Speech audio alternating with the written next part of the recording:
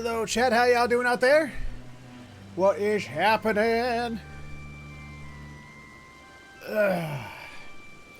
Let's see here. Don't mind your screens right now. I'm just undergoing a little bit of a home invasion. Poison Ivy and her sidekick Bane have decided to stop by for Spoopy Month. Bane's putting a big old gash in the in my ceiling there. The bastard.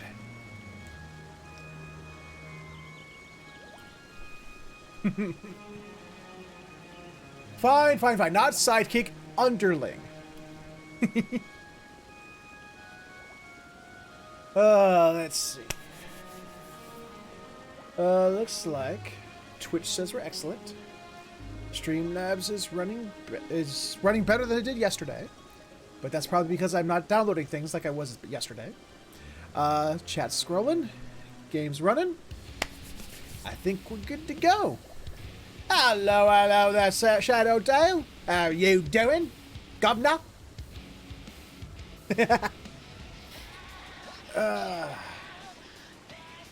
Let's. Oh wait, why is that open? Why do I have that open still? What is this? Oh, go ahead. There we go. Okay, so let's go ahead and get this stream started with a good old-fashioned greetings and salutations to you. My name is Featherhoof, and welcome back to another live stream. It's where we're back again playing some Final Fantasy XIV and Walker. Where today is we're gonna be doing a couple of things here. We're gonna be talking about some of the information that was just released about patch 5.1, which is coming out, or 6.51, which is coming out Tuesday on the 31st. We're going to be doing the Halloween event. We're going to be continuing along the new what's the name of the damn thing? The custom delivery. And picking up where we left off with all them side quests, so that come next summer, when Dawn Trail happens, there will be no exclamation points left. No more exclamation points. Evil exclamation points. Okay, so first and foremost, we're gonna start. I'm gonna pull those up. I'm gonna make a little thing so you guys I can show these off while I'm talking to you. They went into more detail about the Fall Guys.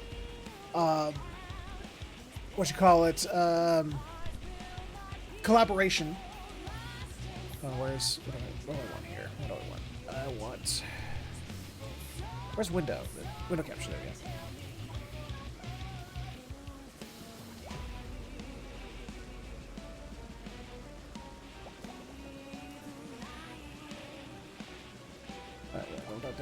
Don't want that. There we go. So we're gonna be starting there. Let's pull that up. It's on top of freaking everything there. There we go. Fuck me, that's been up there the entire time.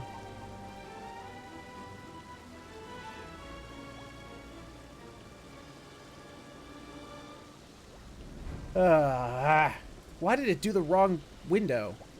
Okay, hold on. I'm a moron.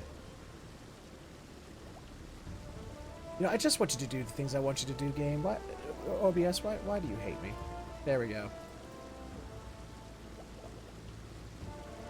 There we go. That's the right one. So yeah, I'm looking at, you know, Alo dungeon, the new variant dungeon coming out. Like I said, this is the new mount. And hey there, Morgan. What's happening? And like I said, little goth chick fairy, you know, carrying her around by the scruff of your neck. I want that. I want that a lot. But this mount down here in the Savage version, I'm like, there better be something amazing about this mount. Otherwise, it's like, pfft, you guys can keep it. I don't know. I'm not. But this fight, look at everything in this screenshot they've got going on. We got AOEs and lines and circles and everything going on. I'm like, oh, I can't wait to see what that's going to be like. Also, the fact that goth fairy chick is packing heat I can't wait to see what they got cooked up for us. Beyond that, we do have the more info about the Fall Guys event, the collaboration, which if you watched the London Fan Fest, they did explain that it's semi-permanent. It's going to be coming back from time to time. For this first bit, it's going to be 2 months, starting from October 31st to December 31st. And playing through it, you get MGF. I don't know what the F stands for. Mandeville Golden Saucer Flags? Does it say anywhere on here what these are? What MGF stands for? It's like earn MGF, whatever the fuck MGF is. Oh, fame! There it is. Well, Mandeville Golden Saucer Fame. And you spend fame on items. And it's showing a lot of them here. You got this outfit, which I can live without that.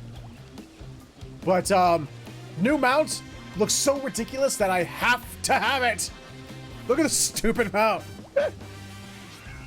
New emote. New minions.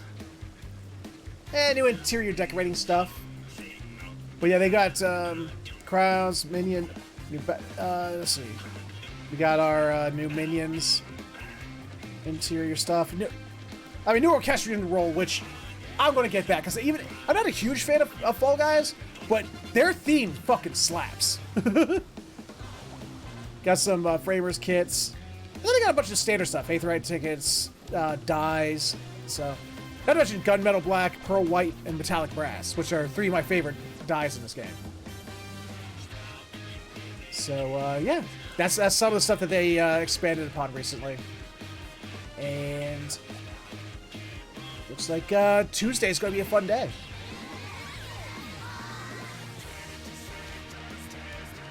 Oh, you had to ask that now. Crap. Hold on, let me pull that back up real quick then. Why can I not find it? Why is it not in my history?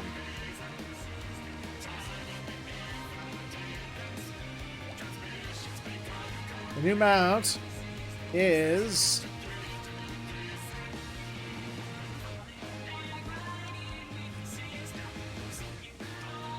New mount is called Ryes? R-H-I-Y-E-S. Ryes? Ryes? So that's what that's called. So yeah. There we go. Alright. So. Actually, we've not even done a Final Fantasy XIV Friday since before the London Fan Fest. Did you all see the Viper and that new extended trailer? Oh my god! Actually, I'm going to at least show that. It probably get me flagged a little bit, but screw it. I want to show that that trailer for the Viper. Holy crap!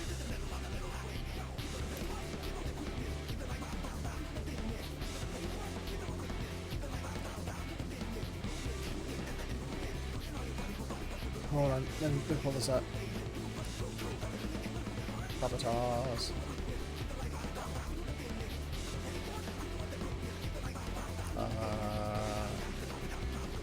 Why can't I find it?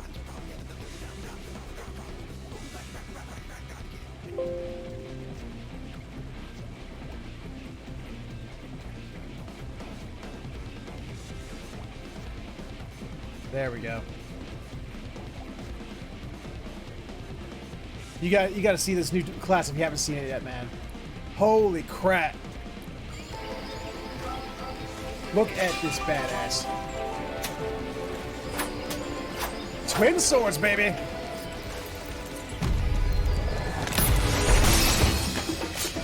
That link together to form a big two-bladed sword. Sword staff thingy, whatever Dark Maul's weapon was called. Look at this! This is so freaking cool! Actually, no, I probably would get less copyright if I just went and muted that shit.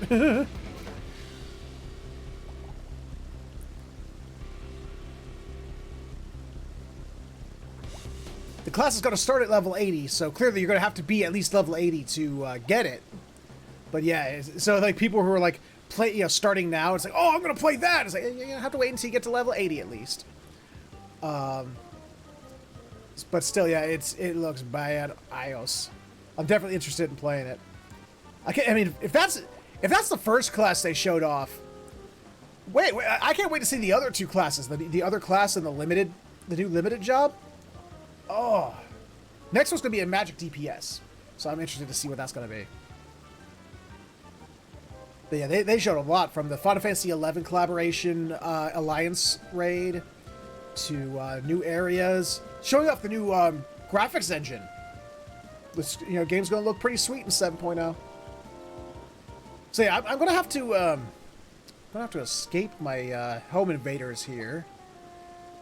Let's see, how do I get out of here without alerting them? Huh.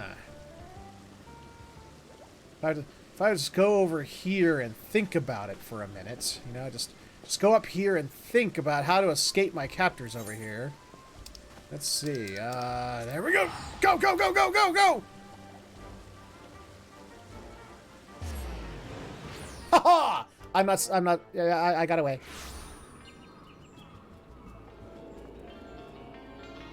Oh, goodness. I got somebody who thinks that they're interesting with their bardic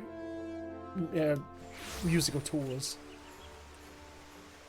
Alright. All Saints Wake time! What do we got here? What's the vendor got this year? Wall mounted vampire bats. Okay, I'll take that because that's new. And just do it fireworks. That's all I got this year? Really? Okay. Weird. Oh, hey, the pumpkin-headed apparition. How you doing? Oh, wait, you know what? I can't do this like this. Hold on. I need to get myself dressed up. Oh, we gotta start a quest over here. Oh, hold on. We can't start spoopy event without being this way.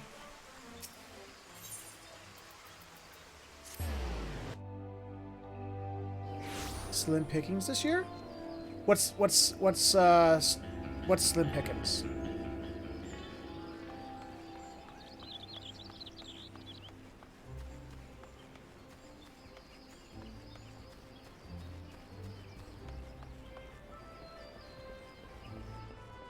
Oh, yeah.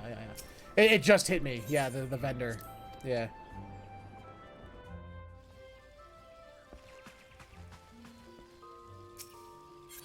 Alright, let's see. Hold on. Let me just go straight to the armoire. Can I glamour from the armoire? No, I cannot. Oh, wait, no, I can. Yeah, I can. It was right there. It's the top option. Let's see. Where's the Halloween events? There they are. Okay, we got the pumpkin hairs, Howling Spirit, Wailing Spirit, Werewolf, Clown. That's it? Yeah, that's it. Okay. You know what? We're gonna be a werewolf kitty because fuck it.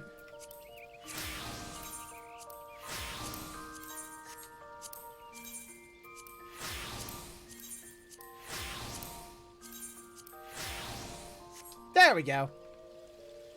I'm a werewolf.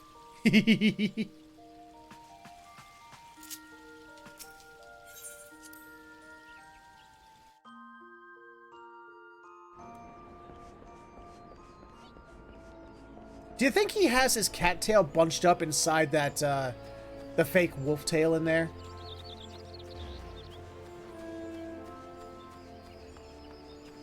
Do you think the poor thing's just all like, curled and crunched in half to try and fit inside the wolf tail back there?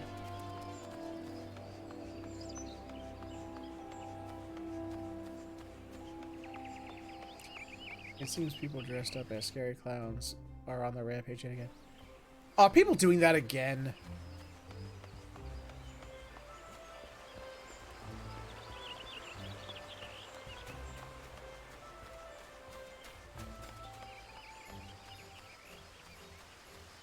All right, here we go.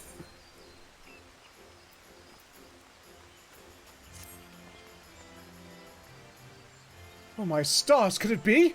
The self-same adventurer who helped us keep wickedness at bay and transformed All Saints' Wake from a night of screams into a day of revelry. Thank the 12 for bringing you to us, for the fiends of the realm knock at our door once again, and we need a dauntless soul to help us ensure they don't tear it off its hinges. The host of this year's Parade of Horrors is a woman with a pumpkin for a head. I shudder to consider whether this is some elaborate costume or... No. Perhaps it is best not to know. Her strange appearance makes my skin crawl, to say that nothing of the underlings. Why, one might think the Continental Circus was come again, hiding their monstrous intentions behind the guise of celebration. We can be grateful that none have yet fallen under their spell, but I fear it is only a matter of time. We must act quickly to unearth their schemes. I would begin a thorough investigation at once, but I'm afraid my surveillance duties here prevent me from moving freely. That, my friend, is why I need you. Approach this pumpkin-headed witch under the flag of friendship, and offer your services to her ghastly celebration. If you catch even a whiff of foul deeds, I want you to put a stop to them before any innocents come to harm. I heard the words, innocents come to harm. You got it. I knew I could count on you. Now then, you can find our quarry just across the way at Miketo's amphitheater, where she is doubtless attempting to draw any and all passerbys into her ungodly procession. Humor her for now, but take care not to fall victim to her honeyed words.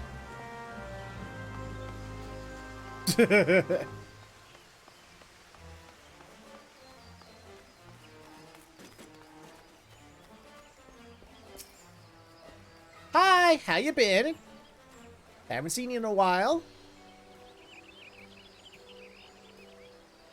It is you. I knew your arrival was inevitable, for any who once indulged in the revelry of All Saints' Wake cannot resist a chance to relive their experience.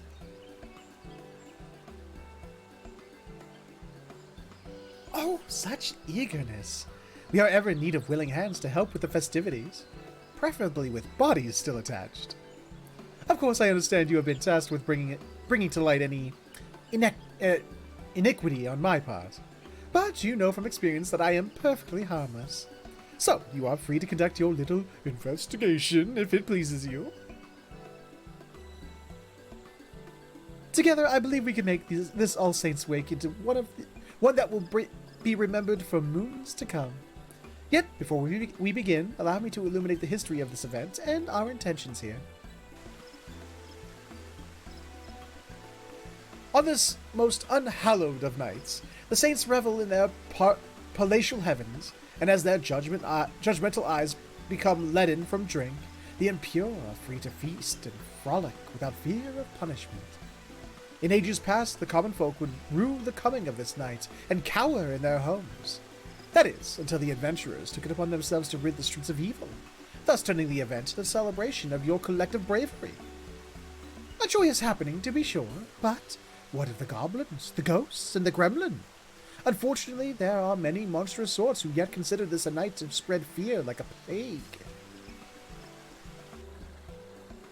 And so it struck me. What if All Saints' Wake could be an occasion for celebration among mortal and monster alike? I believe there is room for light in even the darkest of hearts. Are you meaning hearts of darkness?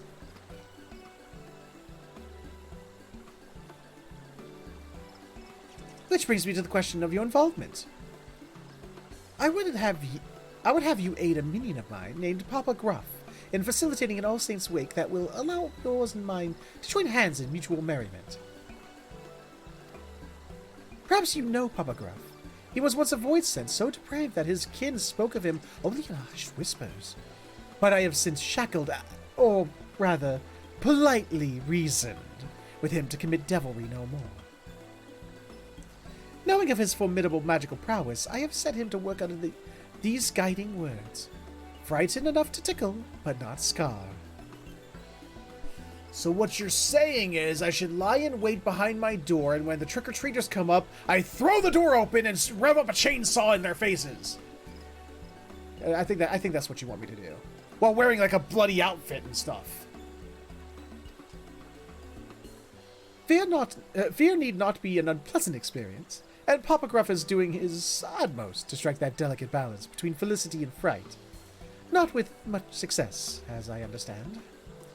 I would love to proffer him advice myself, but I believe one such as you would know better what appeals to the mortals of this city. Might you give our beleaguered Papa Gruff a few words of advice? If you mean a punch to the face, I mean, I can give him that. Thank you, truly. He should be putting on a performance near the Leatherworkers Guild at present, assuming he is yet to be chased from Gridania's borders. Please speak with him and give him my encouragement.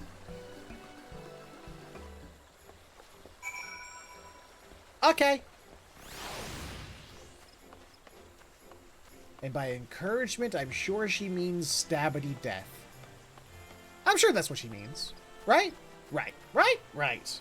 Right? Right. Right? Wait, can you dye the wolf outfit to yellow? I could if I had the dyes. Which, I think I might have some still stashed away, but, I don't know, that would look weird. Oh, can I dye it? I actually don't know if I can dye the... Oh, yeah, you can. Okay, you can dye it. Oh, Jesus. Oh, Lord. Lordy Lord.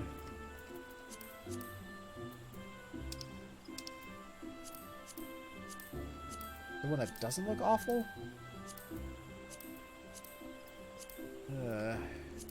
I don't know, man. I don't... Hey, Raisin Brown, that's not bad.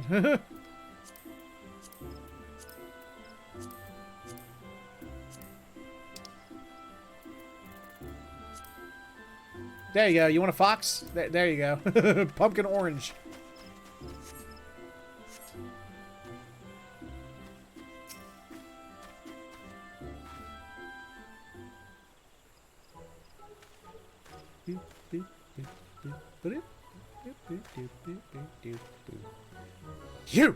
You're that meddlesome adventurer!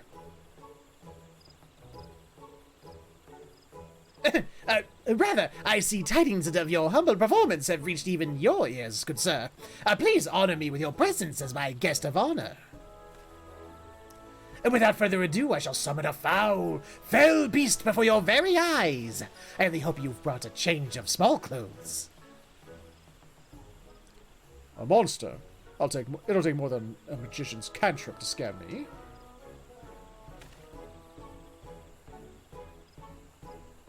Look here, my dear thrill-seekers. Here lies an ordinary pumpkin. Or is it? Take care not to blink, for any moment of distraction may well be your last. Okay.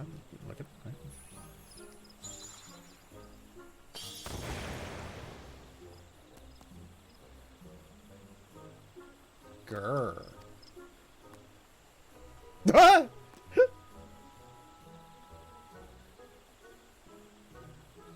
Oh, the terror! Those bloodthirsty eyes, those razor-sharp fangs. Flee, if you dare! But this hellhound will chase you to the ends of the earth to have its ounce of flesh. And I would know, considering the scars of its wrath upon my backside. Imagine each and every pumpkin adorning this city transformed into such a thing.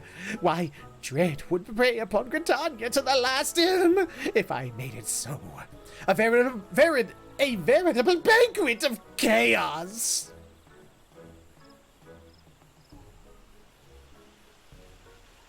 So you got bit in the butt.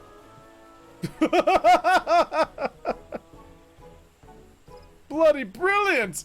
You dressed in all that talk of monsters only to dash our expectations with an adorable pup! I admit some confusion at first, but now I see you are a clown among clowns! Oh, oh, he sucks. And a single blood-curdling scream. A smile is not a complete failure, I suppose.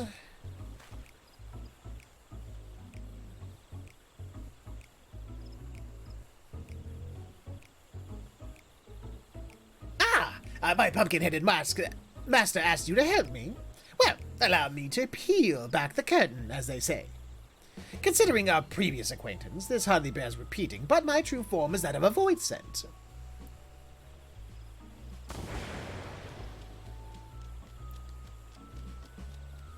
My, not even a grimace. Well, I suppose it would be inconvenient if you ran away screaming at every sideways glance in my direction. Now for the matter of this furry abomination. Frighten enough to tickle and not to scare is the agreement that binds me to my master. I don't need to be told twice that summoning any of my kind would be in gross violation of the covenant. So, remembering the deceptively winsome countenance of this vicious hellhound, I thought it would strike the perfect balance between horrifying and heartwarming. That is until a child at an earlier show burst into tears at the pup's appearance.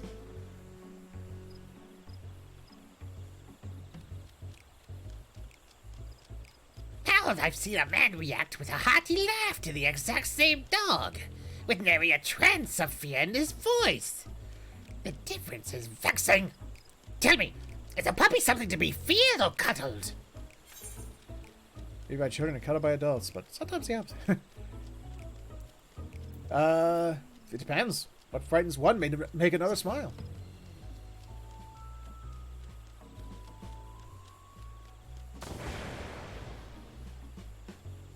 Do you jest? You mean to say your kind's definition of terror differs from the person to person?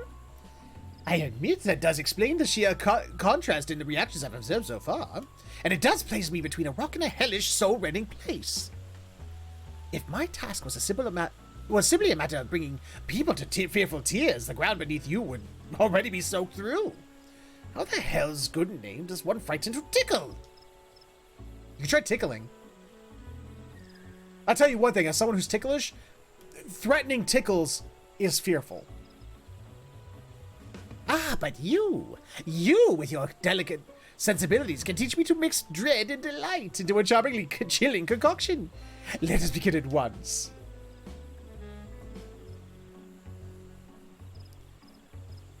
How do we keep making friends out of our enemies?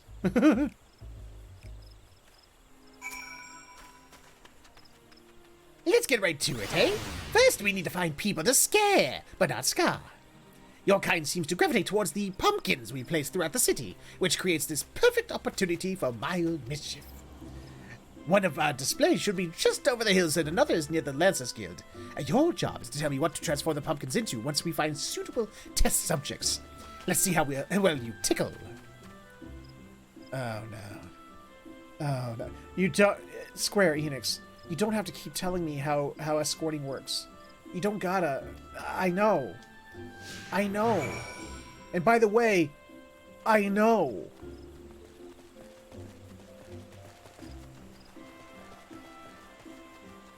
By the way, Tyro, Herfy, you better not have left my apartment in shambles. What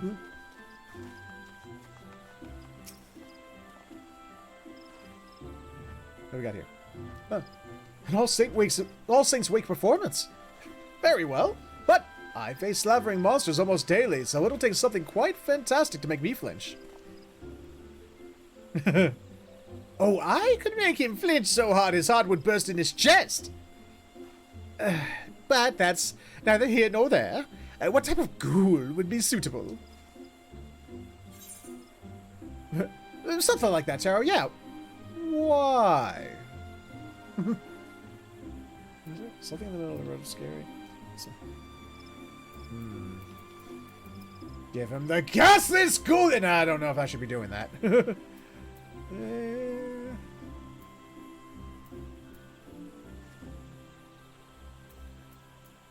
Go all out.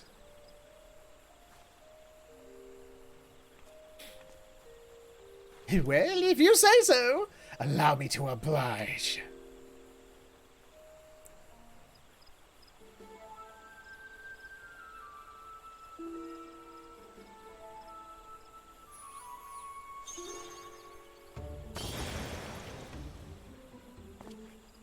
Ye gods! That gave me quite the fright. I only hope I never face such a monstrosity on one of my patrols. That's my final act might be to soil my breeches. Well played, well played.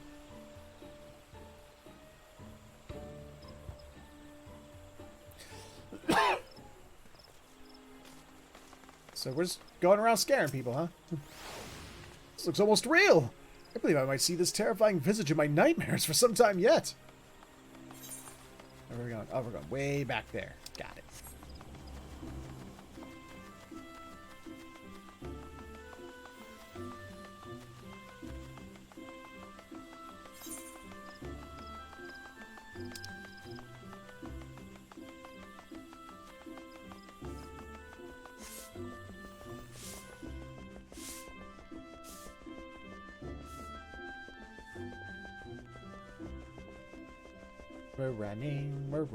We're running over here. We're looking at the decorations, gonna scare some people over here. We're mixing awesome. Remember when they introduced the wolf people? Not only did they, what was it, in Stormblood, wasn't it? Not only did they not become a new beast tribe, but you couldn't even make a playable character of one either. I was like, oh man. At least make them a beast tribe. That would have been cool. These decorations are so scary. You're not here to trick me, are you? This one is ripe for the picking.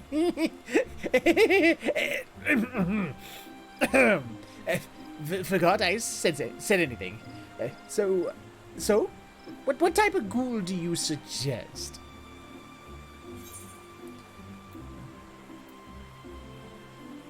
Something spoopy. Pardon me, spooky. My homework. Wasn't good. This it just seems like a little wimpy boy.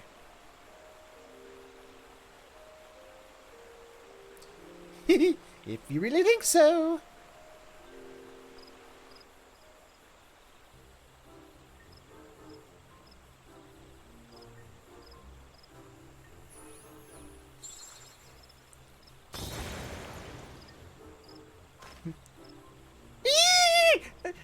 Huh?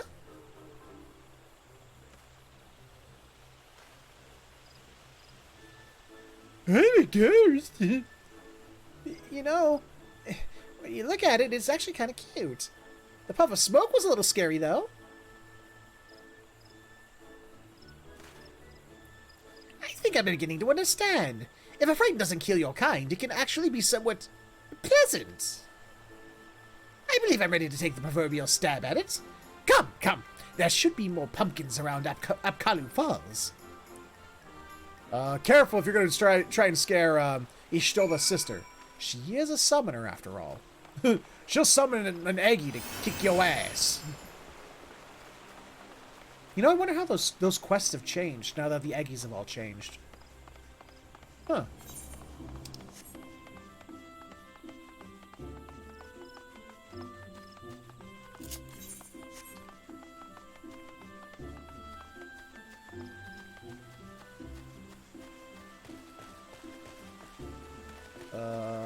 Hello?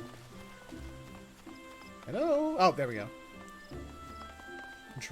Controller! God damn it.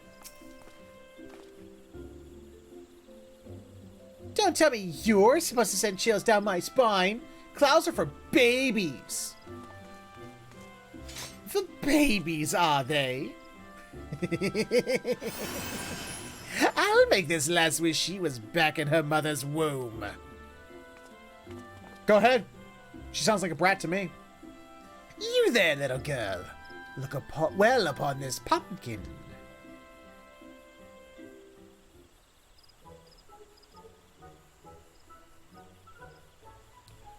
But Morgan, actually, you know what Warren would make an even better thing than a wolf? A horsey person. Ah!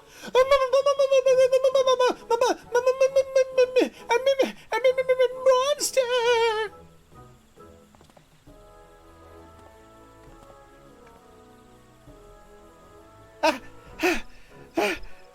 What impressive magic! My heart won't stop pounding. Girl, if this scares you, you're living in the wrong world, because there's far worse than that just outside your front door. Da and Ma will have a fright of their life when I tell them I saw a real, honest-to-God's monster. I can't wait to tell them. I think I'll think twice before I insult a clown again. And thank you for the thrills.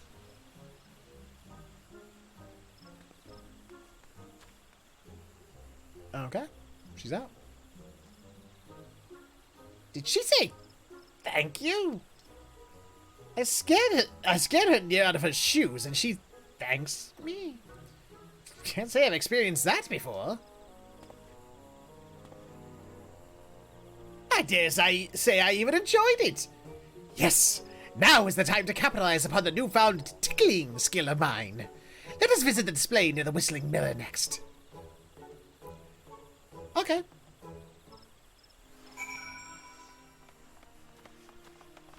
Why does this feel like the training that Jack Skellington went under? You know, before he became, master of Halloween Town, the predecessor had to teach him how to be just scary enough, while not killing his intended victims.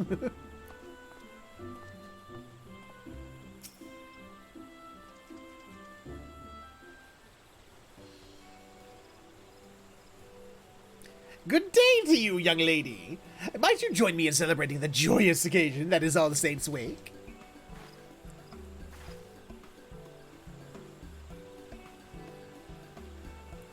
Celebrate? That's the last thing on my mind. Please, go and bother someone else with that ghoulish makeup. Oh my, aren't you in a fright? And not the good kind either. What happened, lass? Papa Gruff is here to help.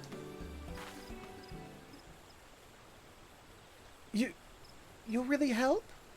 Oh, by the way, hello, fellow keeper of the moon. We are the best cat people race. Fuck those, seekers of the sun. Keeper of the moon's where it's at. Well, I could certainly do worse than a clown. I've come from the Great Lone Growery, although fled from is probably more appropriate. I was tilling the fields like always when I heard a frightful voice from behind me. I turned around to meet it and came face to face with the foulest monster I've ever seen. Well, that's a subjective statement. How foul or monsters have you seen?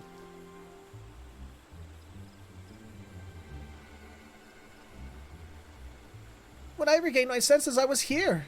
My throat hoarse from screaming. No power in the realm can persuade me to return, not while that horror wanders unchecked.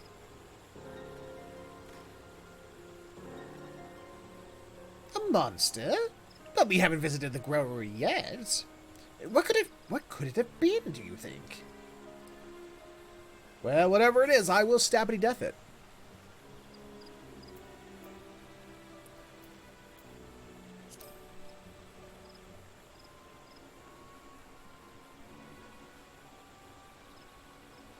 Impossible! Those illusions are no more capable of free movement than the pumpkins they sprang from. I believe something much more real may be lurking in Gridania. Yes, no doubt there are void scents running amok. Here I am, tying myself into knots, trying to learn the subtleties of spookery, while some uncouth brute goes rampaging through the Twelveswood with nary a thought towards artistry. If we forgive such behavior, our efforts to find glee and terror will have been for naught. Tremble and fear no longer, lass. We shall investigate the matter. Truly? You're the first person to believe my claims are more than seasonal mischief. Oh, I knew Father was wrong when he said all clowns were villains. Thank you. Let's dive into that sentence a minute. What happened to her father that he has a racial hate of all those who would consider themselves clowns? What happened in his life? Like, that goes beyond phobia. It's like, all clowns are villains. They're evil. It's like, whoa. Let's unpack that for a minute.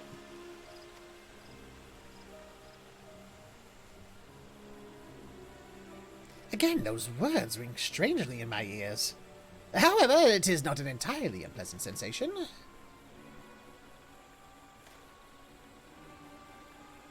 I know this wasn't why you were sent to assist me, but there's no telling how many of my kind we may find.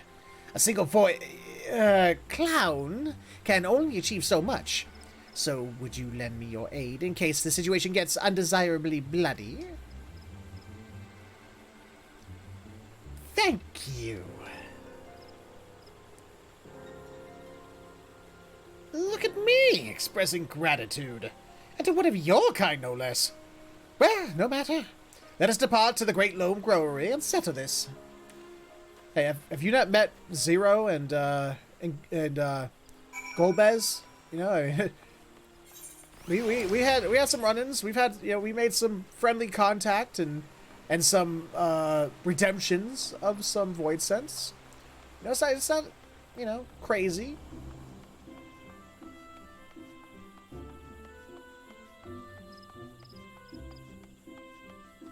Oh, something's going on over here. Is it an instance? Is it going to be instanced? Oh, not you. You.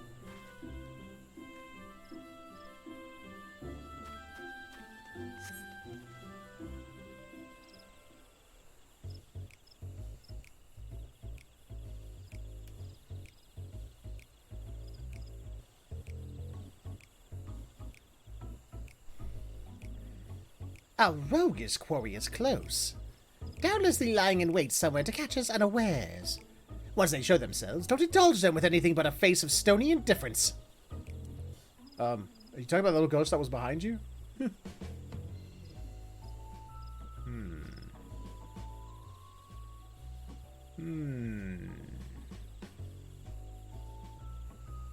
Oh, hey! A magic pot! Boo!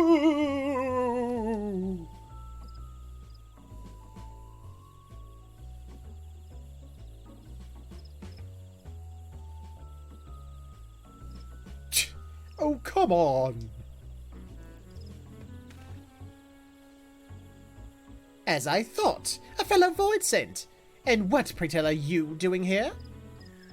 A brother of the void. Then you know why I'm here. For the night of devilry. Once we were free to creep and caper, guided by the great pumpkin-headed archfiend. For too long we have been denied our demonic rights, and it is I who shall reinstate our grandest event. Yes, the age of the great gourd shall give way to the era of the great pot. Even now, my allies lie in wait throughout the city, ready to usher in the night of devilry. You must join us, brother. Join us as we rise again.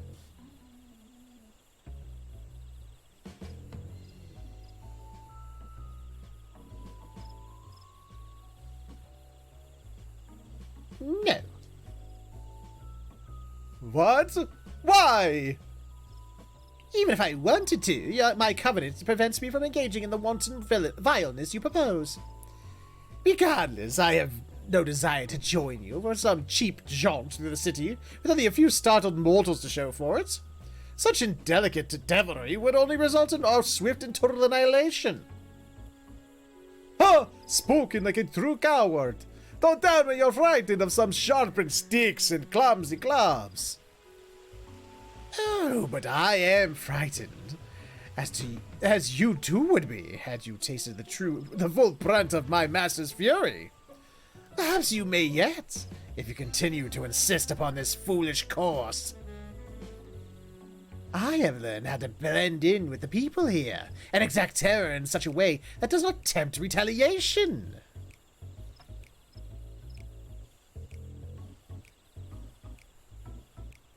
Your plan would bring but a single night of debauchery. Learn how to cohabit, however, and our collective revelry can last forevermore. Traitor! Then my minions and I will devour you and your measly Mikaba? Mikaba?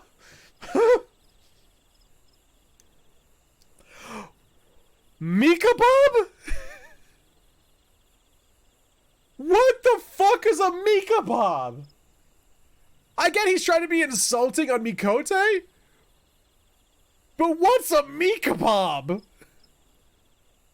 Is it like shish kebab? Is that the joke he's trying to make?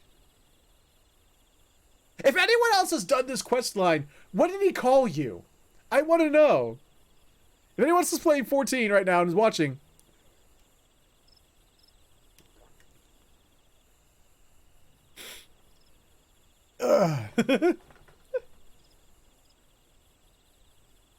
Your measly meekaba. I didn't remember it. Ah. Your measly meekaba of a friend. Gotcha.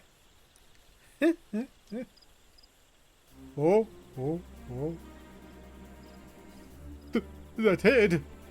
The great.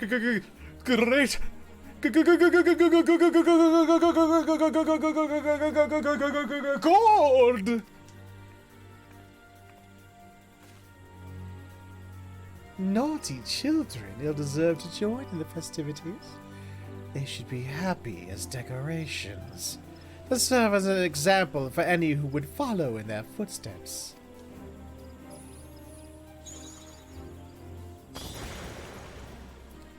Ha! My lady, how pleasant it is to see you. Dare I ask why you grace us with your presence? I caught wind of a void scent disturbance and came here to investigate. When I heard your voices, I knew something was afoot.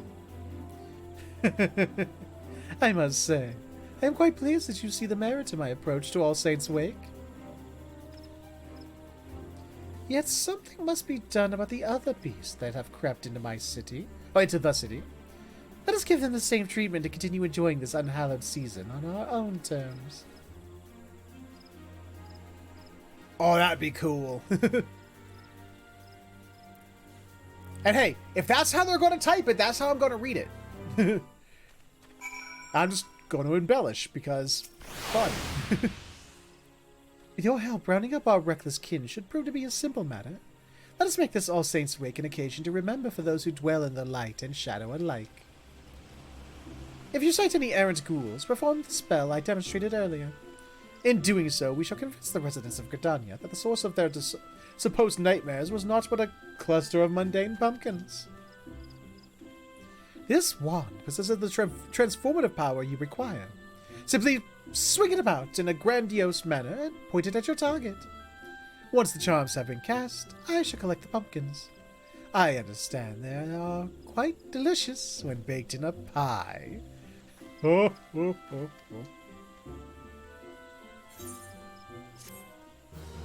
Huzzah! I done did it.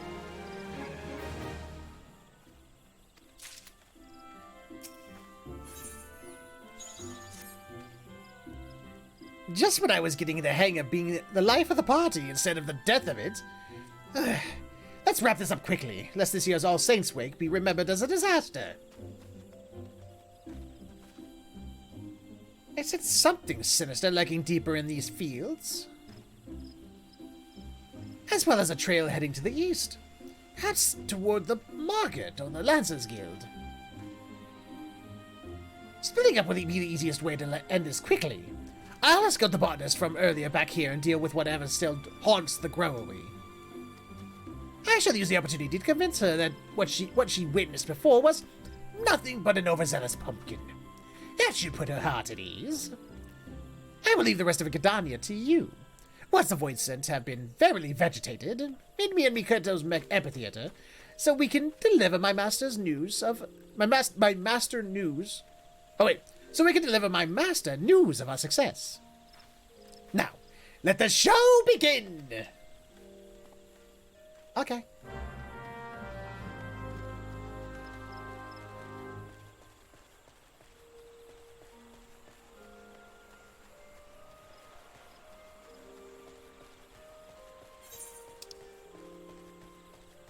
One, two, three. I think you see 3 spots. Bye, Fufucha. Bye, Fufucha.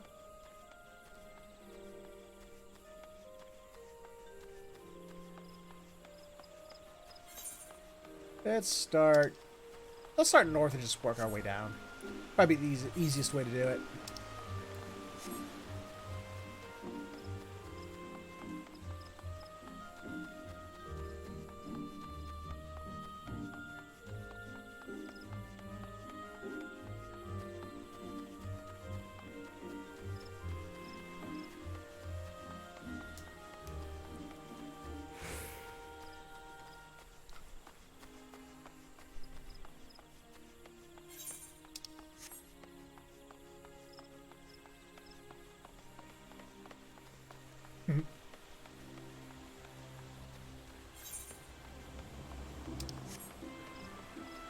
Oh, there you are.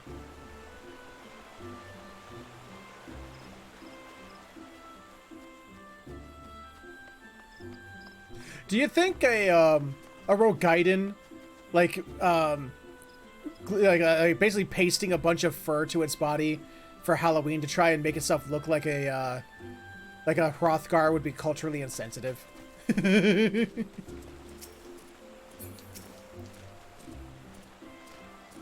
Ellie! How you doing? Woodward and the Void Set are locked in a tense standoff. Flick your wand and okay. It's bright yellow, so it should be easy to see. There it is.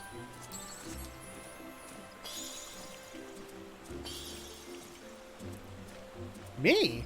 Nothing. We ain't doing the Halloween thing this year.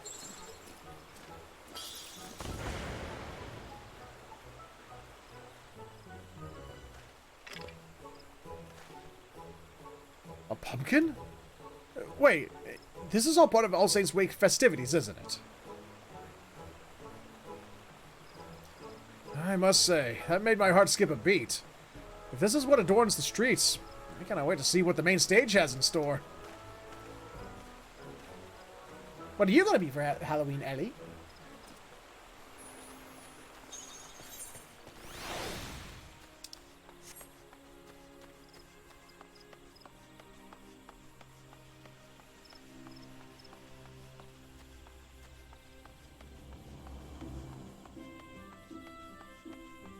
You're going to be a heel?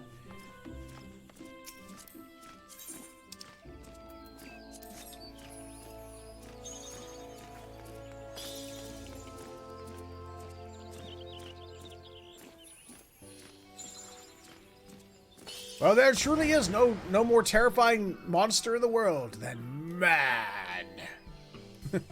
Yes, man. I love those those old. Do you remember Nostalgia Critic used to do that? He did. It was a short-lived running gag. It's like, that's right, where they have to defeat the most evil monster of them all, man. It had like the old film school thing. It's like, yes, man. What?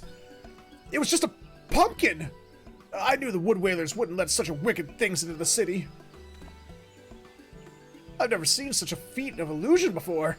If the rest of All Saints Wake is as entertaining, I'd best go and find the main event.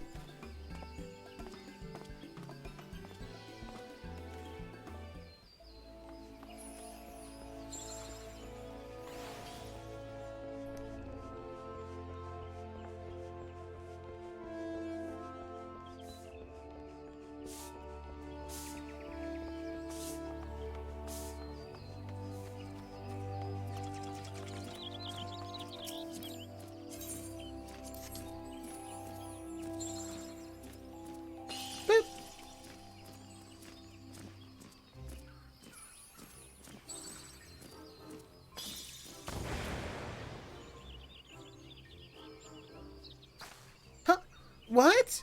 It was a pumpkin the whole time? I can't believe I fell for that. But now that I know it was just a trick, I'd like to see it again.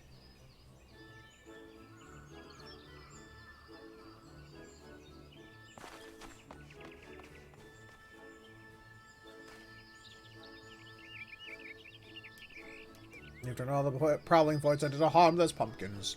Papa Gruff awaits at Miketo's amphitheater to hear tidings of your success.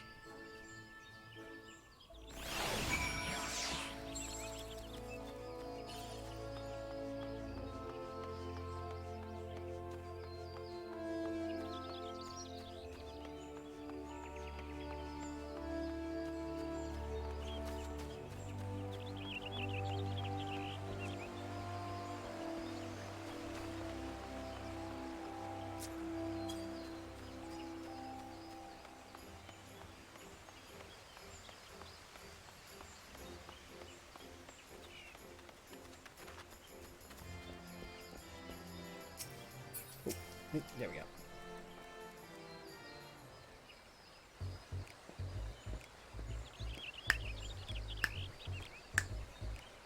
There you are.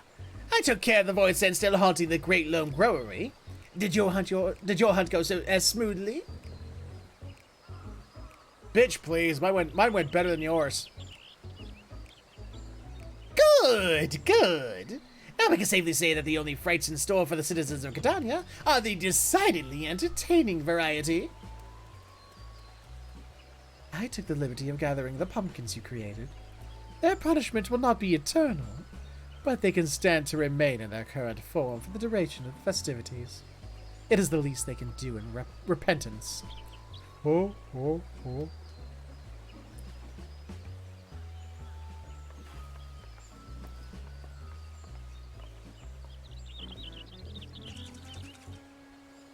There you are, my fearless clown! And thank you for reassuring me. I had worried I might have to retire from my position at the Great Loam Growery and seek less haunted climates. As the master of the Botanist Guild, allow me to extend my personal thanks for helping my gifted pupil avoid such a decision. It would have been a grievous loss for us all.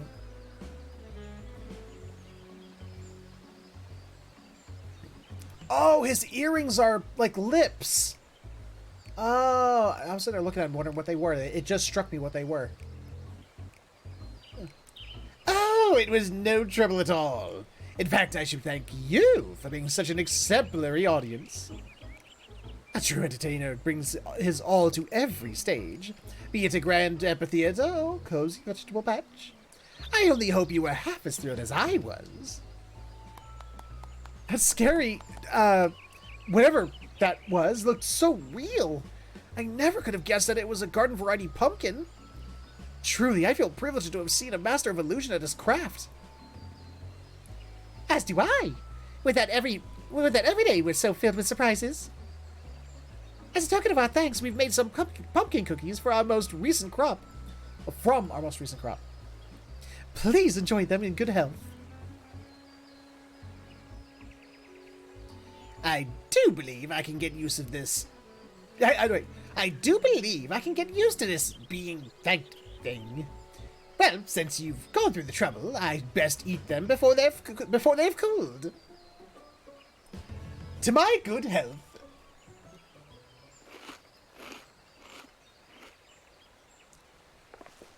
This is delicious!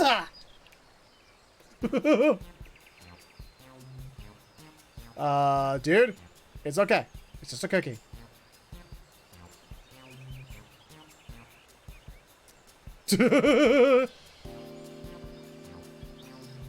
It's always funny when a void scent learns the true greatness of food for the first time. This flavor, I've never tasted anything like it. The cookie's ether is tinged with something I can't quite pin down. It's bold, but not overpowering. Is this the taste of gratitude? Oh, how much of my life have I wasted only supping on terror, when all along a whole world of flavors was left neglected? I'm not entirely sure what you mean, but I shall consider your words a compliment nonetheless. These cookies are but a small token of my appreciation. I only wish I could have given more. That'd be funny, Morgan. You mean I could potentially receive more gifts? If Fright and performing my act will get me more baked delights, I'd better get to work straight away. Why, this is shaping up to be quite the All Saints week indeed. Oh. I could not have imagined a better day of celebration for all. Our success here is in no small part thanks to you. As I believe that Papa Gruff now has matters well in hand, I shall return to my manor. Pray visit if you have Pray visit if you are so inclined. Ah, yes. Before I forget, do appraise that troublesome investigator of yours, of what has transpired here. Maybe he will finally cast his prying eyes elsewhere.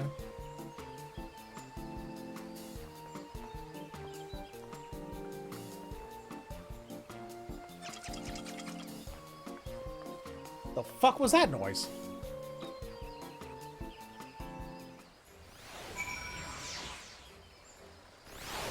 Sir, you're big and what are you wearing?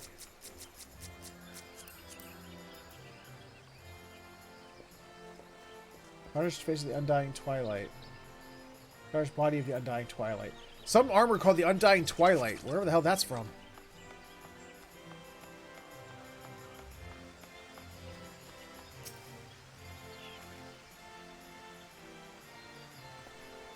What a fantastic yarn!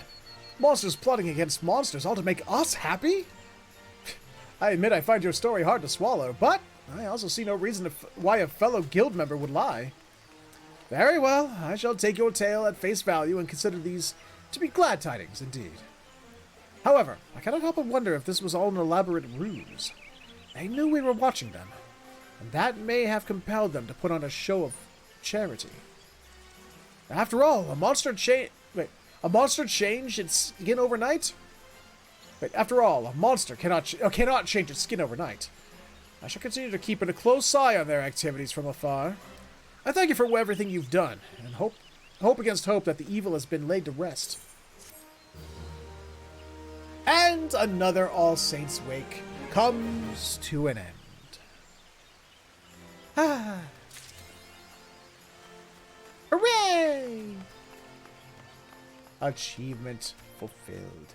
So where's this person? How do we get back to the... where's the usher? There's the usher. Yee.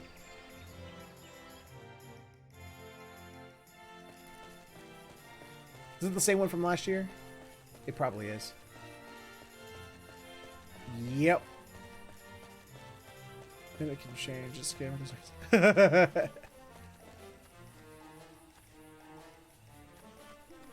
Ghosts and ghoulies and goblins. Ooh. Excuse me. Hi, how you doing?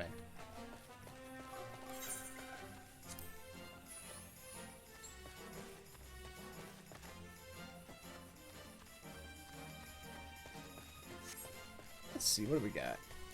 Hello.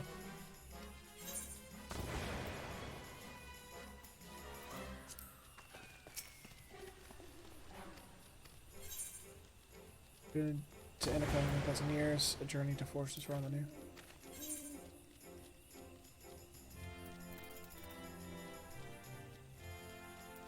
Okay, this is a realm reborn, and then Heaven's Word. Song of Oblivion, Night Sky, Liberate Lands Near and Far. That's Stormblood, Shadowbringers, and Endwalker. Who do we got for Endwalker? Nell's a man who serves the respect of never before.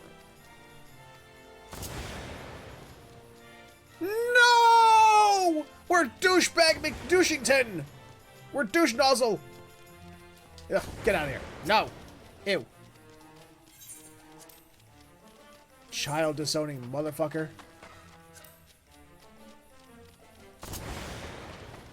And now I am boobified. Behold my boobas. Well, you really can't, can you? Here we go. Let's see if we can we make her... Oh, wait, no. Oh, we can't let her use Dragoon stances. Ah.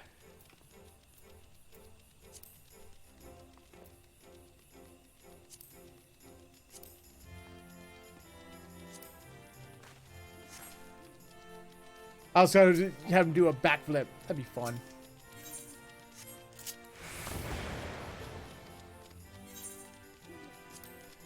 What's going to be this year?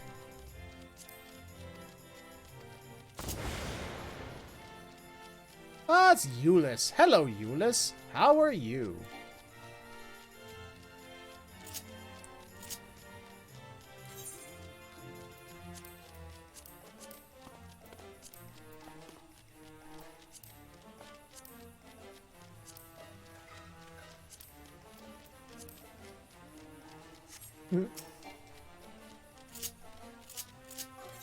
Wait.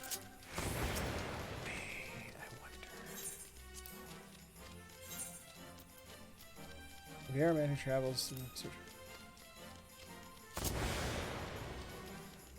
I like this guy. Can't remember his name, but I like this guy. Also, he has a nice accent. I love his accent.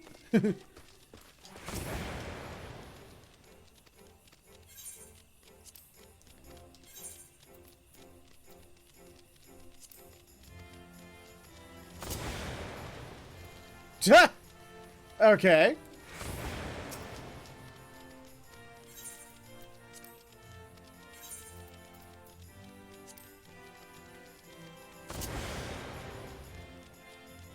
Oh, hey, it's the chick from the last deep dungeon. She's got the little split personality thing going on. She's all like sharing her body with the ancient sage. Okay.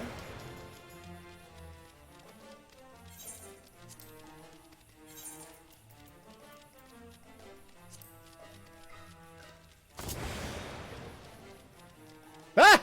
It's Derplander! As Paladin Derplander. Okay. Alright. I want to try something. Can you leave here transfigured? Or can you only do the transfiguration here?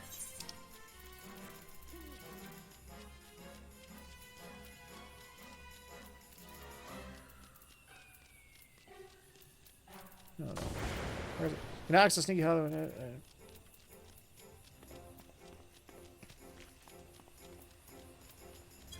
So I'm curious about something.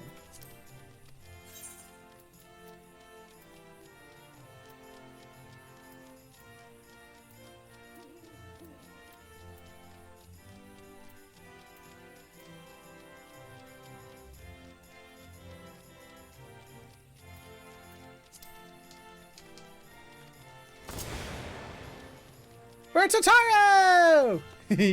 We're tiny! Roll away, I'm Totaro! No, it doesn't let me leave with the form. I was kind of wondering if I can finally, take a small form and go out and be, to go in those, remember the place in Shadowbringers where it's like, only Lalafell could go inside? And I know it's just a stupid dwarf house, but it's like, still, it's like, I can't go in there. It doesn't let me go in there. There's nothing normally that allows me to change shape like this.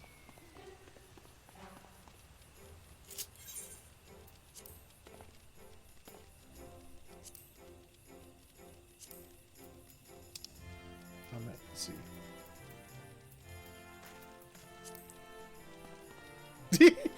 Yeah, she still doesn't. One of the things I love about the Lalafells is the prey action. Because it's like, where is it? Oh, damn it. Oh, damn it. Is it like she just plop? I love it. Okay. That's enough of that. Let's get this GTFO.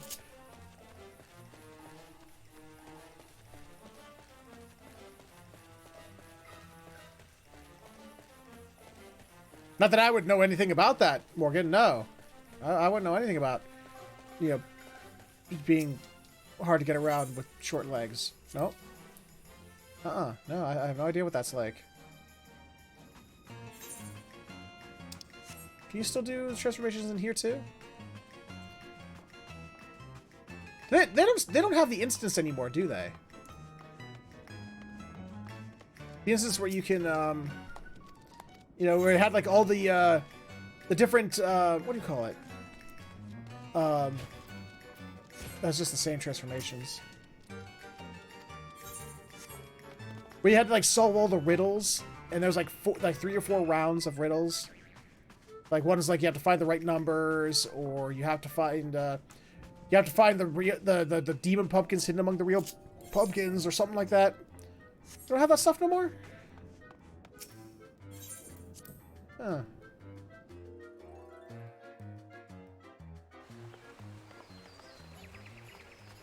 Yeah, they don't have that no more. That's you? It's a haunted manor. Yeah, they don't have it no more. That's a damn shame.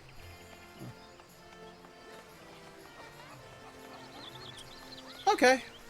Well, I've done Halloween. Time to get out of my Halloween costume and get back to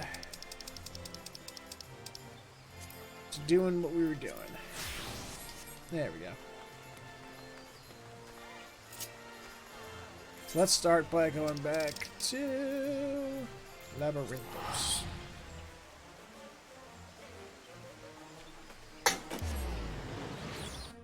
No, but I do have shorter than average legs.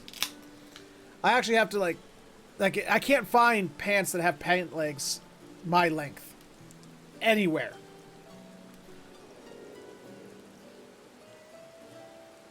Actually, I just get like special ordered in. Am I in the right spot? Oh no, I'm not in the right spot. I need to be up there. Damn it.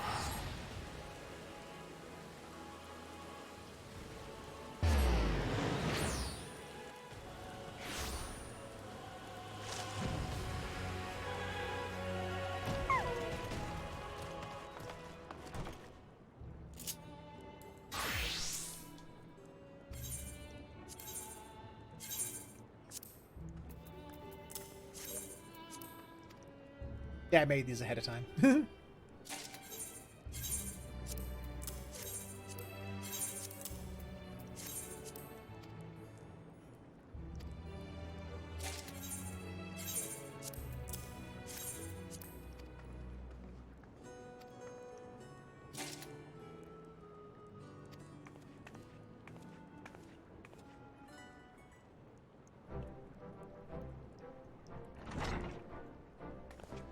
I don't remember what voice I gave her.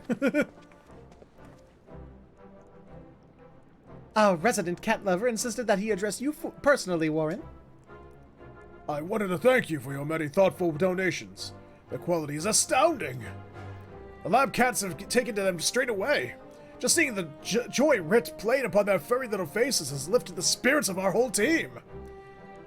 Look, Roaring Spring, you don't have to. You don't have to inflate my ego. I know what happened.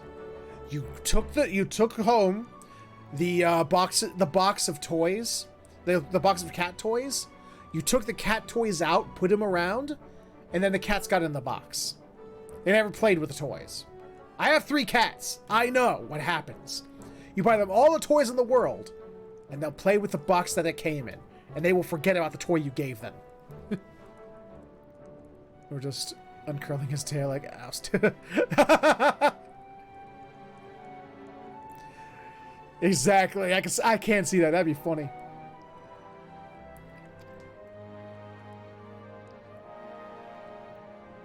By the by, have you given any thoughts as to what sort of research Roaring Spring and his crew of cat lovers might specialize in? It may defy your expectations, given that what you've learned of them thus far. But any guesses?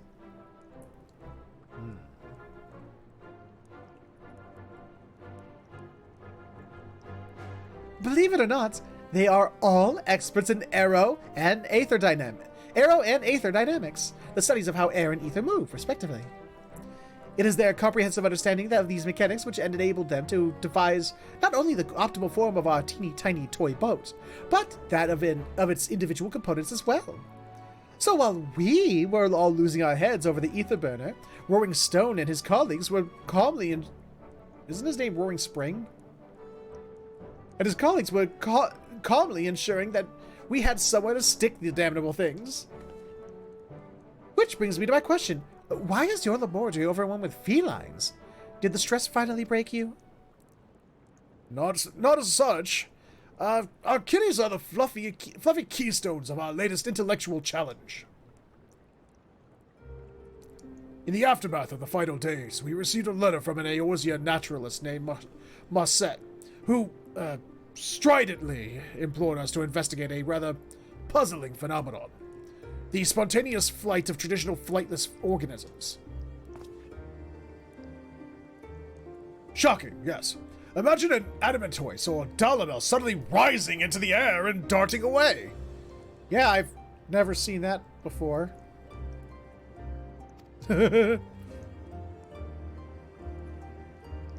Alright, man. Have a good one, Tyro. Sleep well. Catch you later. Take care, Harfie, as well.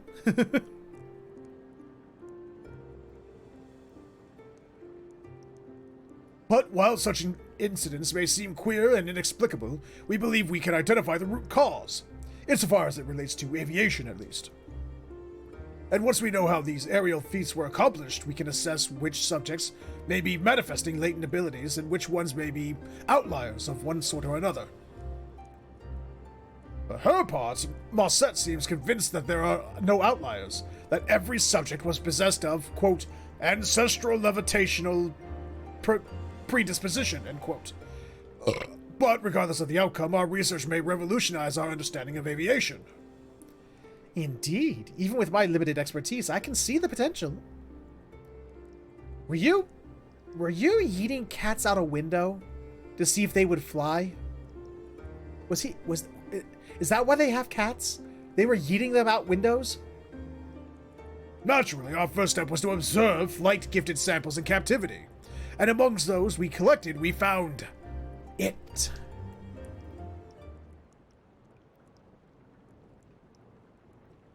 Oh my god. An enormous flying kitty cat! Such grace, such beauty! How could the air and ether not embrace you? How could the laws of nature not contort themselves to cradle your winsome curves? Dude, it's a cat. Chill. Yet a mystery it remains. A fabulous, fluffy mystery. One to which we will devote our waking days to unravel. Was it a test of your reflexes?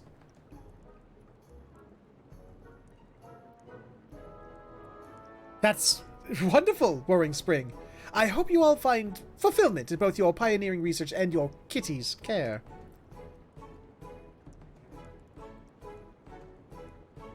Thank you, Margaret. I know we shall. And thank you, my friend. We are fortunate to have been aided by such an accomplished gleaner.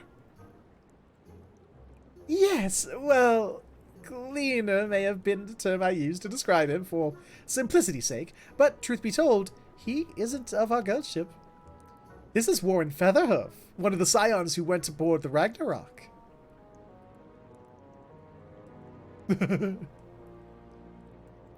What? So I've been waxing poetic about kitty cats too. No, commissioning kitty goods from...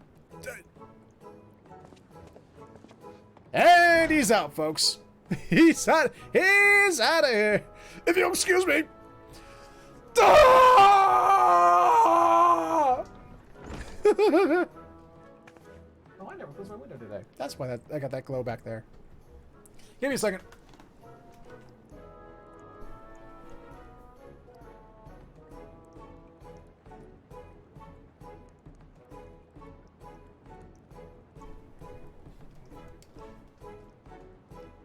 Ow. I'll, go and check on him later.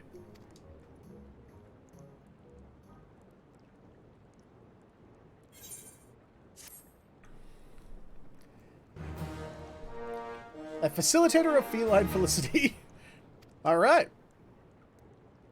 Yeah, there is still much work to be done if the researchers of Charlie and Hamlet are to have their myriad needs met. To that end, Margaret has a new favor to ask you.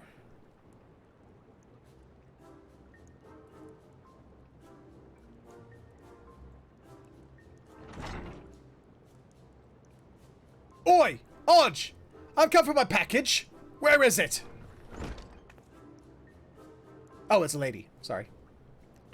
Very pretty lady. Dude, the colors on this chick. She's pretty. If I made a female Aura, I'd try to emulate that character model in some terms. See, the items you requested were deemed non-essential. Non-essential, eh?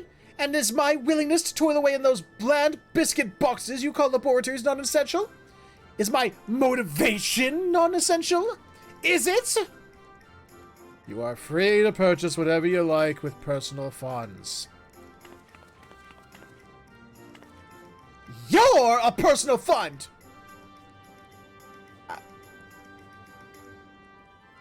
Burn?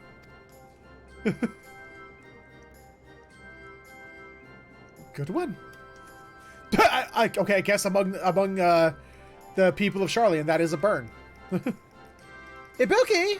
While I understand your frustration, you cannot simply unleash your concentrated ire all at once to effect a change. Nay, we must use the Paymaster's methods against their agents. As they slowly grind away at our spirits, so too must we wear down Hodge.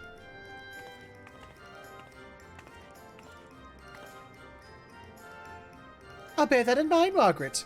How's your deadline looking? It'll deadline you if you ever lead with that again! Sorry. Clearly you do understand my frustration. I presume, like me, you've been trying to improve your team's working conditions, but to no avail. Precisely why I called you over. If the thesaurus is giving you the cold... thesaurus. If the thesaurus is giving you the cold shoulder, we may be able to help. And I can show them muscles are generally warm from prodigious use. You don't think this is gonna... Yeah, I think they... Let's go with that. I'm not sure what that means, but I'm gonna go with it. Oh, shit! I missed it. I pressed the button by accident. You're in good hands, comrade. As an extension of our special offer, let us provide you with the conveniences Thesaurus won't. My exclusive gleaner is happy to procure anything your heart desires. You need but ask. I'm, not sure what's going on, but far be it from me to look a gift chocobo in the mouth. We would like monsters, fiends, feral beast, voiced primals, whatever you can provide. Miniatures, that is. Any size, style, or shape. Wood carvings, life-size cushions, soap sculptures. Honestly, anything.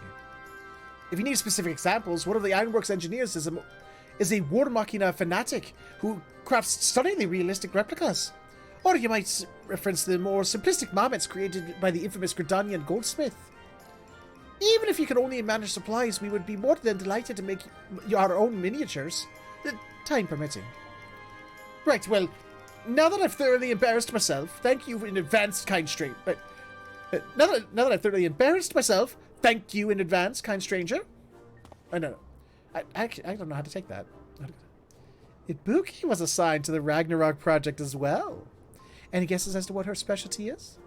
Let me know when you think you figured it out, and when your first monstrous donation is ready for delivery. Okay. So we need to make... What do we need to make? Mesmerizing miniatures.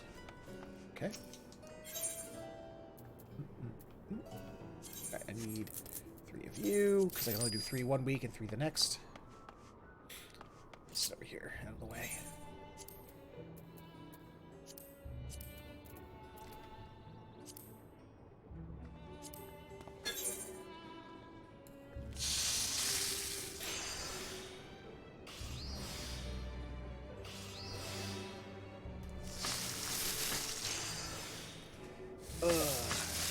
Okay, what was happening over here?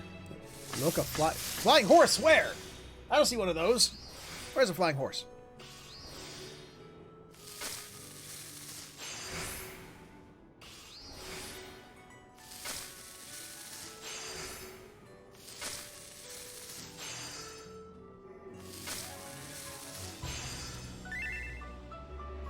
Wow, that actually didn't finish. Fuck.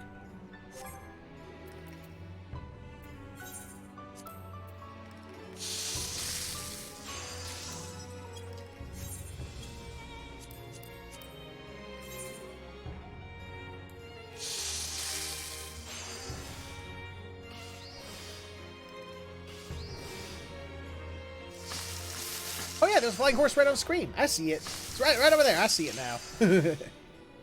Oh, Morgan, you're ever so observant.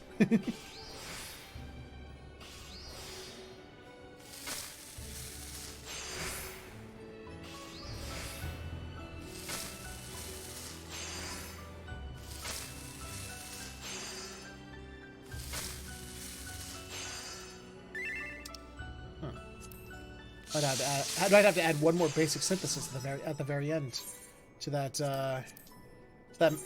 macro.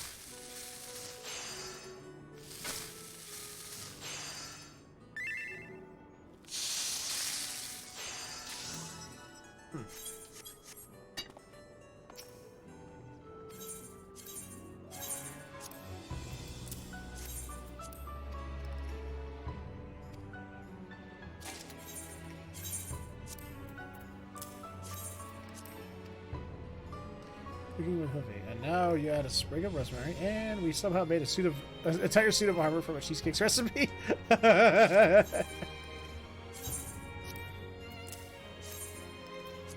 Well, no, we made a little toy suit of armor.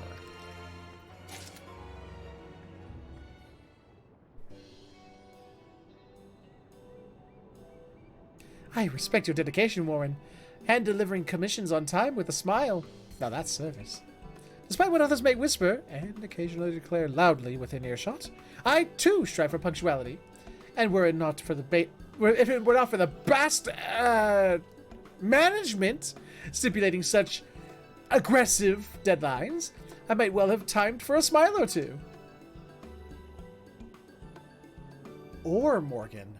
Or. And have you considered this? Or. Is it?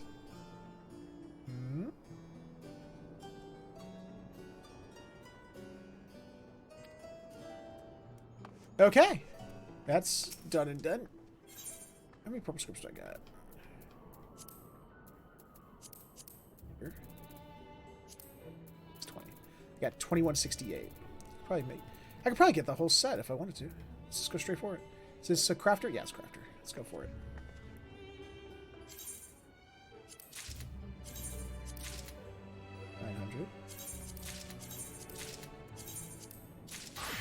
Okay, I don't have enough for the accessories yet, but I have enough for the other bits.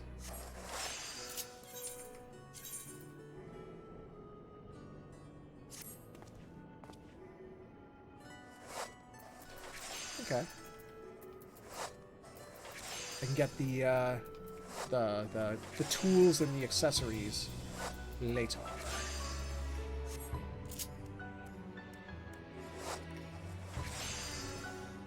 Cool. All right. How many more custom deliveries can I do this week? Can I do? Where are they? It's under timer. There's timers. I can do 6 more, so I can give others to get more purples.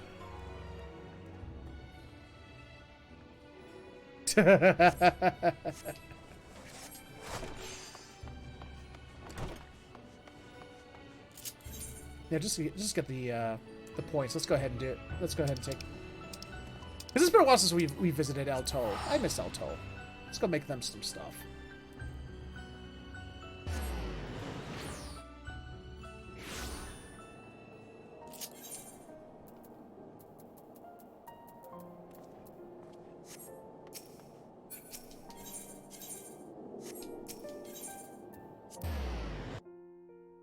That's been a goodly long time since I've been inside the firmament.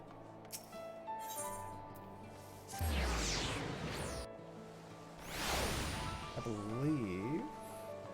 Yeah, there's El Toll sitting with her buddy, Hot Along. But I believe that's the shop that gives me the stuff is down here, if I remember right. It's been a while.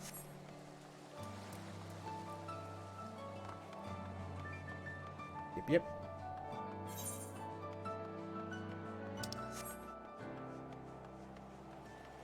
What do they need again? They need 6 of what? It's handpicked culinary essentials, alright. Culinary essentials. There we go. There we go. Make these up real quick in the corner.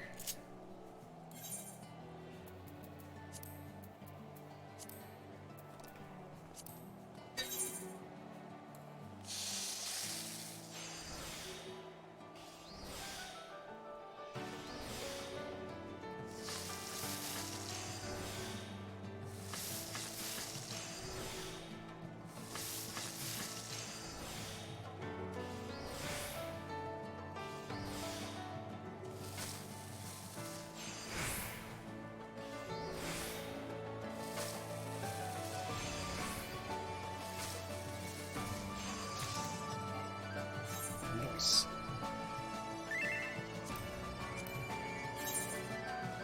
This macro's a little overkill for these products, but hey, fuck me if I'm not gonna get max out that quality, motherfucker.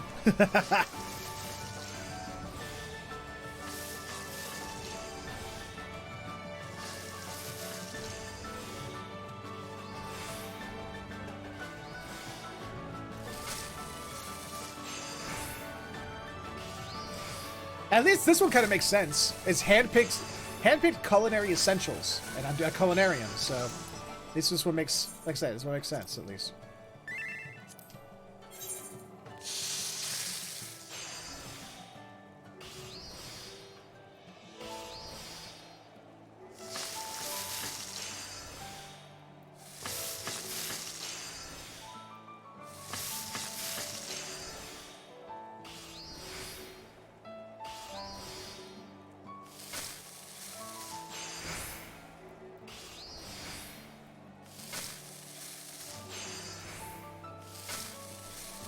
Street vendor. Thank you. The noble profession.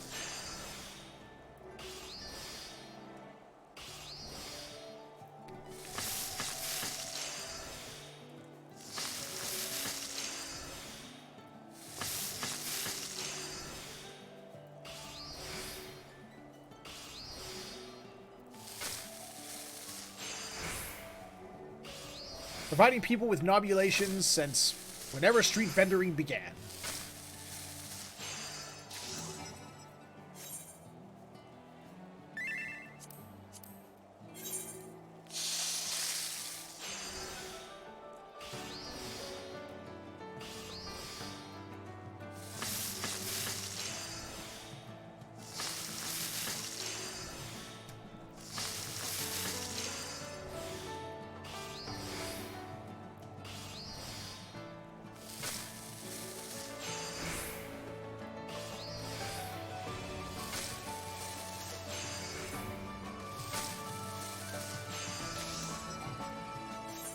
One more? One more.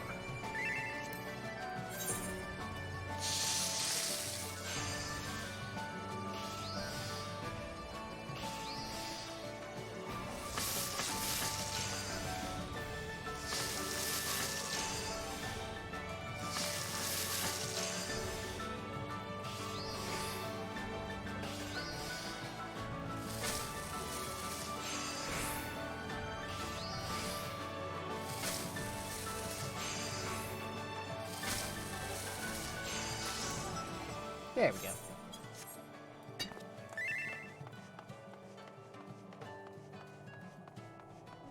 Turn these into my favorite dragon, your favorite dragon, what should be everyone's favorite dragon. I like Race Felgar. I like, Virtra. Shut up. They're all not as good as Elto. Elto is everyone's favorite dragon because look at the beret. Look at that beret, and look at that cute dragon smile. Look at that cute dragon smile. She is best Durgan. Elto is best Durgan.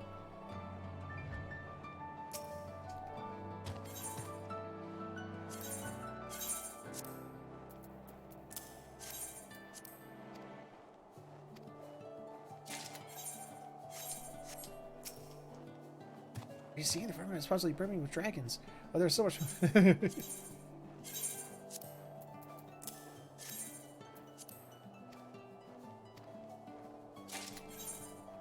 I want Elto as my friend. I want to have my Durgan friend like Elto.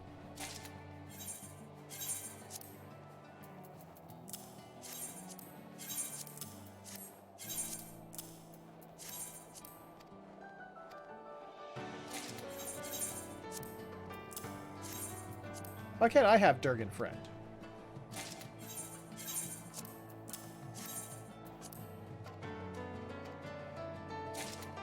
Who will also give me rides and fly me places.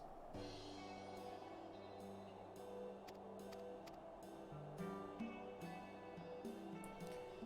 think that's all my weekly allowances for crafting. Look at how cute she is! She is too cute. She does. And a little tool belt of tools. Ah. She's got a little pick. She's got a little cooking pot, a little cooking pan. She's got something down there. An axe. She's got a little axe. Yeah, she's a gatherer. She's a crafter. She's the best. She's best Durgan. Oh wait, is there a script vendor here? Script vendor? No, there's no script vendor here. Wait, are you script vendor?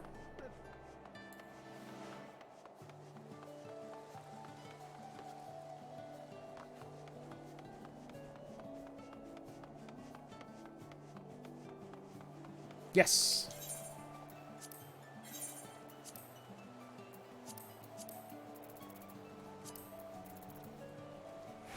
F1000. Oh, I could probably get the, these. Yes. Yes. And repairs? Most definitely. 1000. Yep. Let's go for it. Oop. And a boot.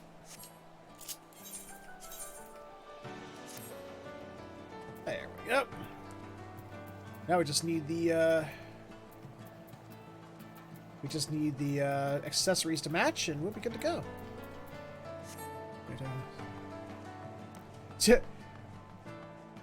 Yeah, there is also that, yeah. Get rid of the old stuff.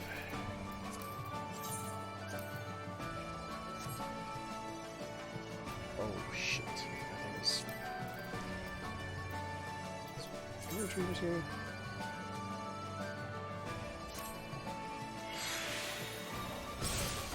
Shit, lost that.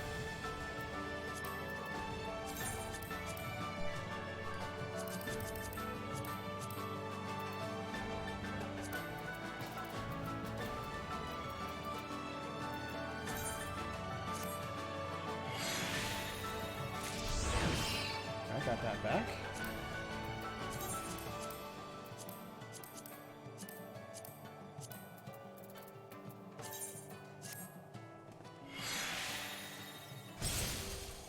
Damn it. I have to buy new materia. Fill in the gaps. That's some of them back, so that's always good.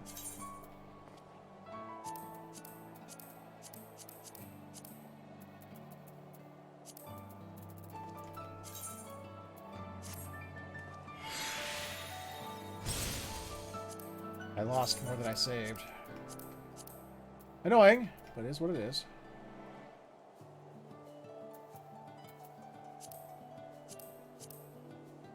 I was keeping the 80 gear for when I was going to level up the others. How about that? All right, let's see if I can start. Oh, is that what I want? Yes.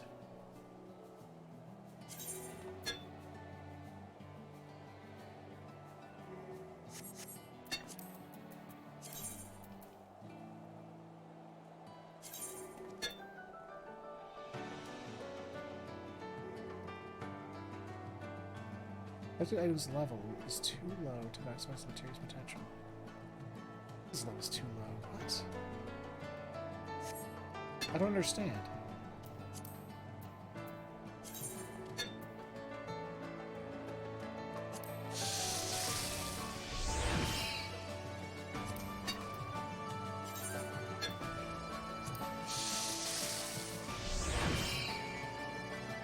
At least they got the material on them.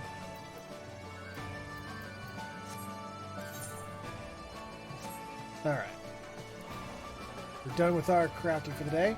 We're done with the other bits, so let's go ahead and let's finish out the night with a good old round of questing. Side questing, that is.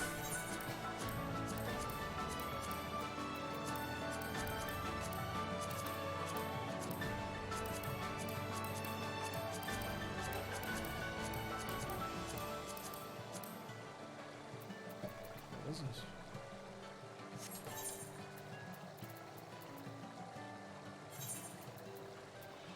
This is 630. Oh, I can get rid of this. I don't need this anymore.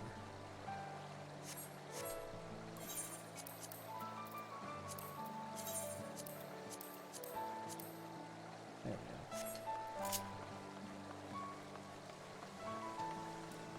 we go. Oh, gotta fix my portrait. Oh no, it's right. Oh, but you know what isn't? That's not.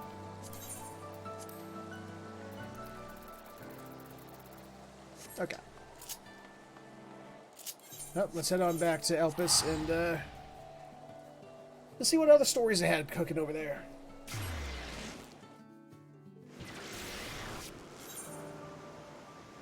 So we got a little handful here, and then we got that continent over there.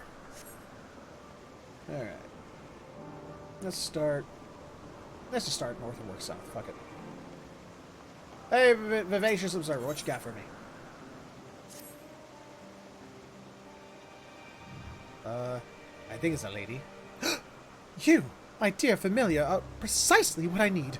Pray help me with my research. One of our new creations has an extremely wary disposition. Try as I might to go near it for observation, it senses my ether and flees. As a familiar, your ether is thinner than mine, yet you seem more intelligent than your fellows. That being the case, I believe you may succeed where I have failed. Come with me behind the building. I will take you to the creation. Well, okay.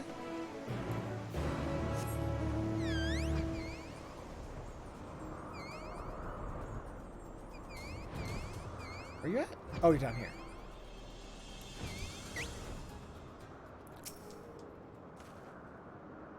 There it is. Nautos 666.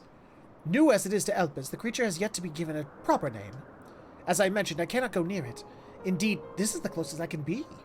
I want you to approach it, and then do something to show that you are a friend. What do you think will work? Return its gaze. Well, what is it? Where is the damn thing? I don't even see it. Crap, I don't know what it is. I'm gonna perform a dance for it. Ah, an excellent idea. If it sees you moving in a whimsical fashion, it may well lower its guard. So go on, try to perform a dance for Nauta 666. I shall watch from here. Best of luck to you. Where is it? Oh, there you are. Oh! Yeah, I should have just returned to gaze. Do a little dance!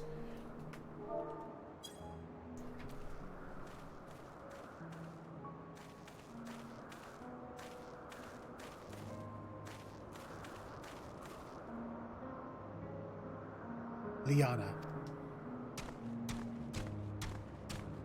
Auto 666 scurries off, leaving behind a bowl of fruit.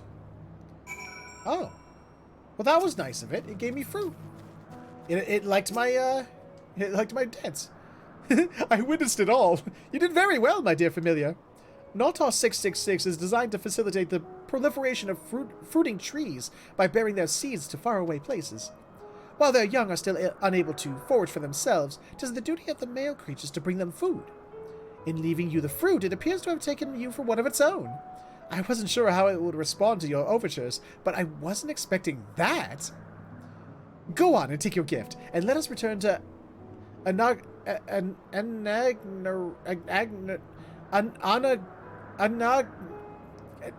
that place. You deserve a reward for your troubles.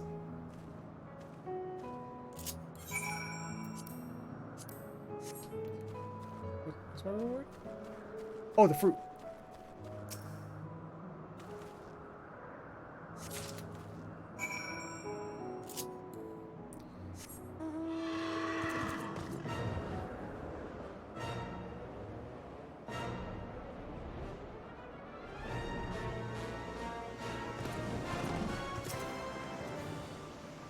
Thank you for your thanks to your invaluable cooperation, I was able to acquire some very insightful data. Oh, the fruit!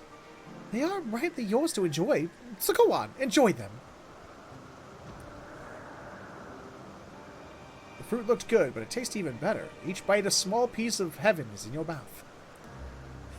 Judging by your expression, 'twould seem Nauta 666 saves the choicest fruit for its young. Though it has come to us, I have a good feeling for the creature.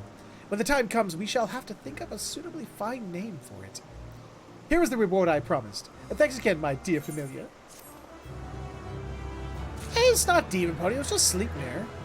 You know, it's just Odin's horse. Ah, we meet again. The familiar who was with Carmian, yes? My apologies if I seem a little distracted, but I am actually in the midst of searching for someone. It's my mentor, who taught me practically everything I know. Now she has relinquished her role and is ready to return to make her final journey. But before she does, there is an important matter I must convey to her. The last concept in her care, a beautiful winged creature, has been approved for life on Atheris. Please, will you help me look for her? There is a strong chance you will find her at Philomethus Nautus. Her most distinguishing feature is her chestnut-colored hair, tied into a single flowing lock, much like a monoceros' tail. That would be cool. I don't know how they'd incorporate that, but that would be cool. Where am I going? Oh, down there. Okay, I see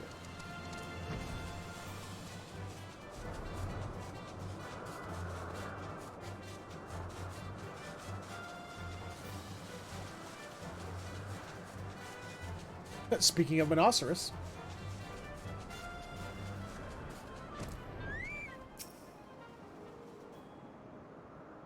You wish to speak with me? Ah, yes. I had a feeling she might say that. As I have told her, my decision has been made.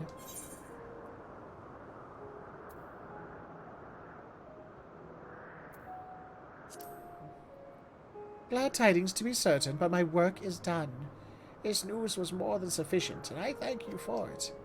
Nothing can deter me from my chosen course, and I must join my predecessors in the hereafter. Tell Blast to name the creature as she pleases, that I wish for her every happiness. Now our brief encounter has reached its end. Farewell.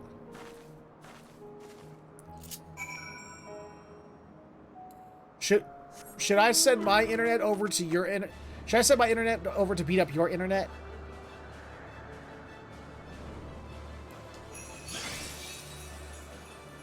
Wrong holiday game! I should have set it up so all the Halloween, all the Halloween-ish or scary-ish mounts, popped up. Damn it. Hindsight. She's not with you. Did you at least find her? I should have known nothing would sway her. All I can do is hope she finds blessed respite in the ethereal sea, and that we may one day be reunited in another life. Until then, I will carry on her legacy, beginning with the naming of the creature she cares for so dearly. I think I shall name it after her. That way she will live on through her work. Forever. You never said her name. What was her name? Go back there. Is she still standing there? What was her name? It just said chestnut-haired researcher. Was her name Pegasus? Was it a winged creature, right? She made a winged creature. She was hanging out here next to all these unicorns.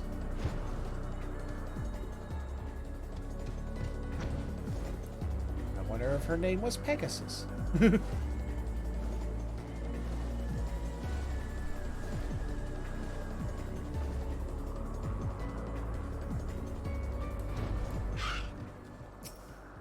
Hi, Euclides. How you doing? A visitor touring our facility, are you? If you wish, you can assist us with one of our latest arrivals, the Orias. Creatures are identifiable by their long ears, which they use to detect danger. They also keenly attune to minerals and can find deposits even in the pitch darkness. They called it Feather Hoof. Oh, God. No! Don't do that! Don't curse the poor creatures to such a name! Now, we were just testing the effect of minerals on them when they reacted acutely to monostone. Becoming visibly agitated, they each grabbed a stone and scurried off. We need to round them up again, and could use a helping hand. If you are up for it, please seek out my colleague who is out searching. She should be somewhere about here in the first bloom, and can give you instructions. Okay, we'll go do that.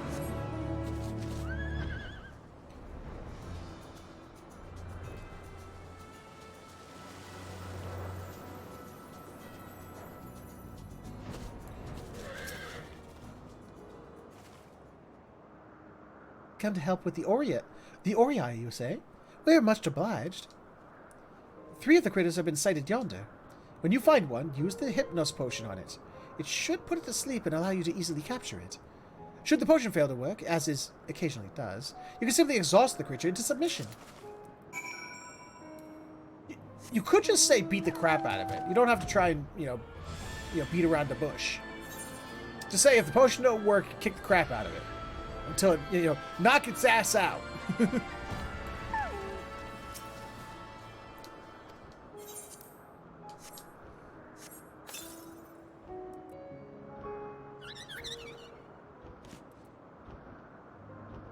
Got it!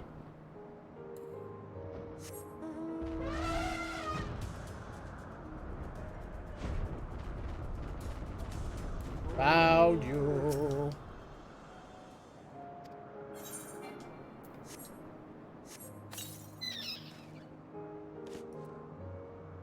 Oh, that would just pass the fuck out. It's like me after a stream. I go lay down and then it's like...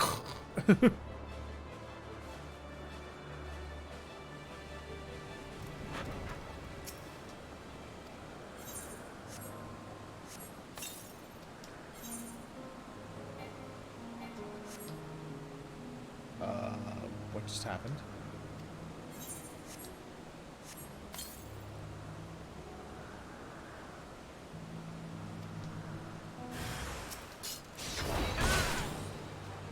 Well, we all knew this was coming.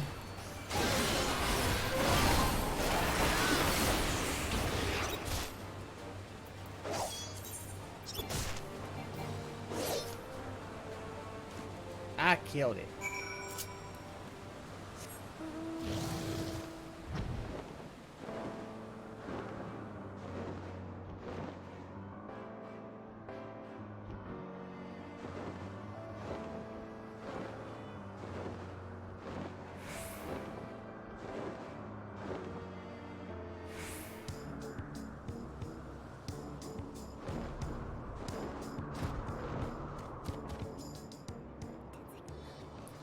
I mean, it's no El Toll, but, you know, it's fine. I guess. Ah, there you are. Were you able to catch the Orei? Thank you! Now only 2 of the critters remain at large. Oh, we have... wait. Do you have to deliver them by hand, or... Wait, what?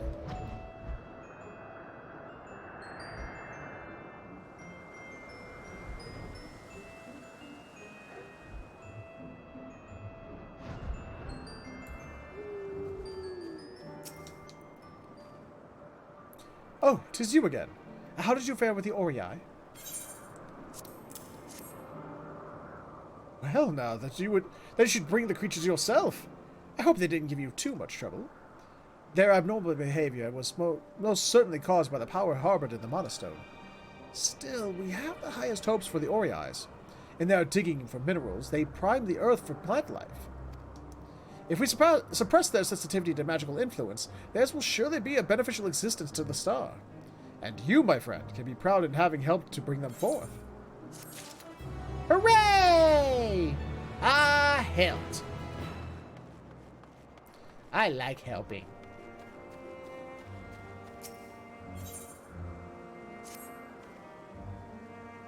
I still want... You see that? The water horse back there? The little hippocampus back there? I still wish we can get one of those as a mount. I mean, if you can, I don't know how to do it. But I wish you could. What do we got here? Is that dude? It's a dude, okay. How curious. A familiar bearing armaments. You must be special indeed. As it happens, I may have use of you. Would you care to assist me by capturing a few Ophians? In exchange for a reward of sorts, naturally. I should warn you, however, they tend to be rather uncooperative. Aggressively so, in fact. The familiars previously recruited for this task all met with most unfortunate ends.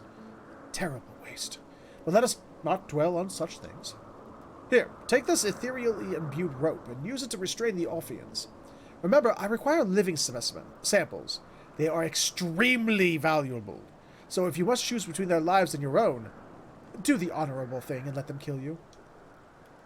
Wow. Wow, dude. Fuck you too.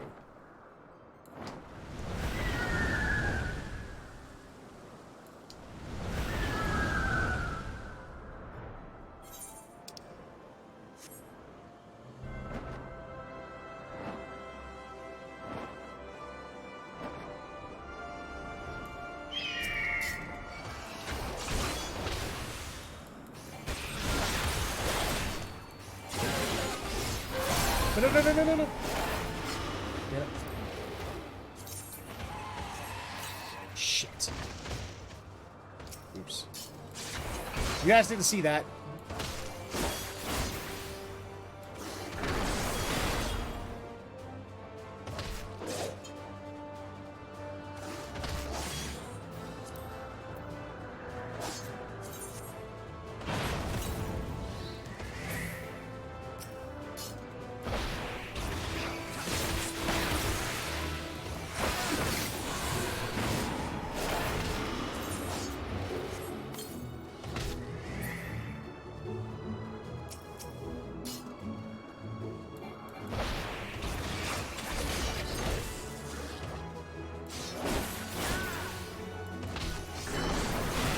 I will end you. At least capture it.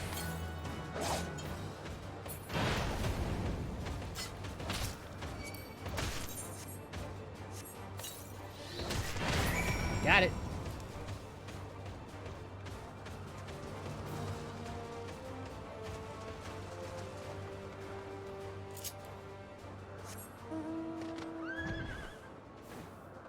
Pegasus.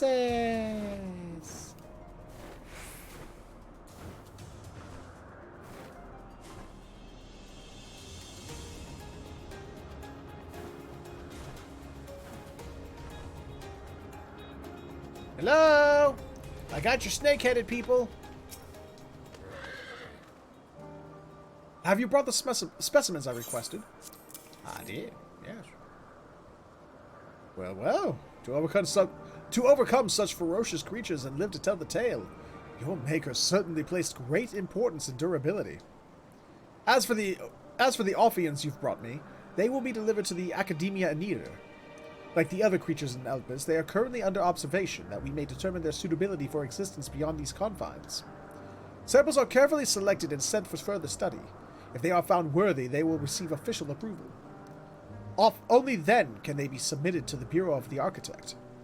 As even you can imagine, the evaluation process is particularly strict for voracious predators such as the Ophians. It would reflect rather poorly on those involved if they were to wreak havoc when unleashed into the wider world. Not that it is any concern of yours. Here is your reward. Now, run along, would you? Don't talk down to me, asshat. Phidias. How are you doing, Phidias? A familiar come to observe us observers, are you? By what are you called? Warren, you say? 'Tis a fine name. I am Phidias, a researcher here at Anagris.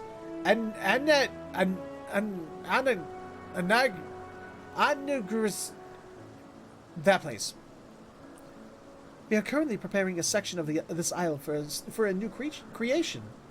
For this, we need to expel those creatures that inhabit said area, that they'll not interfere with our tests. The simplest way to do so is to have the Ampelos sneeze. The explosive noise never fails to send critters fleeing. We are just about to tend to this task, but seeing as you are here, would you like to give it a try? Yes, please. I knew you would be keen. To look at you, 'tis plain that you are an inquisitive sort of familiar. Now then, my beast keeper colleague is already on site to the northeast of here. Seek him out, and he will tell you what to do. Sneeze, apparently.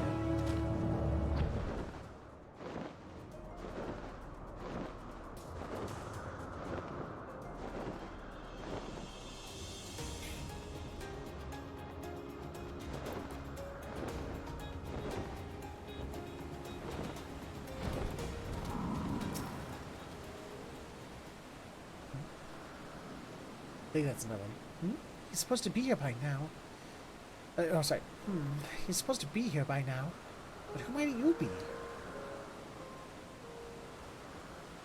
Oh, you're clearing the site in Phidias' stead? Oh, very kind of you. Come then, let us get you on Ampelos. Once you're securely mounted, ride it yonder and have it sneeze at the bushes. The noise will scare away whatever creatures may be hiding. Okay. I can do that. Hey, bushes! Fuck you! Stupid bush.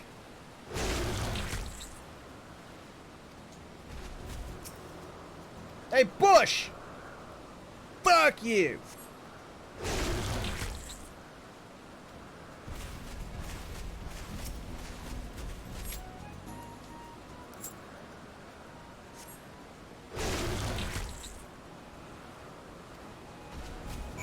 I done did what you wanted. Can I have cheeseburger?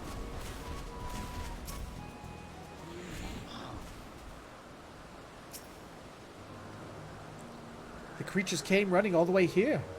Frightened as they looked, I'd say they'll keep away from the site for a good while.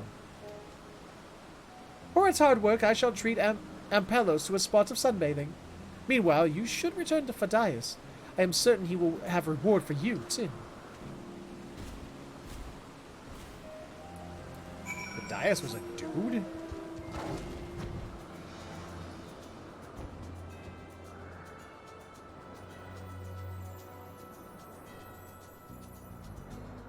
Yoink.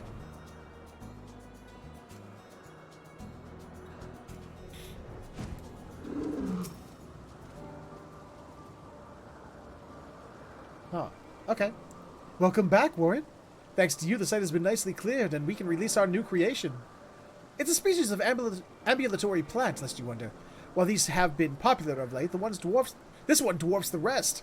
A veritable tree that can use its branches like hands to catch prey. It sets my heart aflutter just thinking about it. My thanks again, and if there are other exciting tasks, I will be certain to let you know. I guess that's a dude.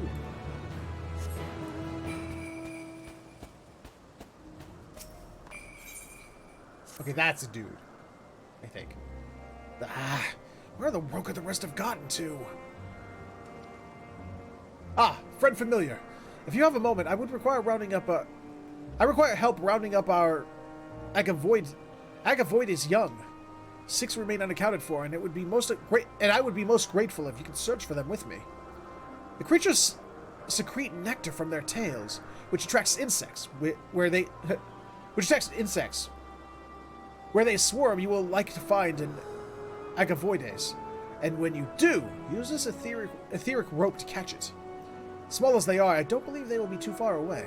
Let us endeavor to find 3 each, and then reconvene here. Oh, that's a cute little thing.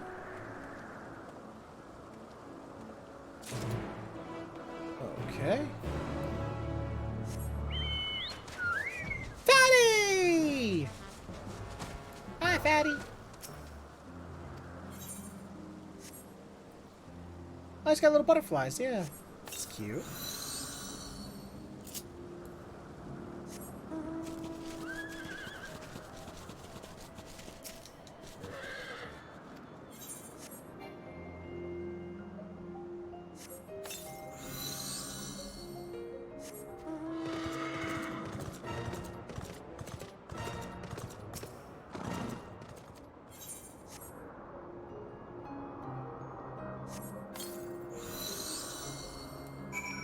All mine.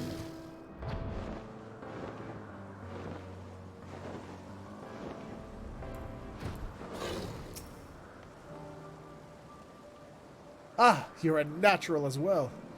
Oh, no, you are returned as well. I managed to find 3. How about yourself? Wonderful. This accounts for all of them. We can finally release the creatures. Lest you wonder, the Agavoides were created to curb the insect population. They have passed the first phase of determination, and thus will be provisionally sent out into the wider world. Though a few steps remain before they can fully take their place in nature, I've no doubt that they will make our star a better place. This isn't much, but please accept it by way of gratitude for your assistance.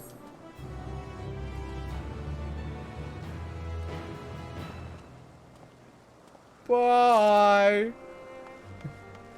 Bye.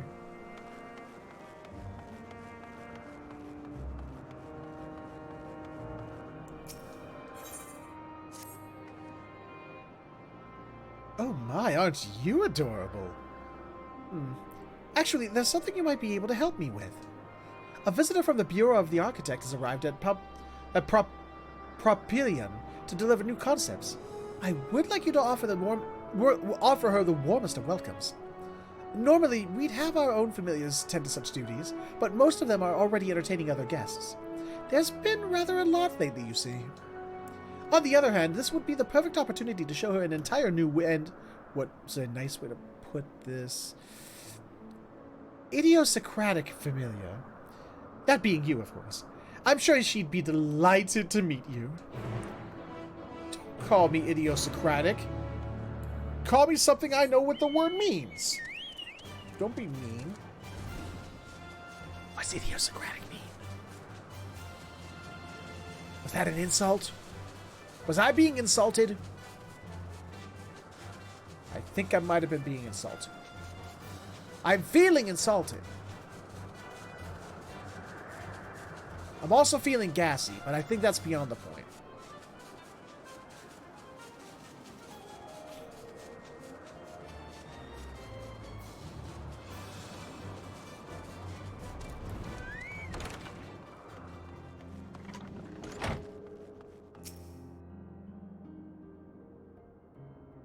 What a pleasant surprise! You must be the one, the most excessive. You must be the one, the most excessively energetic familiars. You must be one of the most excessively energetic familiars I've ever seen. Eurydice shows her representative well, it would appear. As a matter of fact, I too have an errand to ask of you, namely the delivery of these concepts. I have brought them all the way from the Academia Anita. 3 aquatic fauna specimens from the words of Mitron, and 1 floral sample from the words of Halmarut. All very fascinating, as my counterparts here will soon discover. It would be prudent to remind Eurydice not to let their captivating nature distract her from making her observations. Well then, there's no time like the present. Wait. So you're not just gonna make me deliver them? The fuck? Who knew that the people of the ancient world were so damn lazy?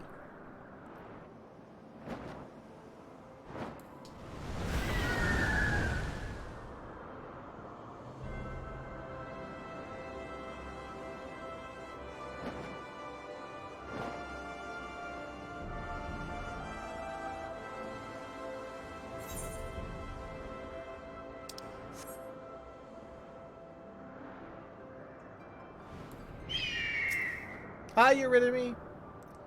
I trust our guest was enamored with you as I am. New concepts for us, and fascinated to the point of being distracting. What an odd thing to warn me about. Though it does all sound rather intriguing.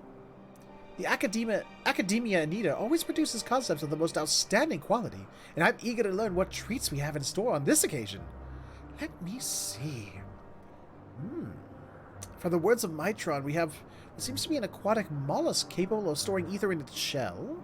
I can only guess as to what the purpose that would serve, but I dare say all will become abundantly clear in due course. Oh, I do apologize. I already find myself mesmerized by these concepts, just as our visitor predicted. For your part in bringing me these wonders, you have my thanks. Oh, just your thanks, huh? Well, thanks to Eurydice. Just her thanks, huh? Yeah, just thanks. Okay. I thought I deserved more than that, but just thanks. So fine, I'll just take thanks. It's not like I, went out of my way, on my day off to do her a favor. She's supposed to say thanks. I'm thinking, oh, it's fine. What do I know about thanking people properly? Due recompense. I mean, I walked all the way over there, and I walked all the way back, and I'll just give you thanks. I mean, fine. I see how it is. Okay, fine.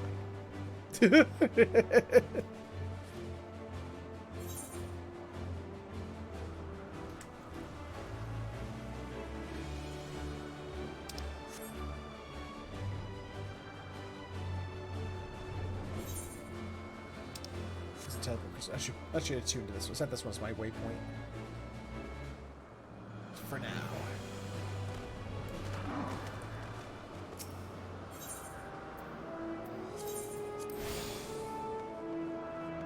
Hello, Meliagros. Meliagros.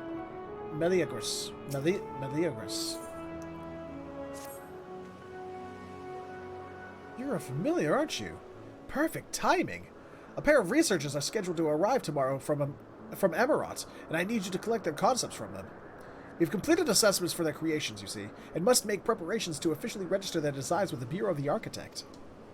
Please make sure to also ask for any provisional names they might have for their works. Okay. I can do that.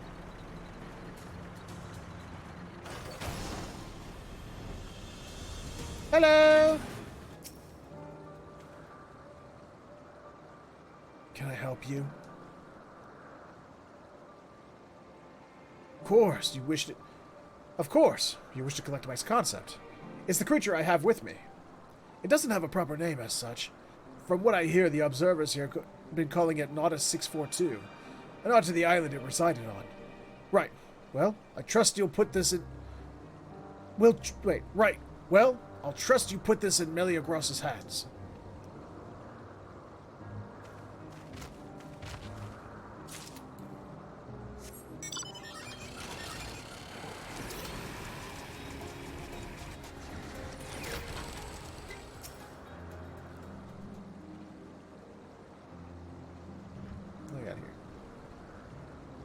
Not sure. Who might you be? Ah, you're here for my concept. Well, here it is in the flesh. I call it the Stone Mole. It secretes a fluid that eats through solid rock, giving it the ability to burrow into even the hardest terrain. It can also toughen its skin by ingesting the rock. Oh, damn it. Pressed the button by accident. I'm a dummy.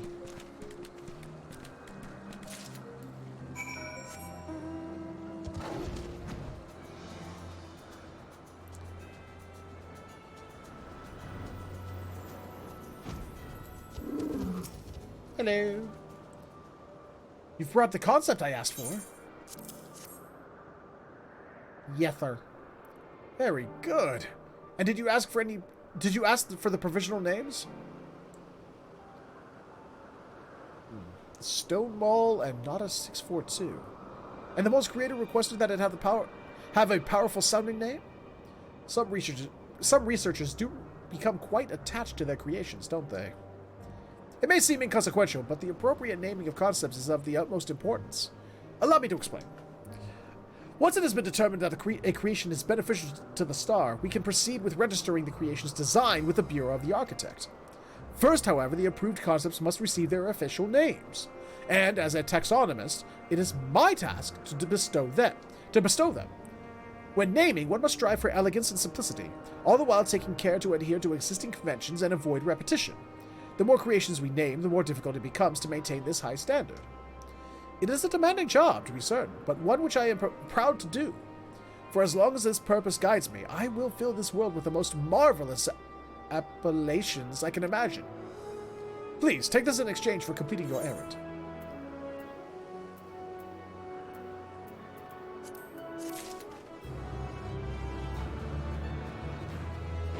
Hello, who's over here? Combat Concept Observer. You're familiar, aren't you? Have you any prowess in battle? Bitch, yeah! Oh, yeah. Good. I could use your help with something. You see, I was asked to assess a one-eyed giant created as a facility guard, and so pitted against a lotus to test its fighting skills. Not only did the giant fall to a single blow, the lotus went into a frenzy and escaped. In my opinion, compact familiars like you are far more effective than these overly large brutes, and this is my chance to prove it. Do you think you can handle our runaway combatant? Fine, I'll help.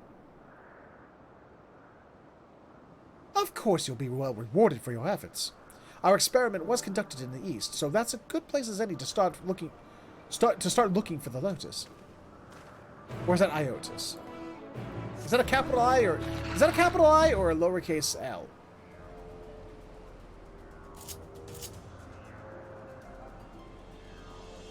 Is that it? No, that's not it. But that is. Oh, or not.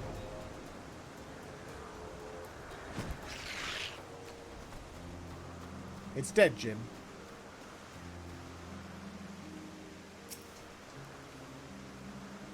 There it is. It would seem that the escaped Lotus has come back on its own accord. They usually feed off their foes to revitalize themselves, and I imagine it hungers after running amok like that. I'll take care of the situation here. The Lotus is all yours. Oh, that! That's a Fate boss. Like, I actually fought a Fate in this very area that has this as its one and only enemy.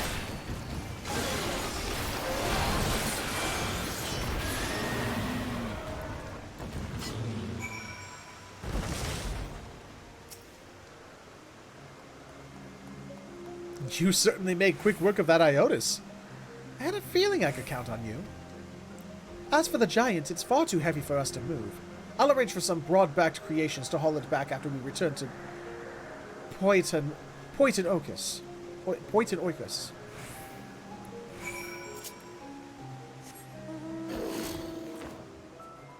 Alligator! Or crocodile, one or two, I can't remember.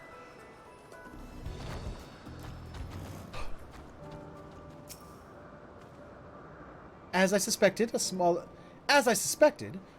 more agile concept has far more facility for adapting to combat situations. Thank you for proving my theory. I'll be sure to keep your performance in mind the next time I design a familiar. Your reward, as promised. Hey, there's fewer rewards better than noms. You know, it's like, hey, I'll take noms. You must be Azim's familiar. I had a favor to ask of the observers here, but seeing as they all seem awfully preoccupied, perhaps I can ask you instead. I'm experimenting with crossbreeding different types of plants. I was thrilled when I finally produced a whole new species, right up until the point where those rose up and floated away. Last I saw of them, they were headed toward the eastern side of the island. I managed to wrangle a good number, but there are still 8 or so missing. Could you help me recapture them? Thank you. Here, use this etheric rope to capture, say, 4 of them, and I can hopefully handle the rest. There's a lot of using rope to capture shit side quests, isn't there?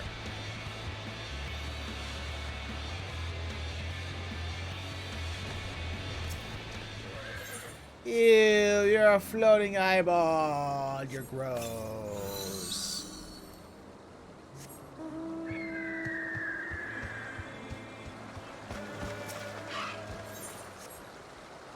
Why must you be gross?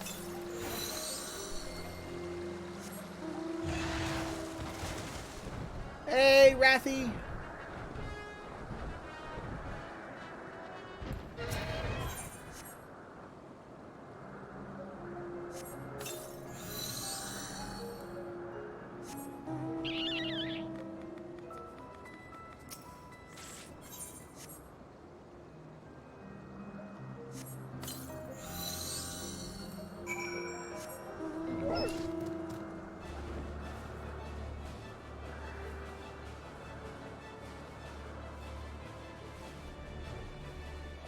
We get very yawny.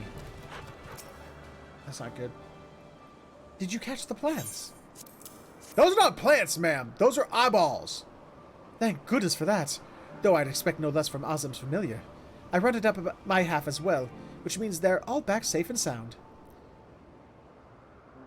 They're part Yggdrant, you see. It's no surprise they inherited the eyes, but having them wander off on their own was rather unexpected. To tell the truth, I never really had a specific use in mind for them. I suppose I'd best start thinking about that. The Bureau of the Architect won't be impressed by my new creation unless it serves a purpose. With that in mind, I believe there's research to be done. Thank you for your help, and do pass on my regards to Azim.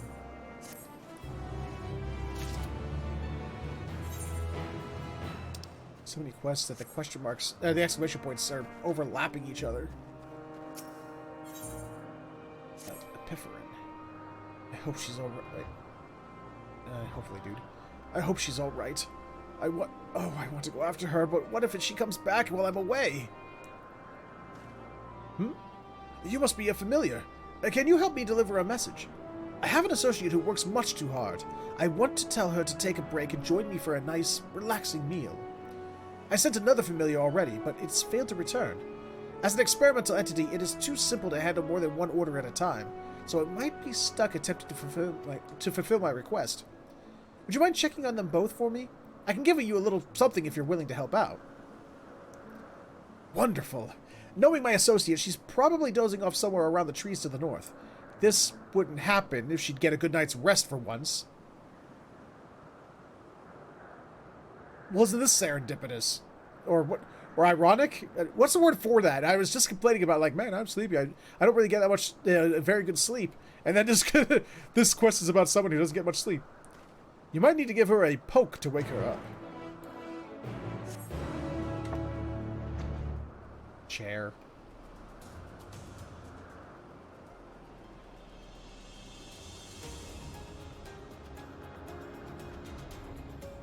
Hello. Pegasus. Pegasus.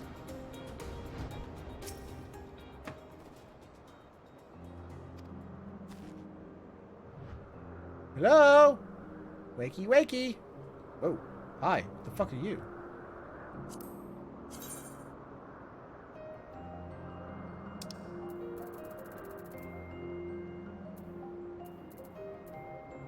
I will turn you into a pumpkin.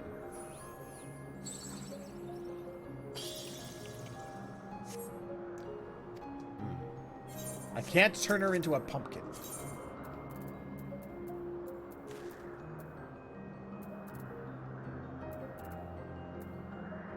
Poke.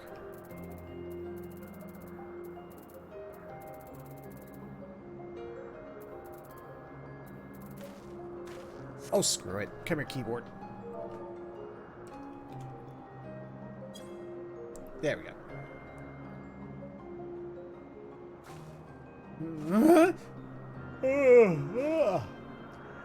How long was I asleep?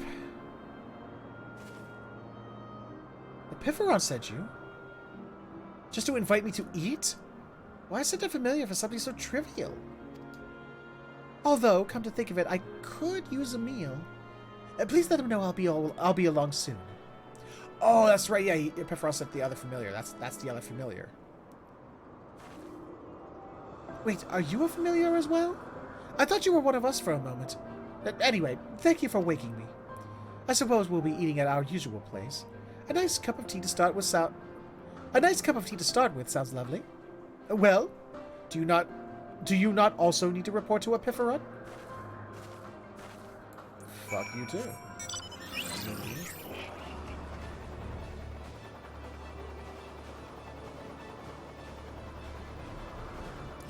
I mean, it's like rude much, you know? Thank you for your help. My familiar says my associate has accepted my invitation. That is what happened, yes? Good. That means it can carry out its duties on a basic level, at least. I decided to convey ideas through information laid in ether rather than words, so I'm happy to see that communication was successful. It does seem, however, that this method is ineffective when the recipient of the message is asleep. I'll get to work on fixing that. But not now. Enjoying some time with my associate is the priority at the moment. Thank you again for your help. But are you gonna go on your date? Go on your date.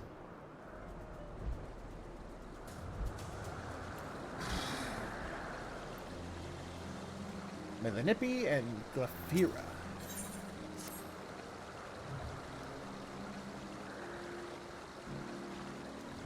You're familiar, aren't you?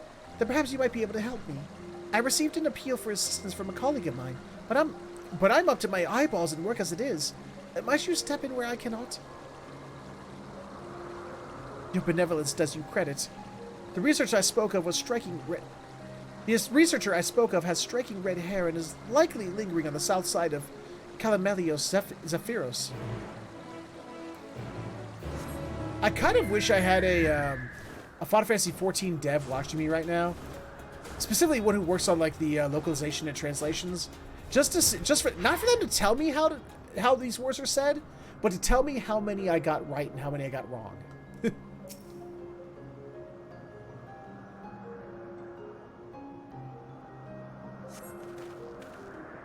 Oh, you're a familiar, aren't you?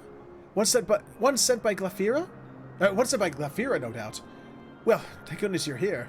I confess I'm still in somewhat of a daze. But with you here, I at least feel safe enough to stop and catch my breath. Something came over the specimen I was examining, though I'm not entirely sure what. I'd never seen it behave so erratically before. At any rate, it managed to slip my grasp and escape. I tried to chase after it, but I'm not half so fleet-footed. To complicate matters, the thing has a very nervous temperament and will flee if anyone so much as approaches it. I considered imbuing some sort of sleeping spell into a dart which one might shoot from a height, but who has such impeccable aim? Not I, to be sure. Do you? I am also a part-time bard. You do? I admit that proposal was made somewhat in jest, but this works out perfectly. So it's settled. You shall put our skittish beast to bed.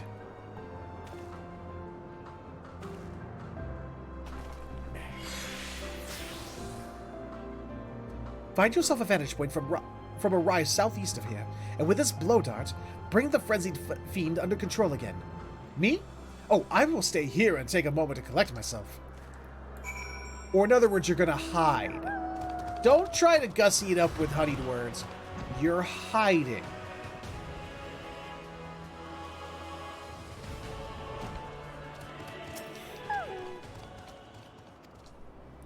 Alright, come here, controller, mouse.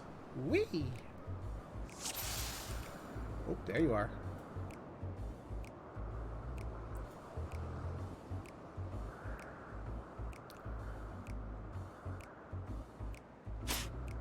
Damn it. Gotcha! Haha! Get off there. Get off there, mouse.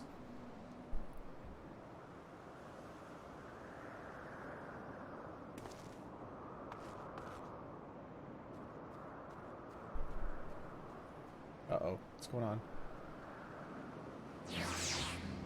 What was that?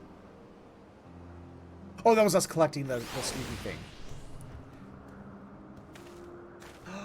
Oh, it's a cute little elephant thing!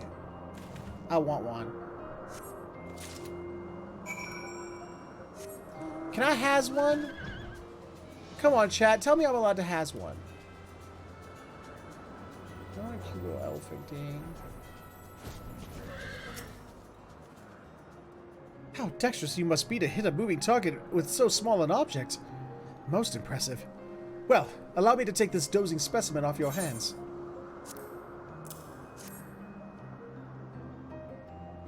Why, what a precious sight our little beast makes when it's not running amok. Shame it can't be this adorable all the time. This was, in fact, our amateur creator's answer to the walking shark that recently gained approval. A somewhat hasty and ill-advised attempt, if you ask me. Credit where credit is due, though. The specimen is bipedal despite its base being that of a quadrupedal beast. Its predilection for being an excitable nuisance, however, means it cannot be of any real use to our star. And yet a walking shark was? What it needs is a healthy dose of intellect. I will write a report stating as much. While I do that, return to Glafira and tell her of the assistance you rendered. Oh, and offer her my gratitude too, would you? Did we just see the beginnings of what would become the elephant peoples? The elephant people beast tribe?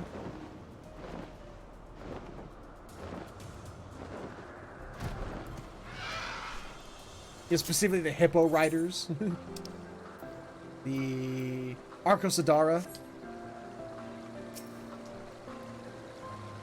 There you are. Thank you for tidying up that bit of a mess for me. Speaking of which, what was the mess exactly? A thrilling game of Chase the Creation, was it? That conjures up a sorry image indeed. It sounds like the researcher was able to glean some valuable information, so all's well that ends well, I suppose. If all goes according to the report made, and sufficient intellect can be cultivated, then the specimen should prove a valuable contribution to our world. And thank you again for your assistance. I helped.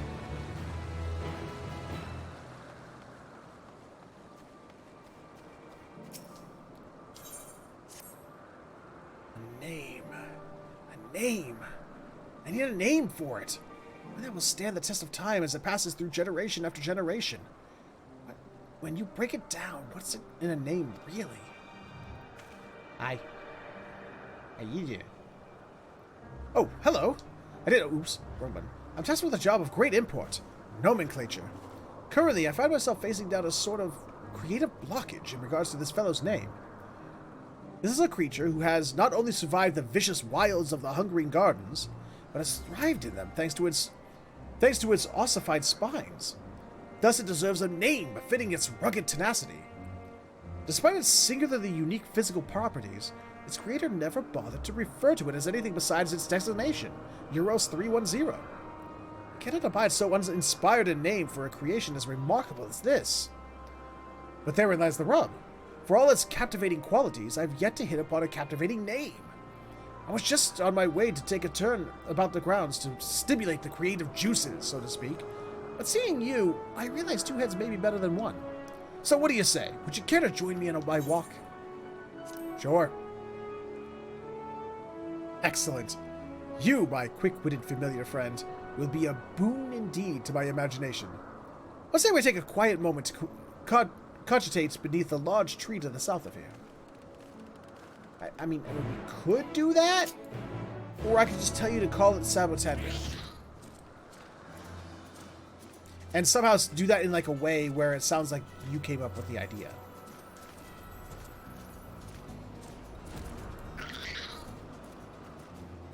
That Sabotender? Yeah, it's a Sabotender, not a Cactuar. It's not the sun-dappled forest flora right, is not the sun-dappled forest flora a stunning sight? Is not the breeze so bracing as to lift the spirits? Is not the susurrus of the melanoia's whiskers so pleasant as to induce great thoughts? Surely, with all the inspiration that's around us, you have been stirred into contemplation too. Tell me, what is it you now focus so squarely upon? The innumerable tests are we done?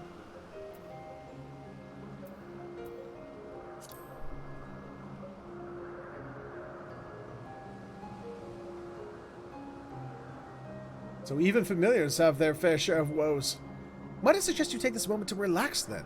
Simply let the winds wash over you, the rustle of the leaves play in your ears, and just think. Well, that's hard. Thinking? How am I supposed to do that?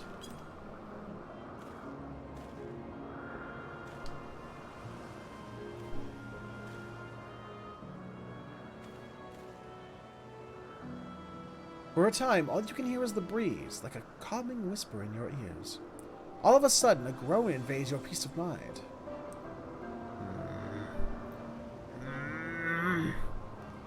Created to survive in extreme weather conditions, whose adaptability is second to none. What would be a name suitable for such a creature? I can practically feel genius on the tip of my tongue, and yet nothing comes. Oh, bother, this won't do. Oh, bother, this won't do, now will it? I hate to ask you, but would you accompany me a while longer? Come, let us away to a westerly waterfall. But west is that way, sir.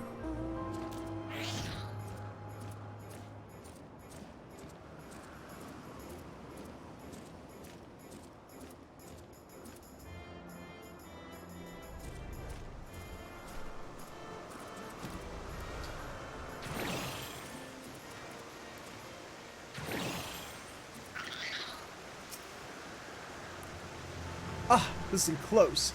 Can you hear it? A waterfall whose stream is at once ferocious and tender, whose spray kisses its surroundings in an affectionate pitter-patter. Inspiring indeed, and like to give rise to brilliance. Yes, there is no place more perfect for the cogitation of this creature's name. Come, stand with me and let us think on it.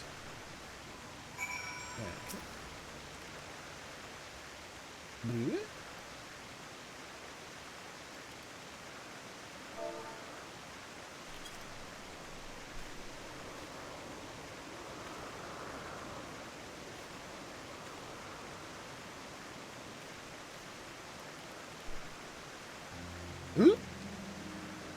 Heroes 310's beady eyes appear to scan its surroundings. It is a creature that bears a strong resemblance to a plant. So perhaps Planticus? It's also a deal similar to a succulent. Aha! I've got it! Succulum! Oh, goodness gracious, no. That's just foul. I am afraid I am quite at a loss for names beyond the paltry few I've offered. Perhaps you could provide a fresh perspective. What is it you find most endearing about this creation?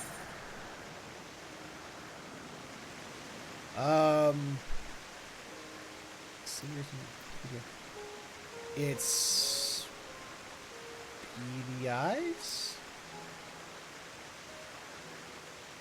Oh, that's the trick! Your astute observational skills have stirred my imagination, for I've come up with a very worthy name. I must return to Poitin Oikos at once, and ensure that no other creation shares this nomenclature. You will not be too far behind, yes? You are due a suitable gift for the help you've provided, after all.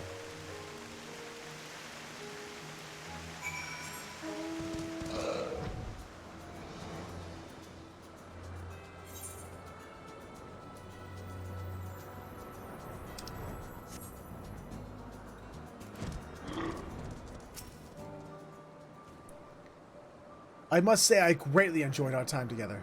I believe nothing cultivates creativity quite like the sharing of ideas. So often I am forced to work alone, and though it pains me to admit it, it's not much fun to ponder in the silence of one's own company. In fact, I credit you for the name I devised. All that remains now is to go to the Peripeteia crystalline and ensure there is no record of any similarly named creation, and appoint Euros 310 with its official name.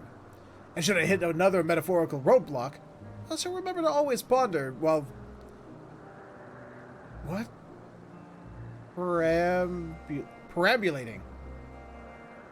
Thank you again for your help in this matter. It was most appreciated. Do you think the localization offices of Square Enix are just full of thesauruses? And they want to say something simple, but they want to sound pompous and, you know, British about it? Still no reaction. What exactly are we supposed to try now?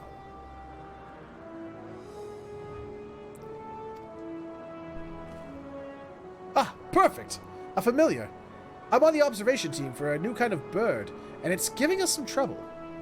It won't move or react at all, no matter what anyone does to it. Could you maybe give it a try? I bet I can get a reaction. I certainly hope so, and I've got something for you if you succeed. We have a specialist in avian species working with the creation in question, and he can help you with the particulars. You'll find them in the towering structure northeast of our settlement here. Is that a fact?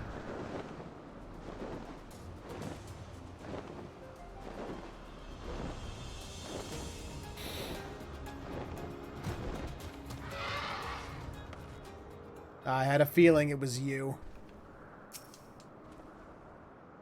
You were sent to help us with this fellow's attention, yes? Let's get you two acquainted. This here is Abyssus. So named for the way it seems to just stare off into the abyss. One of our colleagues found it perched on a Millennian's antler and brought it in for close study. And that's everything we know. We have no idea where it came from, who made it, or even what it really is. Now, we'll be taking it to the Ctisis Hyperborea. Oh, damn it. The Abyssus has yet to acknowledge any of us, but maybe you can get a reaction out of it, seeing as you're a familiar. Why don't you try to give it a pet to start with? Okay. I shall give it a... I'll just give up on that featherhoof. There you go. Dawes! How you doing? Long time no see. How you doing today? The Abyssus doesn't seem to notice you touching it and continues to stare into the distance. Nothing. Like some great thinker lost in a meditative trance. How about giving it a poke? I can give pokes. I think I'm pretty good at giving pokes. No, not bad. Getting a little on the sleepy side, but otherwise not bad. The Abyssus doesn't acknowledge your prodding. No good? I'm all out of ideas. Unless you want to try giving it a hug? Yes. Yes, I do.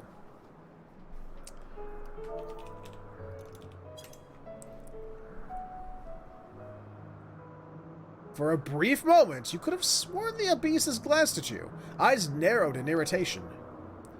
Still nothing. Too bad, really. I would call that nothing. What did it do? I can't believe I missed it. Perhaps the Abyssus only responded to signs of affection. As such, I'll need you to help us experiment a bit more. We'll run dozens of tests, each with a different expression of love. Whoa! Let's take it out to dinner first. Jesus. Yep, there's like, nope. No. No? Well, I suppose you have other duties to attend to. Still, I'm thrilled we got a reaction out of him. Thank you, and please give Pericles my regards when you go to collect your reward.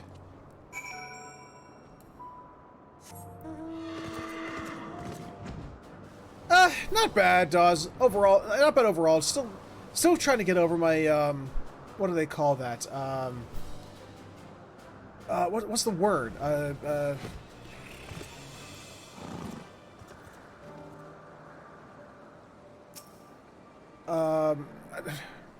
on a minute.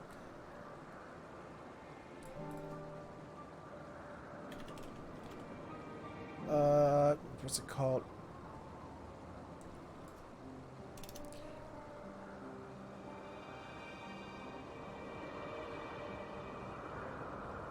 There's a word. I'm trying to remember what it is.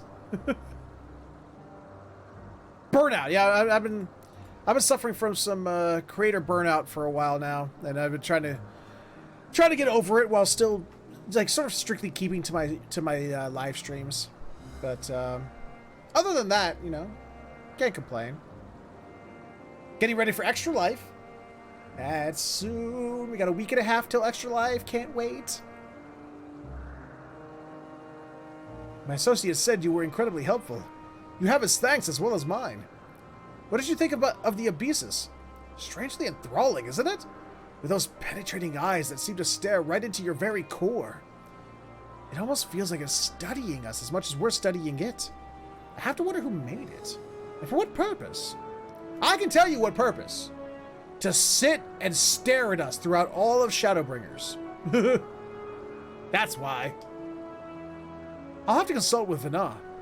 If anyone would know aught of this creation, it is her. Oh, and before I forget, here is your reward for today's work. But how have you been, Dawes? What you been up to lately? And regardless of my woes, how have you been? I'm sorry, what's going on over here?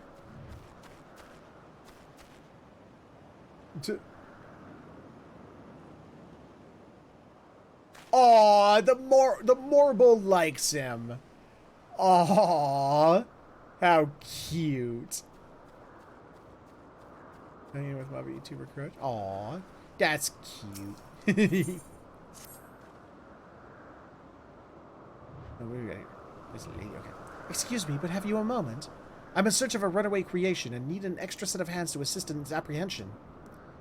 I had been keeping such a close watch on the thing, and it had been so well behaved, I thought I could rest my eyes for a second. When I looked up, though, poof, gone. Just like that. Please, won't you help me find it? I'll make it worth your while, I promise. Ah, good on you, Dawes. I want to do that myself, but I'm in a queue to get in a queue for the person who's going to help me turn disparate avatar elements into a representation of Featherhoof to turn into a VTubing avatar. So I still got a ways to go. It should have been done by now, but just a little over a year ago, I commissioned somebody, and, well, they took my money and ran. So now I'm trying a new, commissioning a new artist.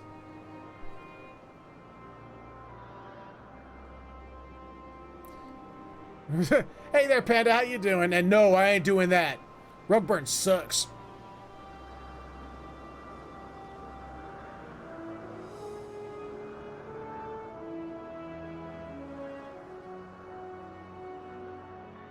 Nice. Yeah, the person I'm talking to, they accepted my application. Yeah, they gave me the price. It's just, like I said, I'm in the queue to get in the queue. So. Oh, thank you. I'll continue to search in this vicinity, though it's likely the creature scampered off farther afield. While I scour the area here, might you explore the eastern end of Rumination's Ramble? Oh, yes, I should probably tell you about the creatures we're looking for. We call it a Brian, a seedkin that bears a passing resemblance to a moss bloom. It will wither and perish without water, or become an overgrown monstrosity with too much. Keeping it hydrated is a delicate balancing act.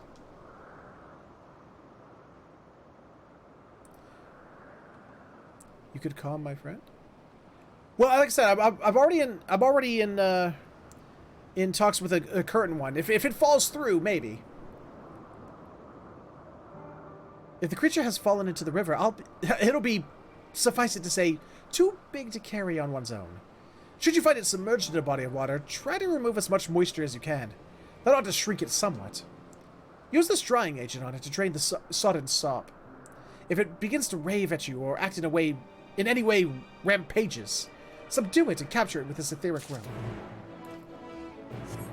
And all of the, not all of, but a lot of the quests here in Elpis are like, here, use this rope, go catch thing. Oh, it's just one of these things. Okay. Hello. Spotted organ creation resembling a Corpicur, and is likely the Brian one you are in search of. Use the drying agent to remove the soap. Okay.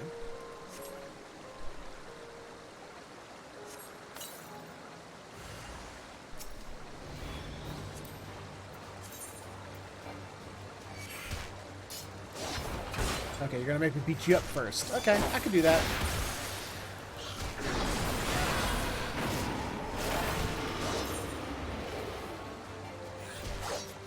Come on.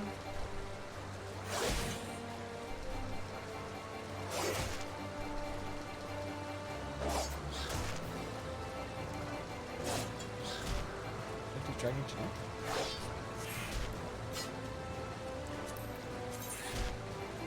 What?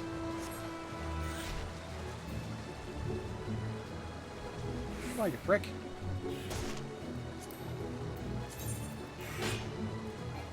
I guess I just have to beat the crap out of it. Okay.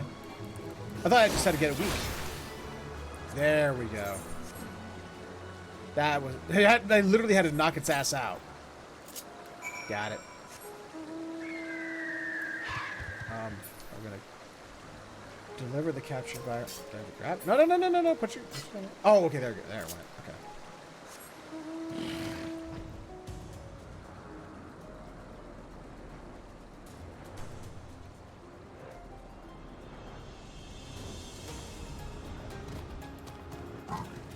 Hello. Nothing in my neck of the woods, I'm sorry to report. Did you have any luck? Yeah. You found it! And just as I suspected, thrashing about in Rumination's Ramble. Naughty thing. So you had to subdue it, I take it. Goodness, it certainly put you through the mill. Unless you do not seem too badly wounded. And nor does it. The Brian has a remarkable ability to predict precipitation and rainfall. If you see it shaking its leaves, you know the rain's on its way. It's why we created it in the first place. To provide those in the wetlands a method by which they might prepare for sudden storms. Unfortunately, as we have discovered, it becomes absolutely enormous when exposed to liquid in large quantities, rendering them rather dangerous in humid areas. Oh well, back to the drawing board. At any rate, thank you for locating this little rascal, or rather, large rascal as the case may be. I know not whose familiar you are, but you were a tremendous help. Here, for your pains. Well, thank God in the ancient times they still used the same money we use nowadays. You there! Please, it is most urgent. A colleague of mine in Philomaithes Nautos has just sent word of the most disturbing nature. A blue Charybdis was practicing its flying, but became separated from its fellows. From what I gathered, based on my friend's manic message, it was last seen taking wing in Peripetia crystalline. We are all of us searching far and wide, but could you look in the direction of Peripetia crystalline? Your help will not go unrewarded. I can assure you of that. Oh, thank you. Between us, we ought to be able to locate this lost creature. You should know that Charybdises have a penchant for heights, so I will scan the skies around here. I leave the upper floors of Peripetia crystalline to you. If you do happen to find the creature I spoke of, use this etheric rope to bind it. Not to worry, the bindings cause no injuries or pain. Good luck, and I shall see you soon. Ooh. Ooh. Fatty! I love Fatty.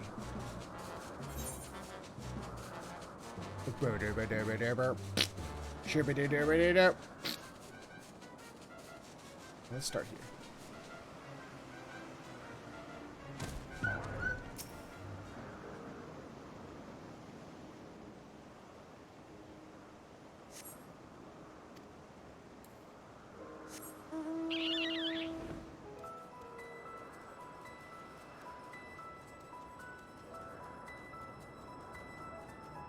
Fly! Fly, little onion-headed mandragora!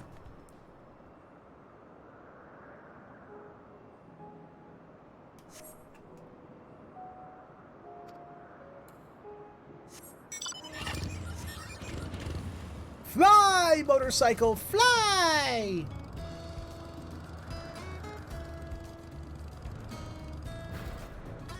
Found you!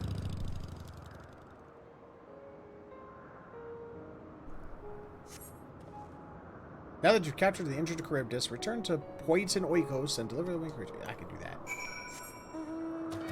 Fly, my zoo! Fly!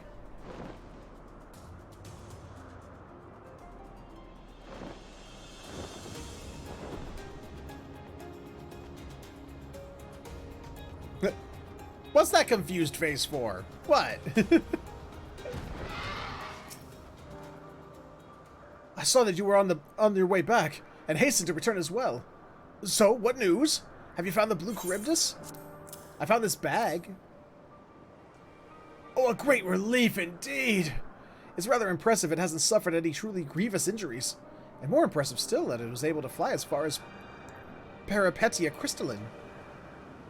It had only begun to practice the art of flight recently, and as I understand it, who would have thought it could cross such a distance with wings still so inexperienced? No doubt credit for this ought to go to Emmett Selk and his help for instruction. Well, I for one cannot wait to see the Charybdis take to the skies from its perch. At any rate, I will see this creature return to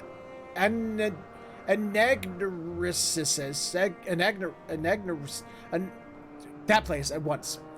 Though it isn't much, considering the services you've rendered, I hope it's not too lowly a price for you. It is.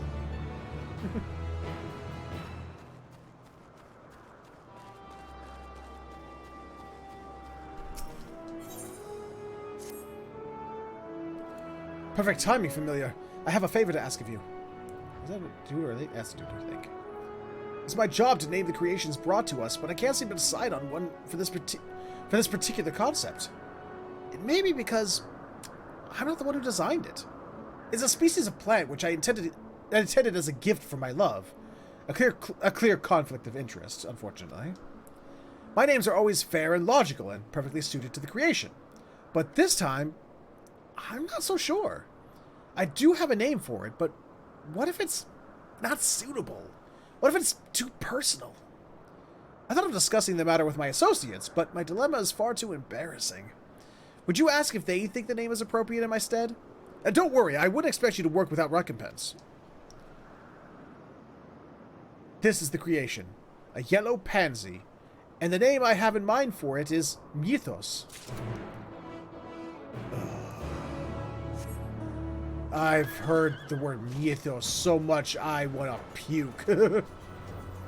Oh, Final Fantasy 16, why?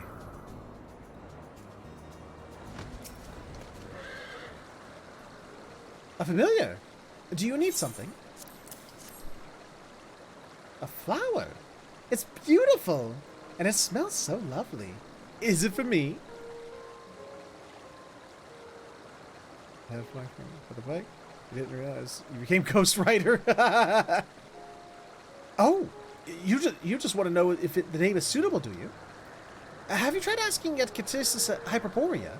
No one knows as much about naming as them. Here's a guidebook on the subject. Take it with you and let your master decide what to do from there.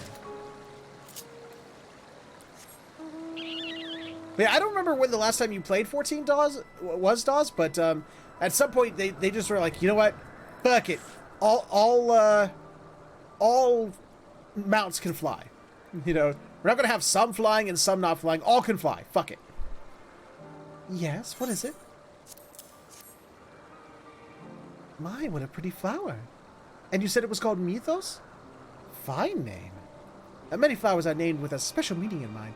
So going by what you've told me, this one is in good company. Okay, she thinks it seems like it's fine.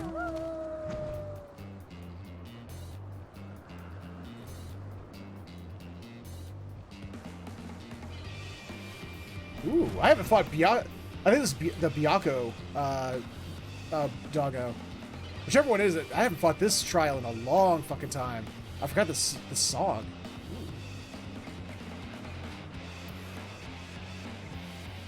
I'm taking the hell out of that.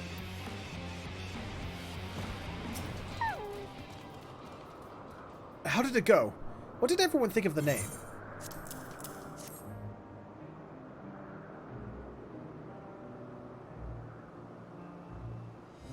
I see.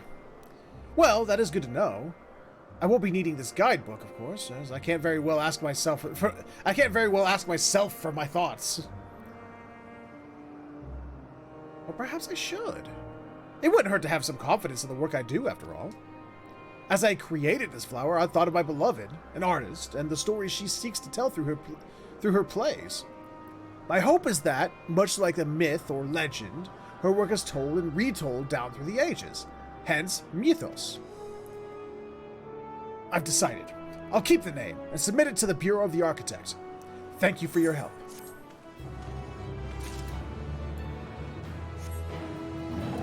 Did we just do a quest to do nothing? It's like, here, we're basically allowing you to, yes, do nothing. What do we got here? Whoa. Those are some low levels of ether you have there. Even for a familiar, that must be awfully inconvenient. What say you assist me with an experiment that could help increase your reserves? I need one more ingredient before I can get started. If you can get your hands on a bit of slime from the Eidos, the Eidos. Oh.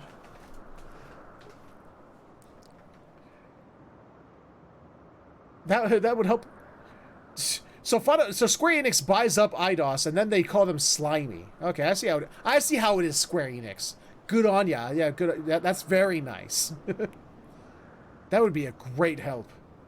They use illusory magics to mimic the shape of nearby creatures, so it'll be tricky to find one, but not impossible. Keep your eyes peeled for anything acting out of place. Once you think you've located an Eidos, use this crystallized concept to dispel the illusion. It should then be relatively simple task to defeat the creature and obtain a nice heaping handful of gunk. Oh, but be warned. If you use the crystal on anything else, it tends to react violently. Should you make a mistake, there is no shame in beating a hasty retreat. Or beating it to death. You know, one or the other.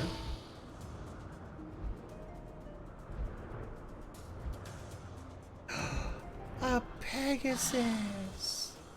Hi, whoa. It's all shaky. You okay?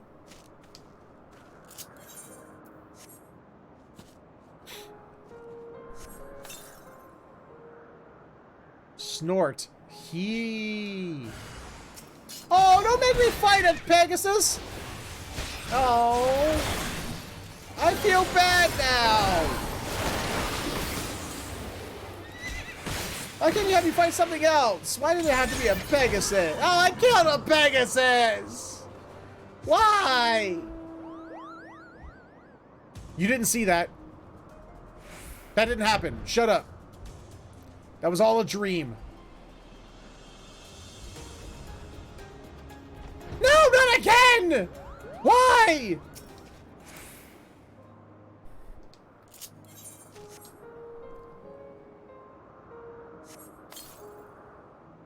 Gloop.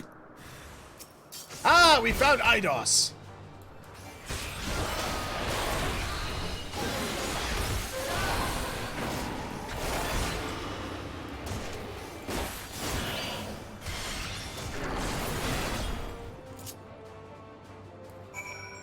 Oh, thank God.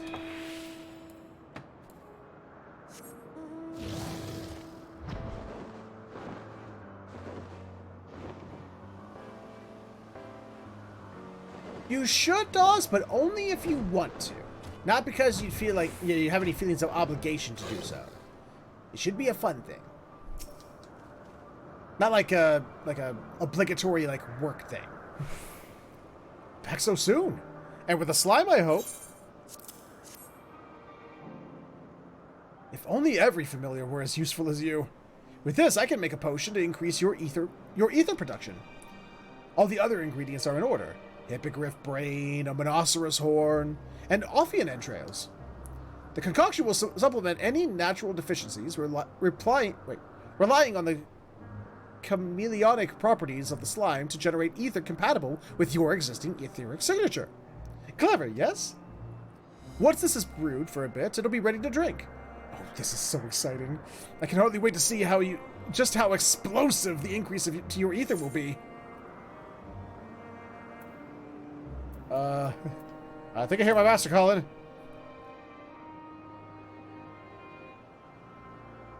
Oh, I meant to be of service, but it seems I've kept you from your other duties instead.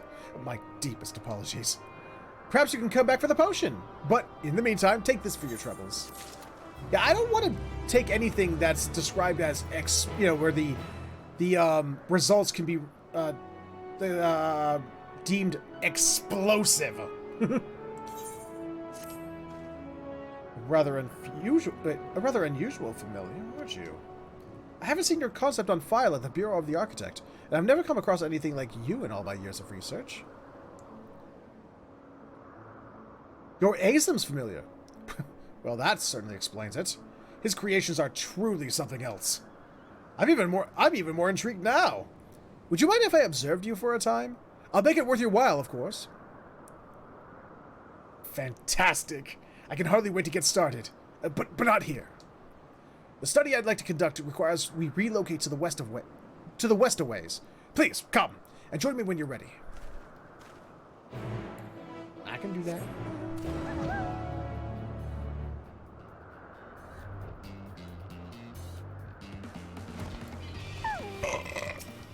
Yummy! Thank you so much for coming. Now, let's get straight to business. All you need to do is reach out and touch some Orpheus sunflowers. They're pretty blooms, light blue in color, and they emit these, bubbles, which will enthrall any overly curious creatures. Think of it as a defense mechanism. It has no effect on sapient beings such as myself, but I'm fascinated to know how it will affect you. Fear not, I will be sure to intervene should you begin to fall under its spell. I will never leave a familiar to such a fate, and especially not a familiar created by Azim. Now, I've created 3 flowers of varying sizes and potencies. We'll begin with the smallest and weakest. Oh, I may be able to protect you from the flower itself, but if any nearby beasts are already under its influence, I'm afraid you'll have to be the one to protect me. Fighting was never my forte. Discover familiar fish out fail. Should you fail to defend him or move too far away, he will return to the okay. You coming? Touch it. Come on. Come on. Move it!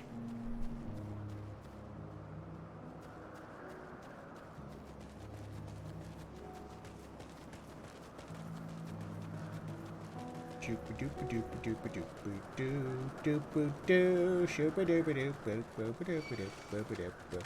you piece of natural.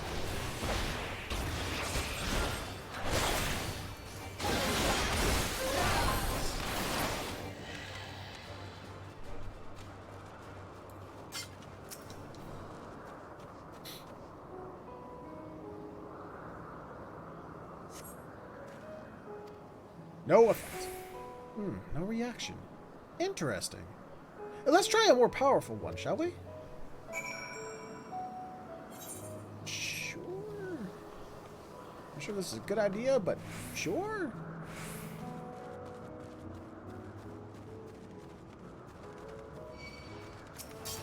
God damn it.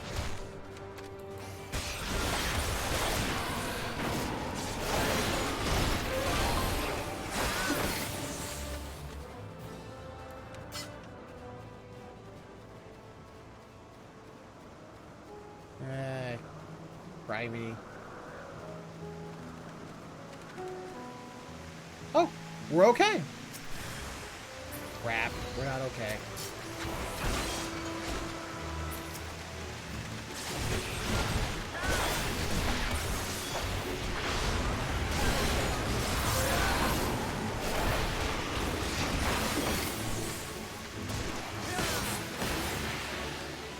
Don't worry, buddy, I have you. I protect. I attack and protect. Touch the flower. You don't feel any different. Still nothing? Well, let's see how you fare against an exceptionally large one. Okay. Go away. I'm busy.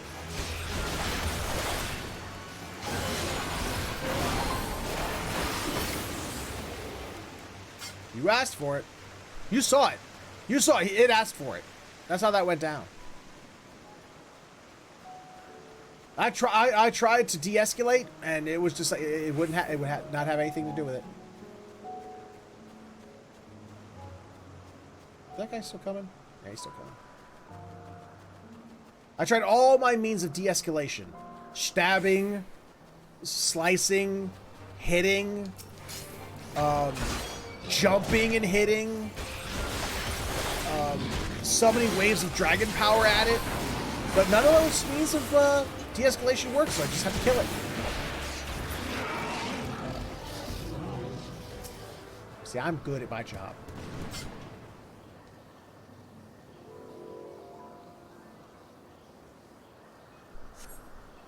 You touch the flower, nothing happens.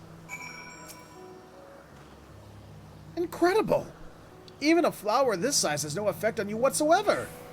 I thought for sure you would be enthralled.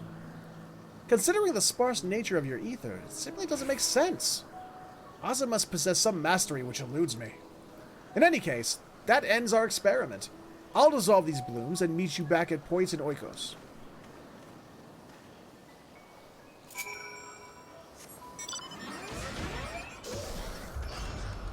Magitech. It's Maggie! Everyone loves Maggie. The best Magitech armor ever. That's our Maggie. Bye, Maggie. Thank you for lending me your time. It was most enlightening. Not to mention perplexing. I have so little ether. You have so little ether, yet something keeps you resistant to outside influence. Your physical constitution, perhaps? It's something to consider when creating familiars in the future, at least. I promised you a reward, didn't I? Here you go. Now, if you'll excuse me, I have some data analysis and concept planning to do. Oh. That add a side quest over here? 3, 4, 5, 6, 7. Screw it. Let's do it. Let's finish out Elpis entirely. Let's get this place done.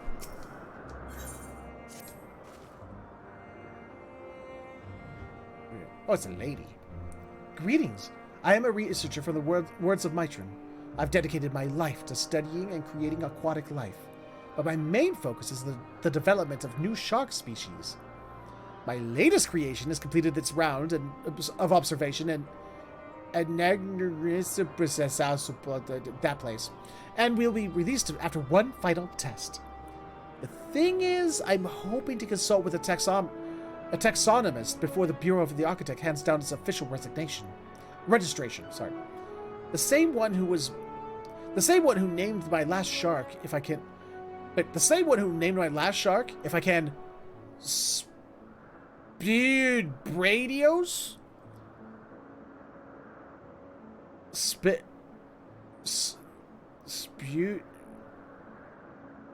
What? Spewed Bradios was such a marvelous name. I guess, if you say so. It turns out it's rather difficult to track down a specific person in such a place as this. Could you help me? Thank you. Here, take this. It's a model of the previous creation I just mentioned. Whoever named it should hopefully be able to recognize it.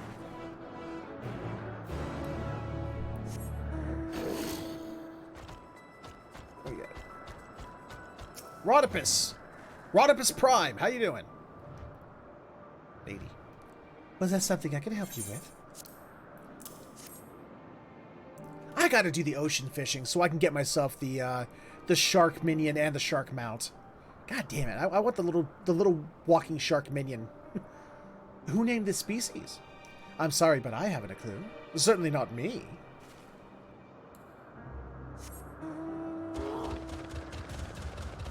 Santa Bear, throwing gifts and going there. What's that you have there?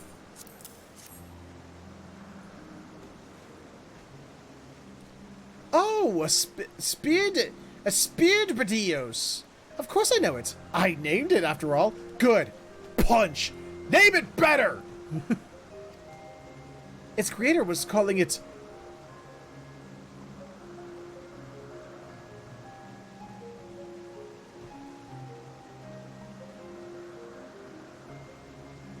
Square Enix.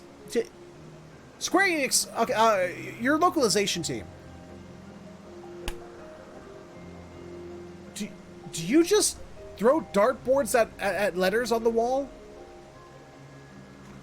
How do you say that? Cladosalish. Cladosalish?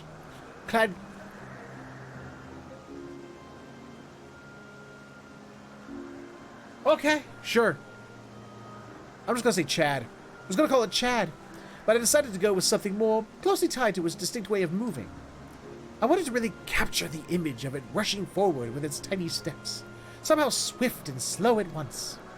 In case you were curious, the name comes from a proverb meaning more haste, less speed. And if the creator wishes me to name her newest creation, I would of course be honored to do so. It's in Nagnarissus, you say? I look forward to seeing it soon.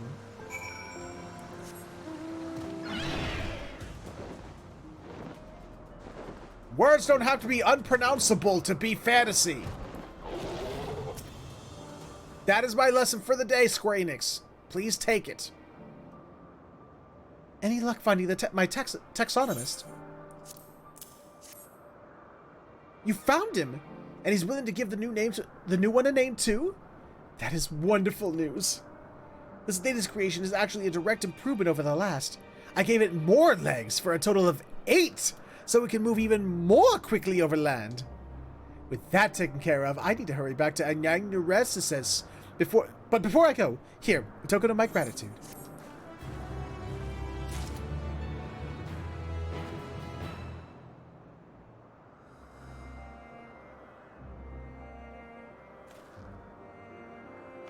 I thought I heard a weird noise.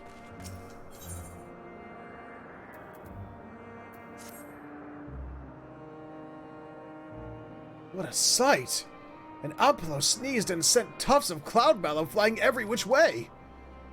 But while highly amusing, I'll never be able to gather them all up alone. Unless you're willing to lend a hand. Thank you so much. Let's split up and start looking for them. Be on the lookout for fluffy white plants floating around Point and Oikos, and bring any you find back here. Okay.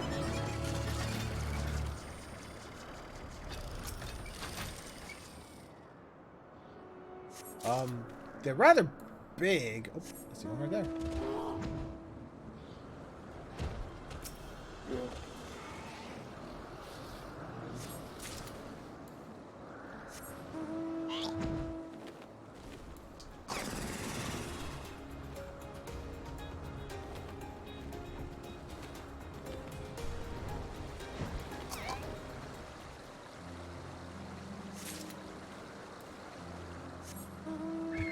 See one up there.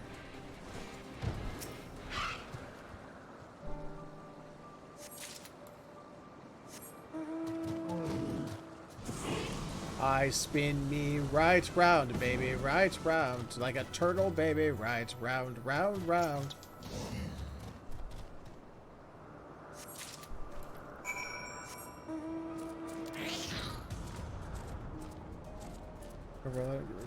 Hey, you have a good one, Dawes. Thank you for stopping by, though. It's good seeing you again. Take care. Have a good day at work. Did you find any of the plants? I did. Have a good rest of your trip. Perfect. It's such a relief to have them back. A somewhat amateur creator invented the concept to bring more life into the clouds, which is all well and good, but they get blown away far too easily. It would be nice if they were a bit more wind resistant. We need to know they can settle in a place without fear of them flying off because some beast breathed on them too hard. Well, I'd better put them back where they belong before a light breeze undoes all our hard work. Here, take this as thanks for your help.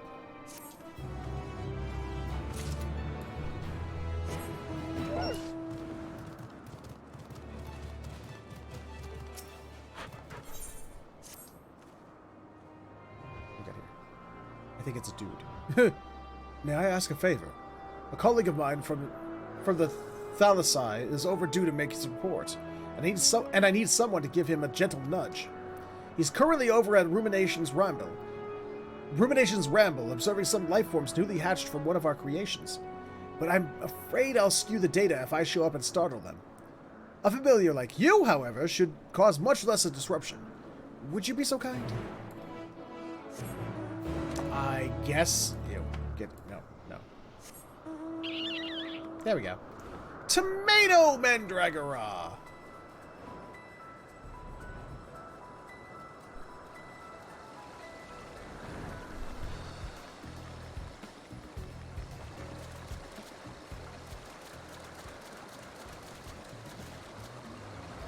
Aw, isn't it cute? Look at a little cutie.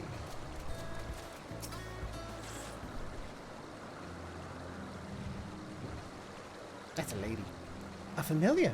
Can I help you with something? Oh, time to head back, is it? I was so enraptured watching the young ones frolic that I lost track of time. Come, everyone. We really must be going. Russell. Still want to play, do you? I guess we shall have to appeal to your bellies then. Would you like to try feeding them? They become much more compliant after eating some of these treats. And they're so adorable when they nibble. Well, if it's as adorable as you say, then I'll give it a shot.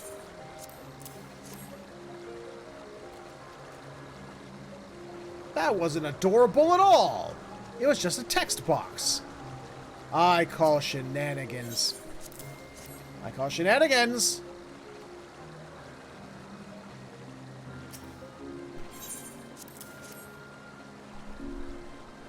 I feel lied to and used.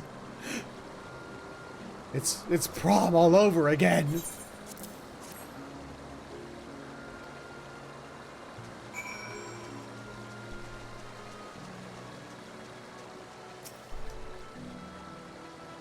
Isn't it fun watching them romp around? And they really seem to like you. Do you work with young ones often? These babies are aquatic creatures by nature, but we're modifying them to adapt to life on land. They mostly eat marine insects and shellfish, and some of the larger carnivores feed off them in turn. They also carry their eggs on their backs until they're ready to hatch.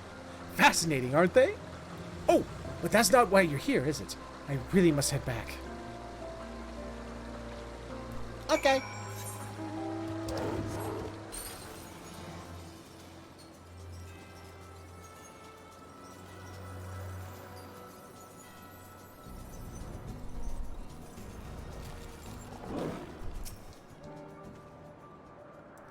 If you hadn't been sent to fetch me, I might have been out there for days.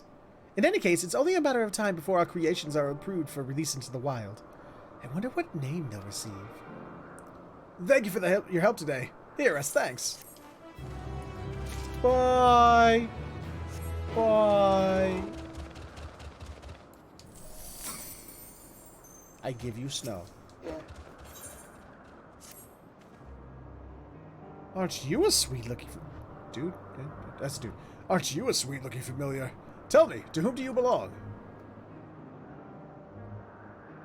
Oh, you're Ozum's, are you? He is a goodly sort, wouldn't you say? Always appearing in times of trouble to extend a hand to those in need. And, given that I am one such, I'm sure he wouldn't mind if I borrowed you for a bit.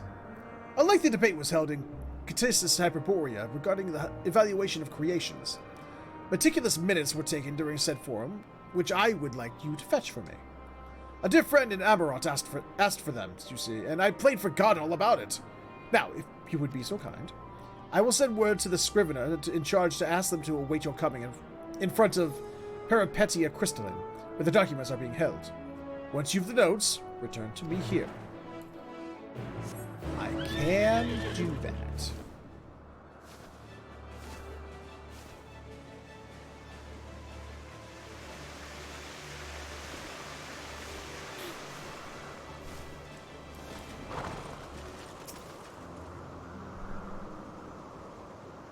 You're the familiar, then? Very good. Here are the records of the forum. Careful now, it's a sizable stack of volumes. Try not to drop any on your way back. Carry the forum minutes to the forbearing waiting. Oh. Oh, shit. I have to actually transport.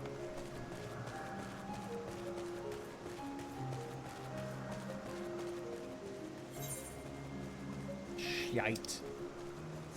Scheiße. Fuck. That's a lot of minutes.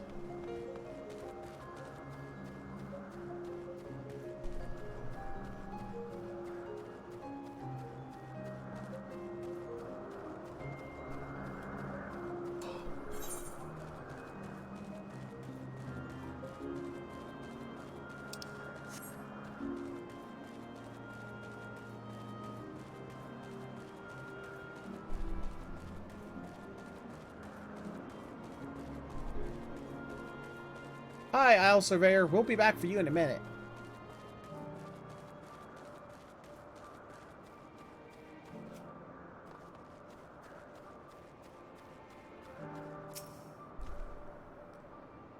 There are the these are the documents I requested. My word, they must have been terribly heavy. The friend I spoke of is involved in the operation of Anemnis Anita, a facility which houses myriad concepts, cogitations, and ideas. He felt that certain procedures, especially the ones concerning living creations, were lacking in information. Thus he sought detailed records that he might fill in the blanks, so to speak. I believe you're owed a little reward for your help. I'll think over what to offer you while I pack my belongings for the journey ahead of me. Come see me at the entrance of Poison Oikos. I'm sure I'll have made up my mind by then.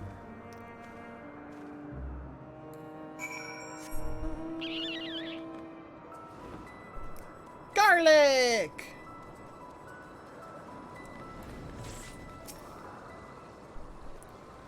There you are. I finished my packing, and as it so happens, have hit upon a most commensurate gift.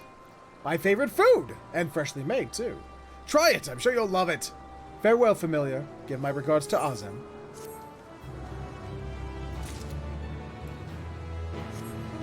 Yeah.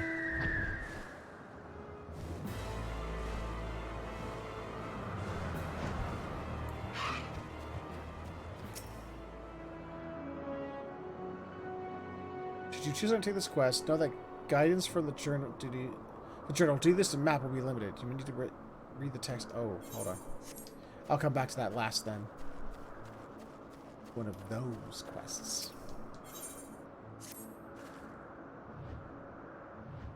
Oh dear, I'm starting to worry some. It's my colleague, you see. We heard this horrid screech from a Melanian, and he went rushing off to check what all the fuss was about. I was thinking of following him, but, well, just look at me. You, however, appear well versed in combat and all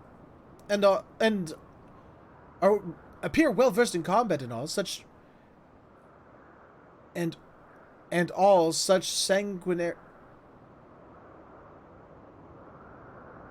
escapades. Perhaps you might see if aught is amiss and ensure my coworker hasn't come to any harm. That's very kind of you to agree to such a request. The last I saw of him, he was racing off to the southern end of Calamelios Zephyros. Do promise to hurry. I'm half afraid he wound up on the wrong side of some nasty fiend's fangs. Normal Mandragora.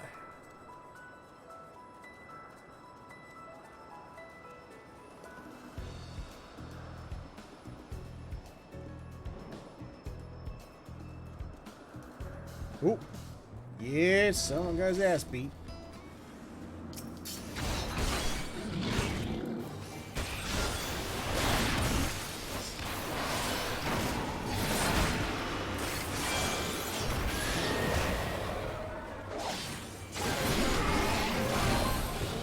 Got it.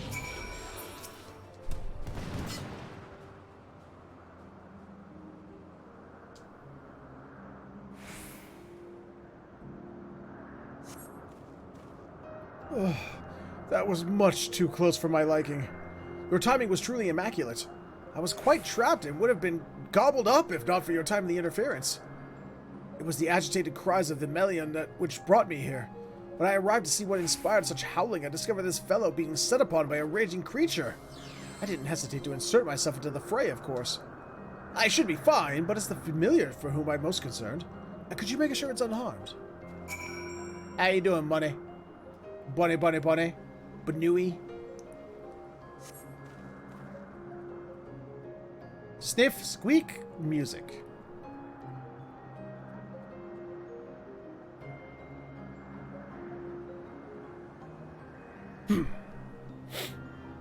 The familiar appears free of any injuries, scrapes, and bruises, and has left behind a dazzling carrot as if to say thank you. Deliver the carrot to the long-haired observer. Okay. A relief to know they are not too severely injured. Oh my, what is that? A carrot. You say the creature left it behind. A striking color for a carrot, wouldn't you say? Perhaps this was its way of showing its gratitude. A thoughtful creature. And one I've never seen before. Whose familiar could it be, I wonder? I will perform an investigation upon my return. Now then, shall we head back to Point Noikos? I am in rather sorry state, and I would like to get cleaned up as soon as possible. Oops. Didn't mean to do that. Always Coca-Cola snow.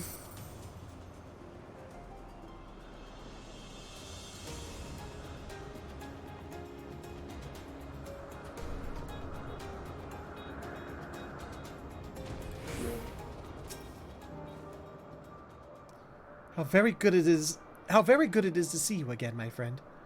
My friend, the one whom you plucked from the jaws of death itself, is seeking treatment for his wounds as we speak. I heard the entire tale, how a rabbit familiar was on the scene. Mistress Vina was said to be researching one such familiar, or that's the story anyway. Perhaps the one you came across is related to that business. Well, regardless of its origins, it sounded like a rather polite creature. As I was told, it left behind a sort of gift. Yet I shan't be outdone by a bunny, charming though it surely is. Here you are, a present. It's nothing special, but I hope it proves as scrumptious as the carrots are mysterious familiar bestowed upon you and my colleague. Okay.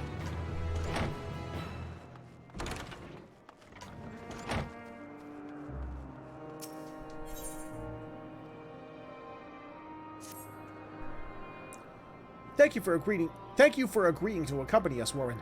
Shall we? Certainly. Now, what was the name of your creation again? The Betrachio. Betrequa. Betrequa. A delightfully roly-poly pudding of a thing. Ah, yes, the one over at Rumination's Ramble. My brother Alcaius is in charge of tending to it. Right this way, if you please.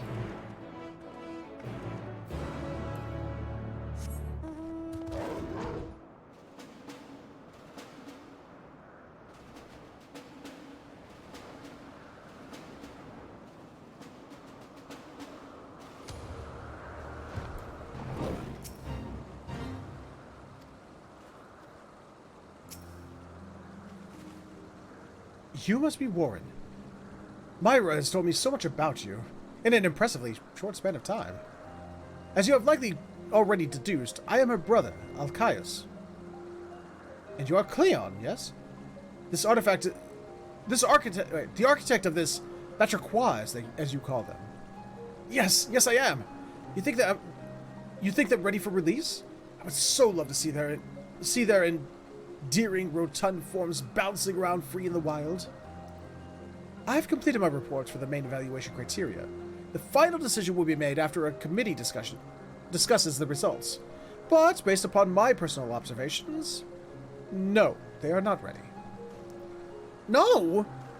And might I ask why? Warren, would you be so kind as to give this Batraquois a solid poke? The creature's lack of familiarity with you will help prove my point. I can try.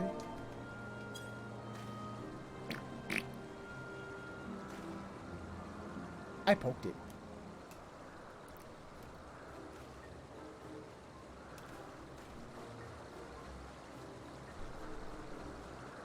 And then it explodes.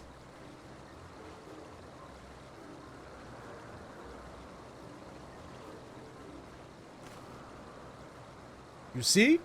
No response to external stimuli. The creature is far too placid. What was the concept behind the Batraquois? A defender of water sources?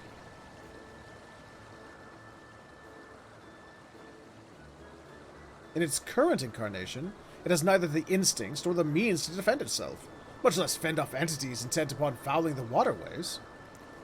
I cannot, in good conscience, certify a subject so poorly equipped to carry out its intended purpose. In fact, I suggest you redesign your concept entirely. Thank you for your candor. And I was so invested in this darling ball of pudgy flesh. Such a pity. Warren, as Aeson's familiar, you must have seen your fair share of the world and its inhabitants. Without altering its physical form, what do you think the Batraquois could do to become a more effective guardian? You can use the sun to grab opponents? Okay. It's a way to knock things flat.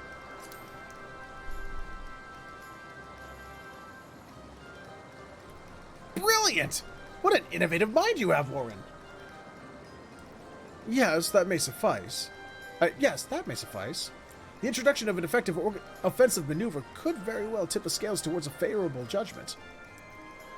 Truly? Then I shall modify my concept at once. May I bind this one and take him home with me? Once I've finished making the necessary adjustments, I'll resubmit my request for observation and evaluation. Of course, you are free to do as you wish. I will make note of it in my logs.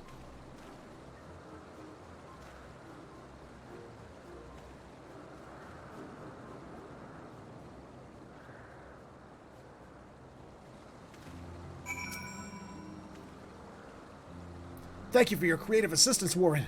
I knew bringing you along would be a good idea. Why, I almost wish I could have you as my own familiar. It's a shame Awesome hasn't published your concept for the world to see. But seeing as you're here now, would you mind lending me your talents a little while longer? There is one other creature of mine that I feel may benefit from your unique perspective. Oh, this was a series of quests. Crap. You've chosen to stay then? Wonderful! I realize we've only just met, but I feel such a bond with you, Warren. There's one more concept I need to finalize, and I could think of no other entity I would rather have at my side during these ever so worrisome evaluations. You have my... I'm sorry, what? You have my Io somewhere nearby, don't you, Alkai? Io. Yes.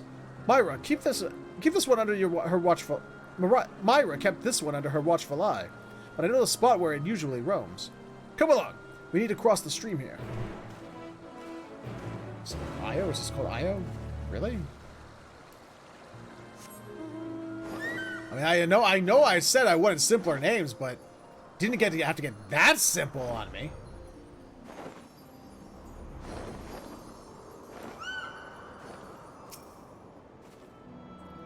How odd.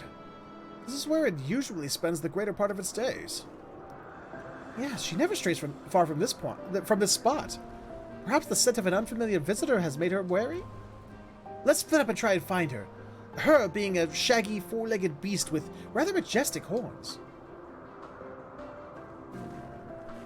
Let's see. I don't know if I see that.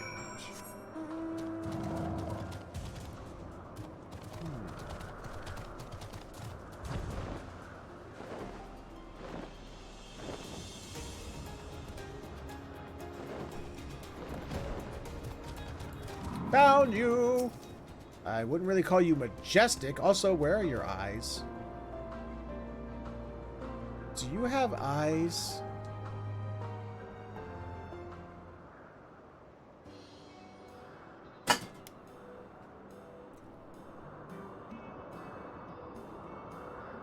You find a shaggy four-legged beast, and the horns really are rather majestic.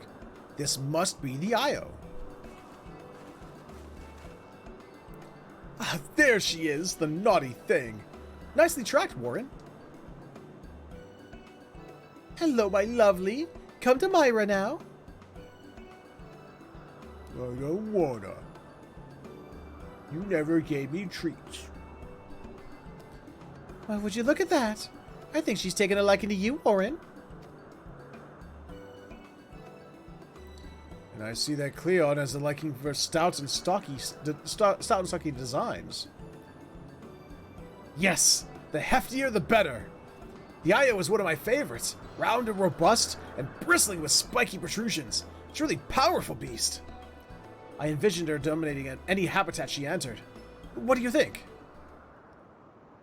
She's certainly an imposing specimen. Its physical strength is readily apparent, yes, but more than muscle is needed to dominate a territory. The creature's field of vision is obscured by that mass of wiry hair and curling horns preventing effective use of its natural weaponry. In the wild, being unable to hunt and catch prey in a consistent manner culminates in a slow death by starvation. It is our recommendation that you redesign the Io as a grass grazer and resubmit the concept as a candidate for livestock. Livestock. Unsurprisingly, the Io here is susceptible to nutritional deficiencies, and we must administer regular ethereal supplements. As you appear to have gained its trust, would you mind doing the honors? You didn't need to convince it to eat anything, simply splash the creature with a solution.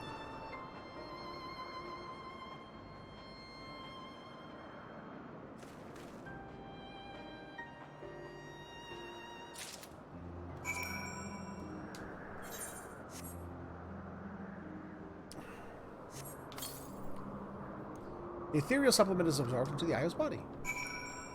Huzzah.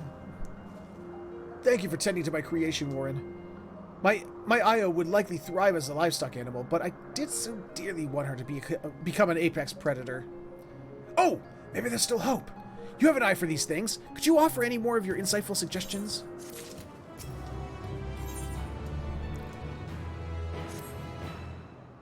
Please, Warren, I have need of your worldly experience.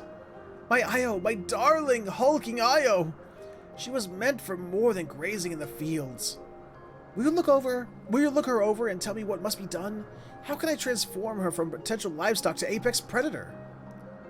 She does kind of look like a proto-behemoth, doesn't she? Like, I can see that becoming a behemoth.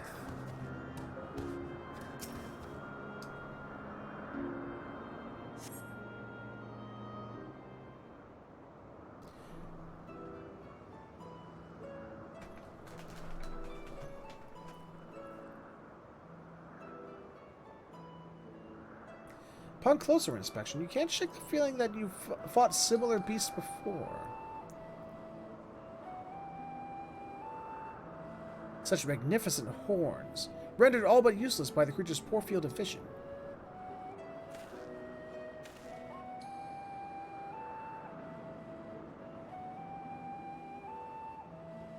The Io's monstrous claws seem capable of tearing a man limb from limb.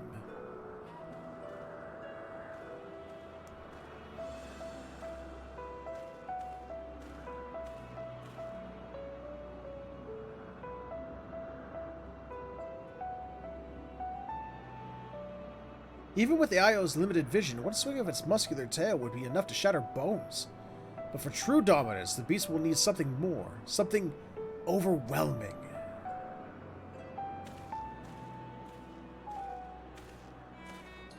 What say you? How can we enhance the deadliness of my creation? Where's the hair? Let her bring those fangs closer to play. An apex predator should wield apex magics, something like meteor, for example.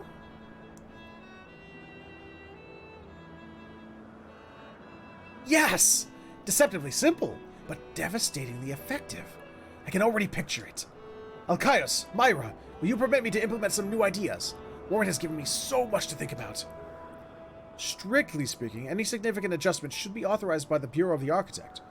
But I think we can allow some temporary modifications for the purposes of experimentation. That sounds more than fair. Thank you. If you can spare a few more moments, I shall take my creation and return with a new and improved IO.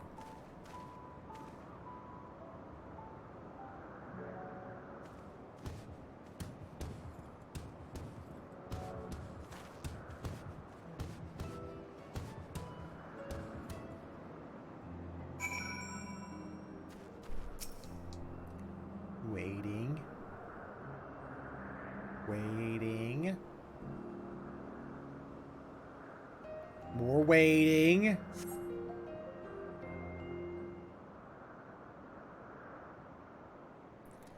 Leon has been gone for more than a few moments. How extensive could these changes of his possibly be?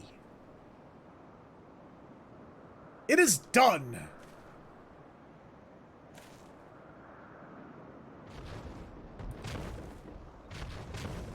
Yep, there it is.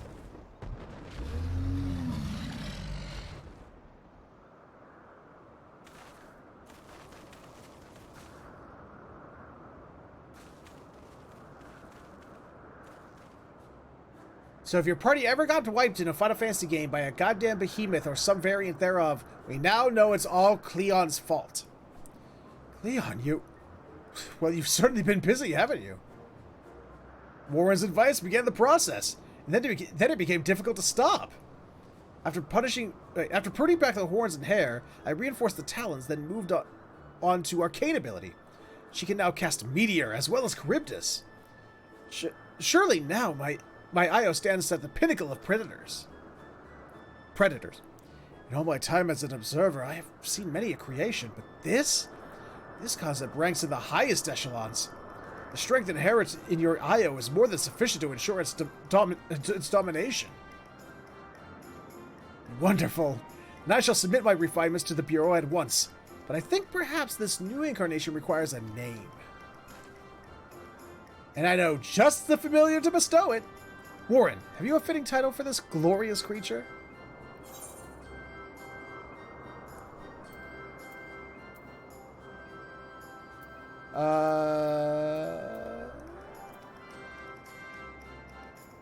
Why is it? I'm gonna go with this one, just 'cause I'm curious.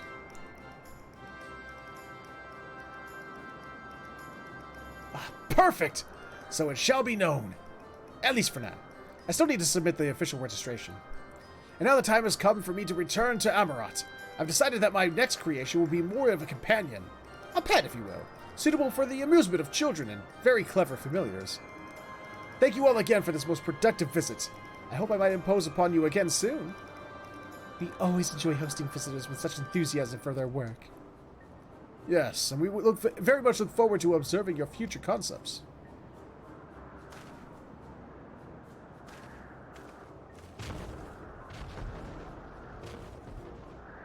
Well, brother, Warren, shall we head back to Poison Oikos?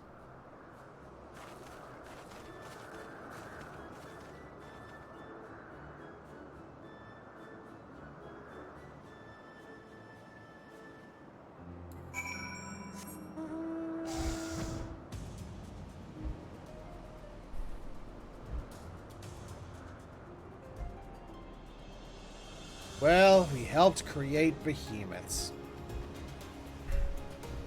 This is all our fault.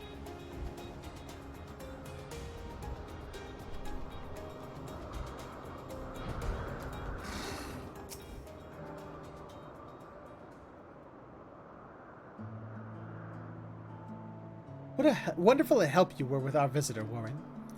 Even for a familiar of Ozem, I cannot help but be impressed by your intelligence and unique sense of creativity. I wholeheartedly agree. Your intervention salvaged some promising but unfortunately flawed creations.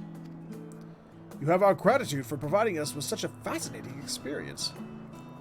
Oh, Alkaios, what must you always be so formal? Although he has trouble expressing it, I assure you, my brother is absolutely giddy with joy. Thank you again, Warren. While I'm sure your duties as a familiar will keep you occupied, we would very much welcome another chance to share your company.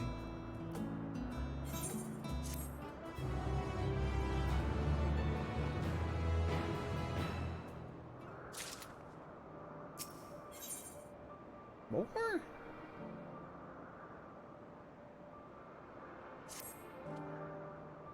Tell me, Warren, have you seen much of Anyangrisisis?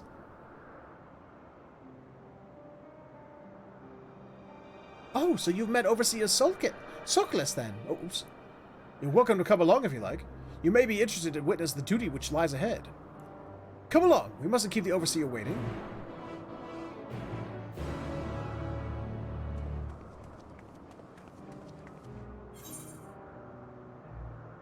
Okay, you know what? Before I go do that, I'm going to finish up over here.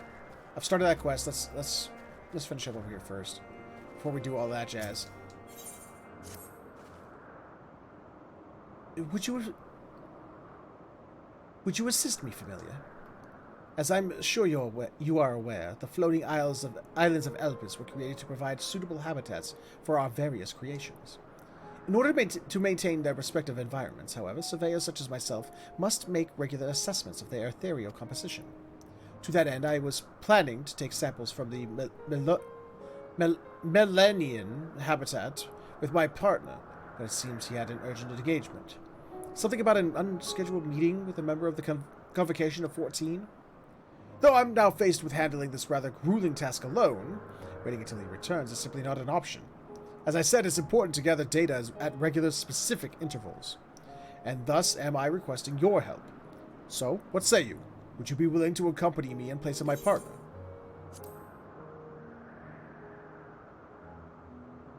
Many thanks. I'll be sure to reward you for your efforts. Right, let's hurry along then. We'll need to make our way to the south.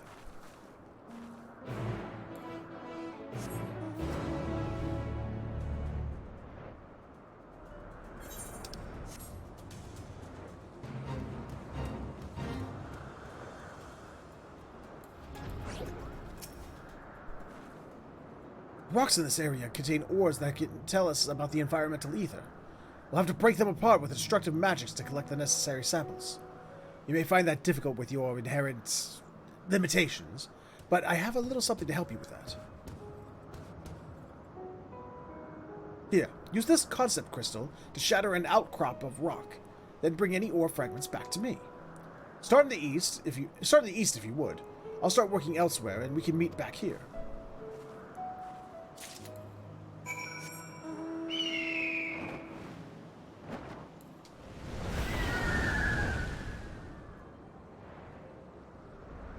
Oops.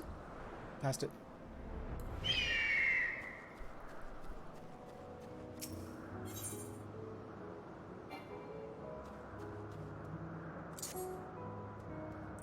And boom! I made it go black.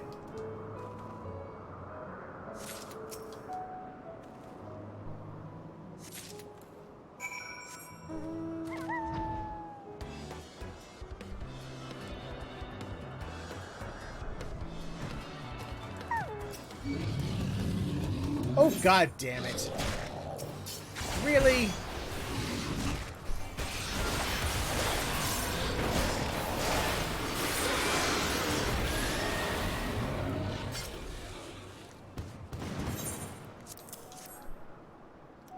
Excellent.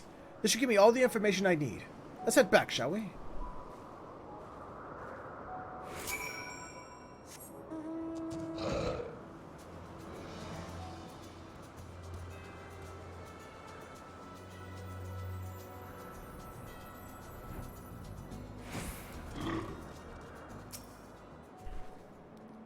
Thank you.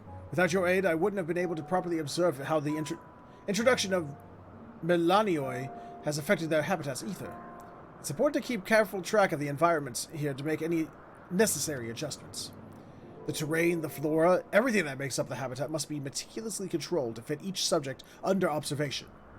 Though I applaud my partner's enthusiasm for learning at the foot of a convocation member, we cannot neglect these fundamental, albeit tedious, facets of our work.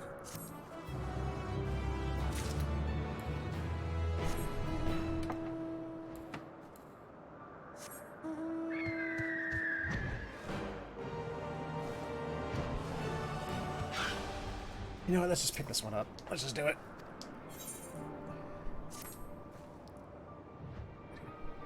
Lady. Can you spare a moment, familiar? I'd like to gauge my own familiar's capabilities against yours. See this one's big blue eyes? They're especially sensitive to ethereal emissions. As part of my testing, I propose a race between the two of you. I've imbued a Gamelia bloom with a unique trace of ether. Whoever finds it first is the winner.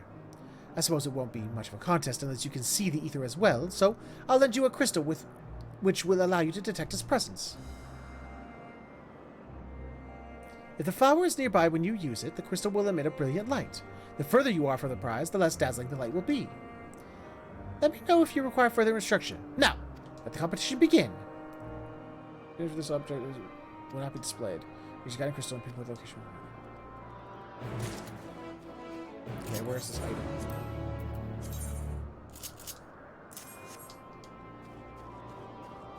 Oh, wait, no. There we go.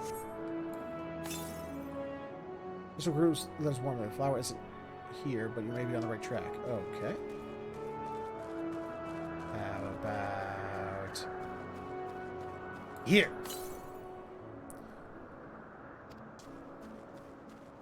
What about here?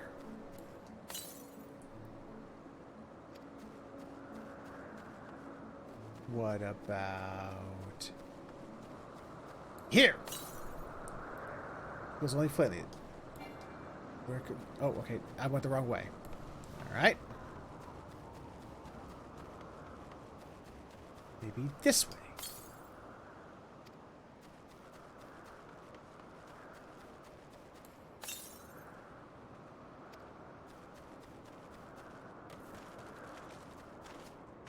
What's wrong with my brain? What the hell's going on? Okay. So it's this way.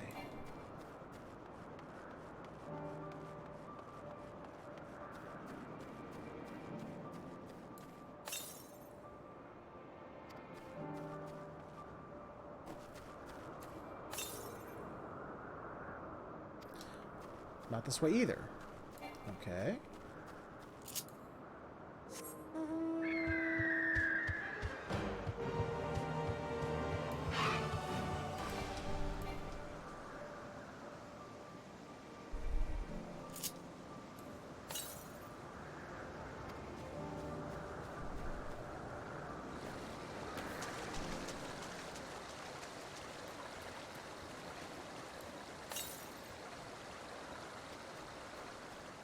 Okay. Alright.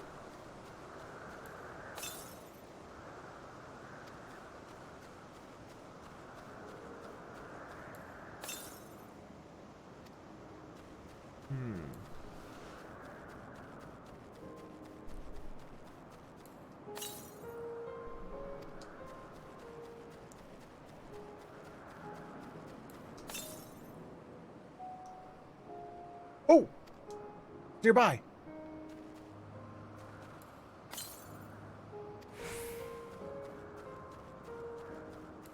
Where?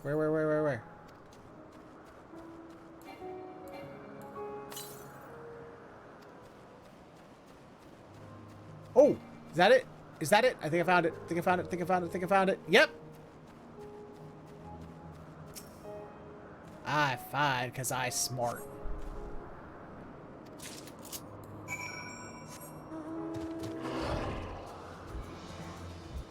Let's go by hulky behemoth.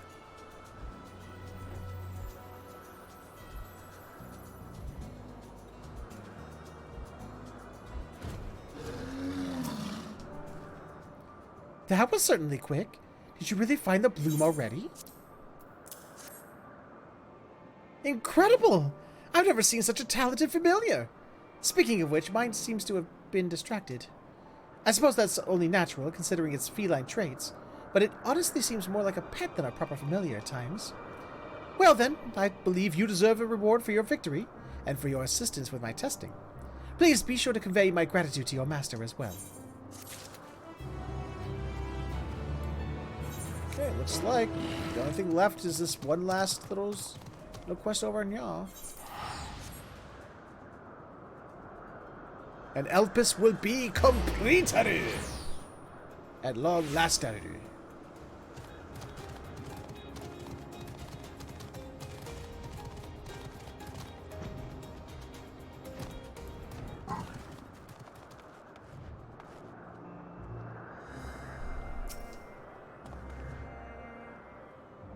Alkaios, Myra, and Warren as well.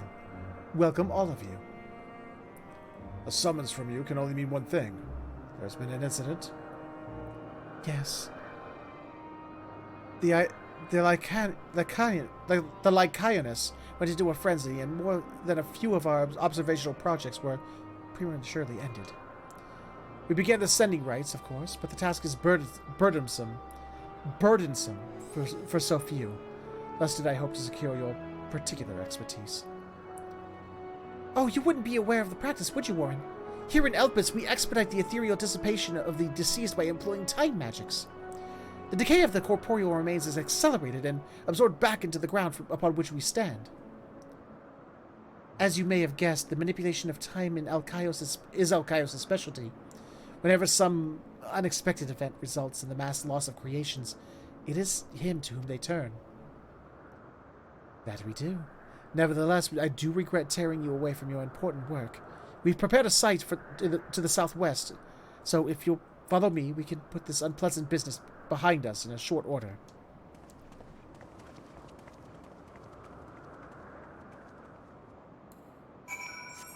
Okay, sure.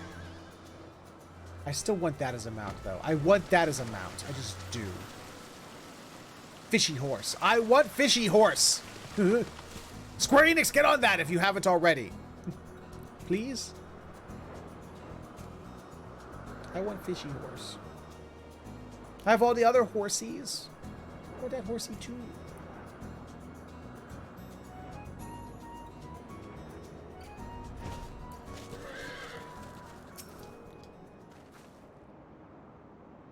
This is them. The Occupatus, which fell victim to the fuck, Square Enix, these names, why? To the things that fell victim to the other things. They were still being evaluated, yes? The poor things, they barely had a chance to fulfill their design. Their flesh and bones will return to the land. We will ensure that their existence was not in vain. Seeing life taken mid-purpose can be distressing. Have you witnessed such events before, Warren? And tell me, how do you express yourself at these times?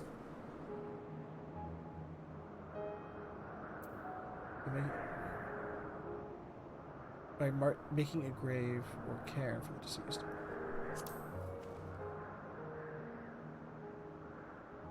A physical reminder of the life that was.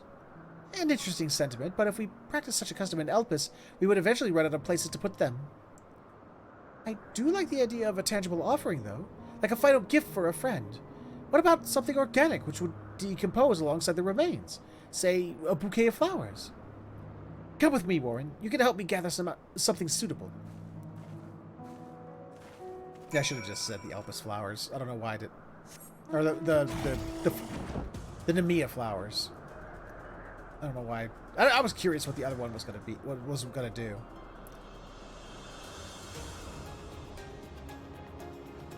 And unfortunately in an MMO, there's no safe scumming. Here, I've made some flowers of our own. Even those fashioned directly of ether tend to sprout with more life and color than when you grow them in the soil. Pick yourself a handful and we'll take them back to the Overseer.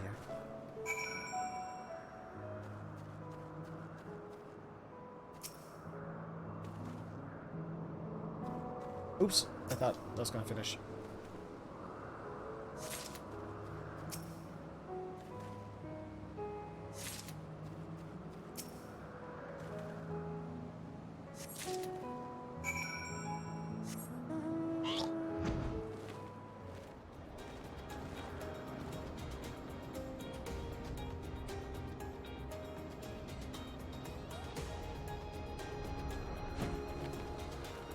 Ooh, boy. I'm getting eepy. Myra's creations were acceptable, I trust. Ah.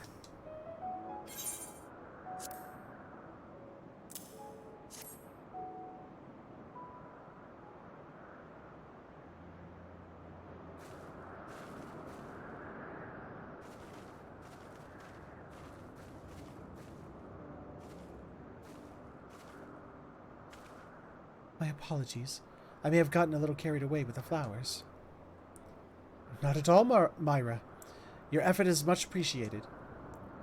Alkaios, if you would be so kind.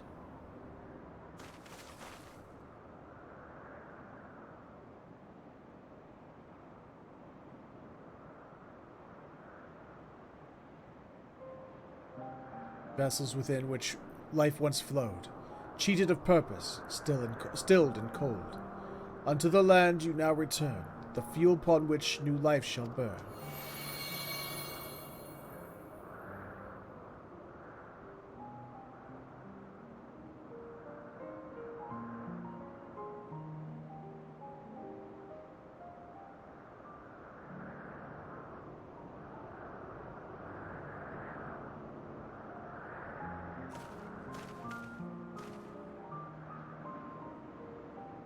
That was a beautiful service.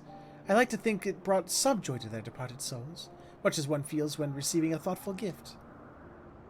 Yes! The flowers were the perfect addition! How fortunate we are to have this knowledgeable familiar in our midst. We must return and commit these events to parchment while it remains fresh in our minds. A potential shift in our traditions is a historical moment worth recording. Thank you again, Alkaios. We are very grateful for your calming presence. And our thanks to you, Myra, and Warren, not only for attending, but also elevating the proceedings.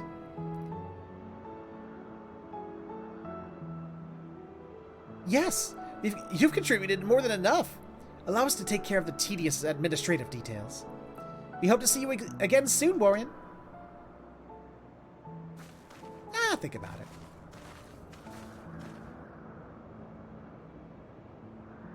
It is time we headed back ourselves, dear sister.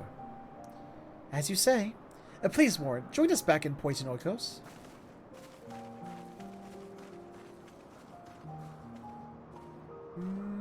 Okay.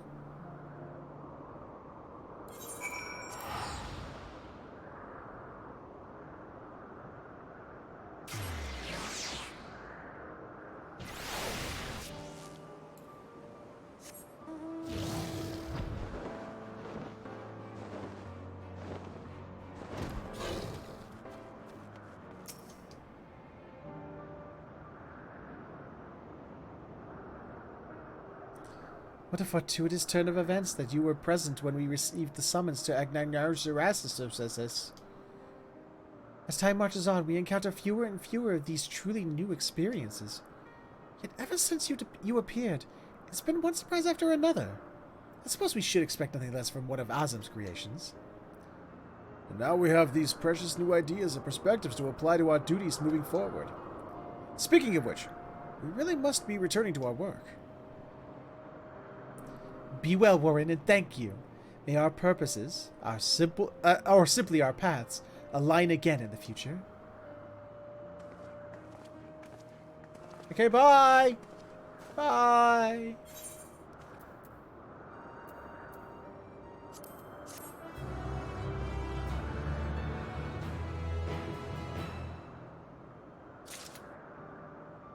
And is that it? No more exclamation points?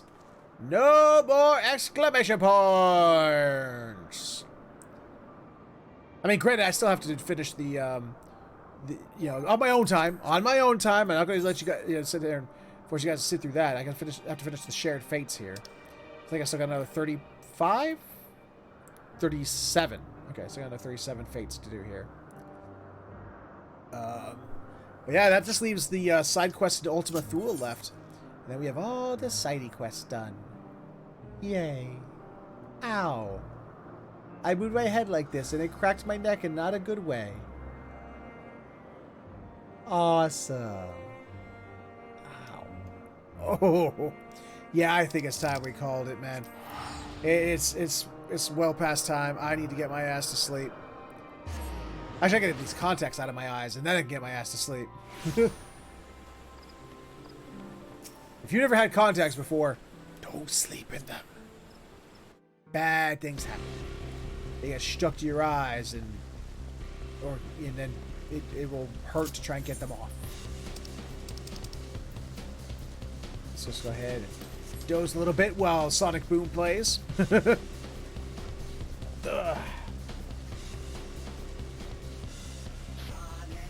Boom! Alright, so we are at the end of another live stream, which of course, before we talk about what's coming up tomorrow, which is Multiplayer Saturday, let's talk about what we talk about at the end of every live stream first. Plug time. Ladies and gentlemen, boys and girls of all ages and everything in between, if you enjoyed what you saw here today, then please consider stopping over at my Patreon, or better yet, because it's just a little over a week away, is Extra Life. Extra Life is not this coming Saturday, but next Saturday. If you can stop over at my Extra Life page, which you can find right around here, donate what you can. It goes to a fantastic charity. Children's and Miracle Network Hospitals is the recipient of that charity funds, and it helps kids get who need help medically, get them treatment, medicines, research for treatments and medicines, hospital stays, entertainment during those hospital stays. You know, for those kids who are in it for the long haul. You know, it's a fantastic charity. Helped out my family. Continues to help out families, you know, to this day, and you know, I want to continue paying it forward for my family. So, donate what you can when you can. It's you know, and then come back on November 4th and let's play some gamage together. But if you still want to support the channel in some way, if you're an Amazon Prime or Prime gaming subscriber, a Twitch Prime or Prime Gaming subscriber, you can subscribe to one channel every 30 days for free, so why not make it this one? Costs you nothing extra, kicks a little bit back to the channel, and you get access to the emoticons that were being spammed earlier by Tyro, and by Tyro, and by Tyro, and Tyro, and by Morgan, but also by Ellie, and Ellie. But if you have no money to spend at all, I understand. Money can be tight. I get that. But you can still support the channel for free. Absolutely nothing. First off, by sharing it. Letting people know the channel is here. Let them know what we do. And help grow the community. Because the bigger the community, the more we can do with more people. And feedback. Feedback and constructive criticism helps out immensely. Keeps the channel growing. Keeps it moving forward. More importantly, keeps it from moving backwards. And you can do so when this episode shows up on YouTube later. We're in the comment section up below. You can let me know what you liked, what you didn't like, things you'd like to see more of, less of, or just other games you'd like to see played on the channel. And that is my shtick. That's my spiel. I'm out of here. We'll be back tomorrow for Multiplayer Saturday, where we'll be playing some Deep Rock Galactic, because they also have a Halloween event.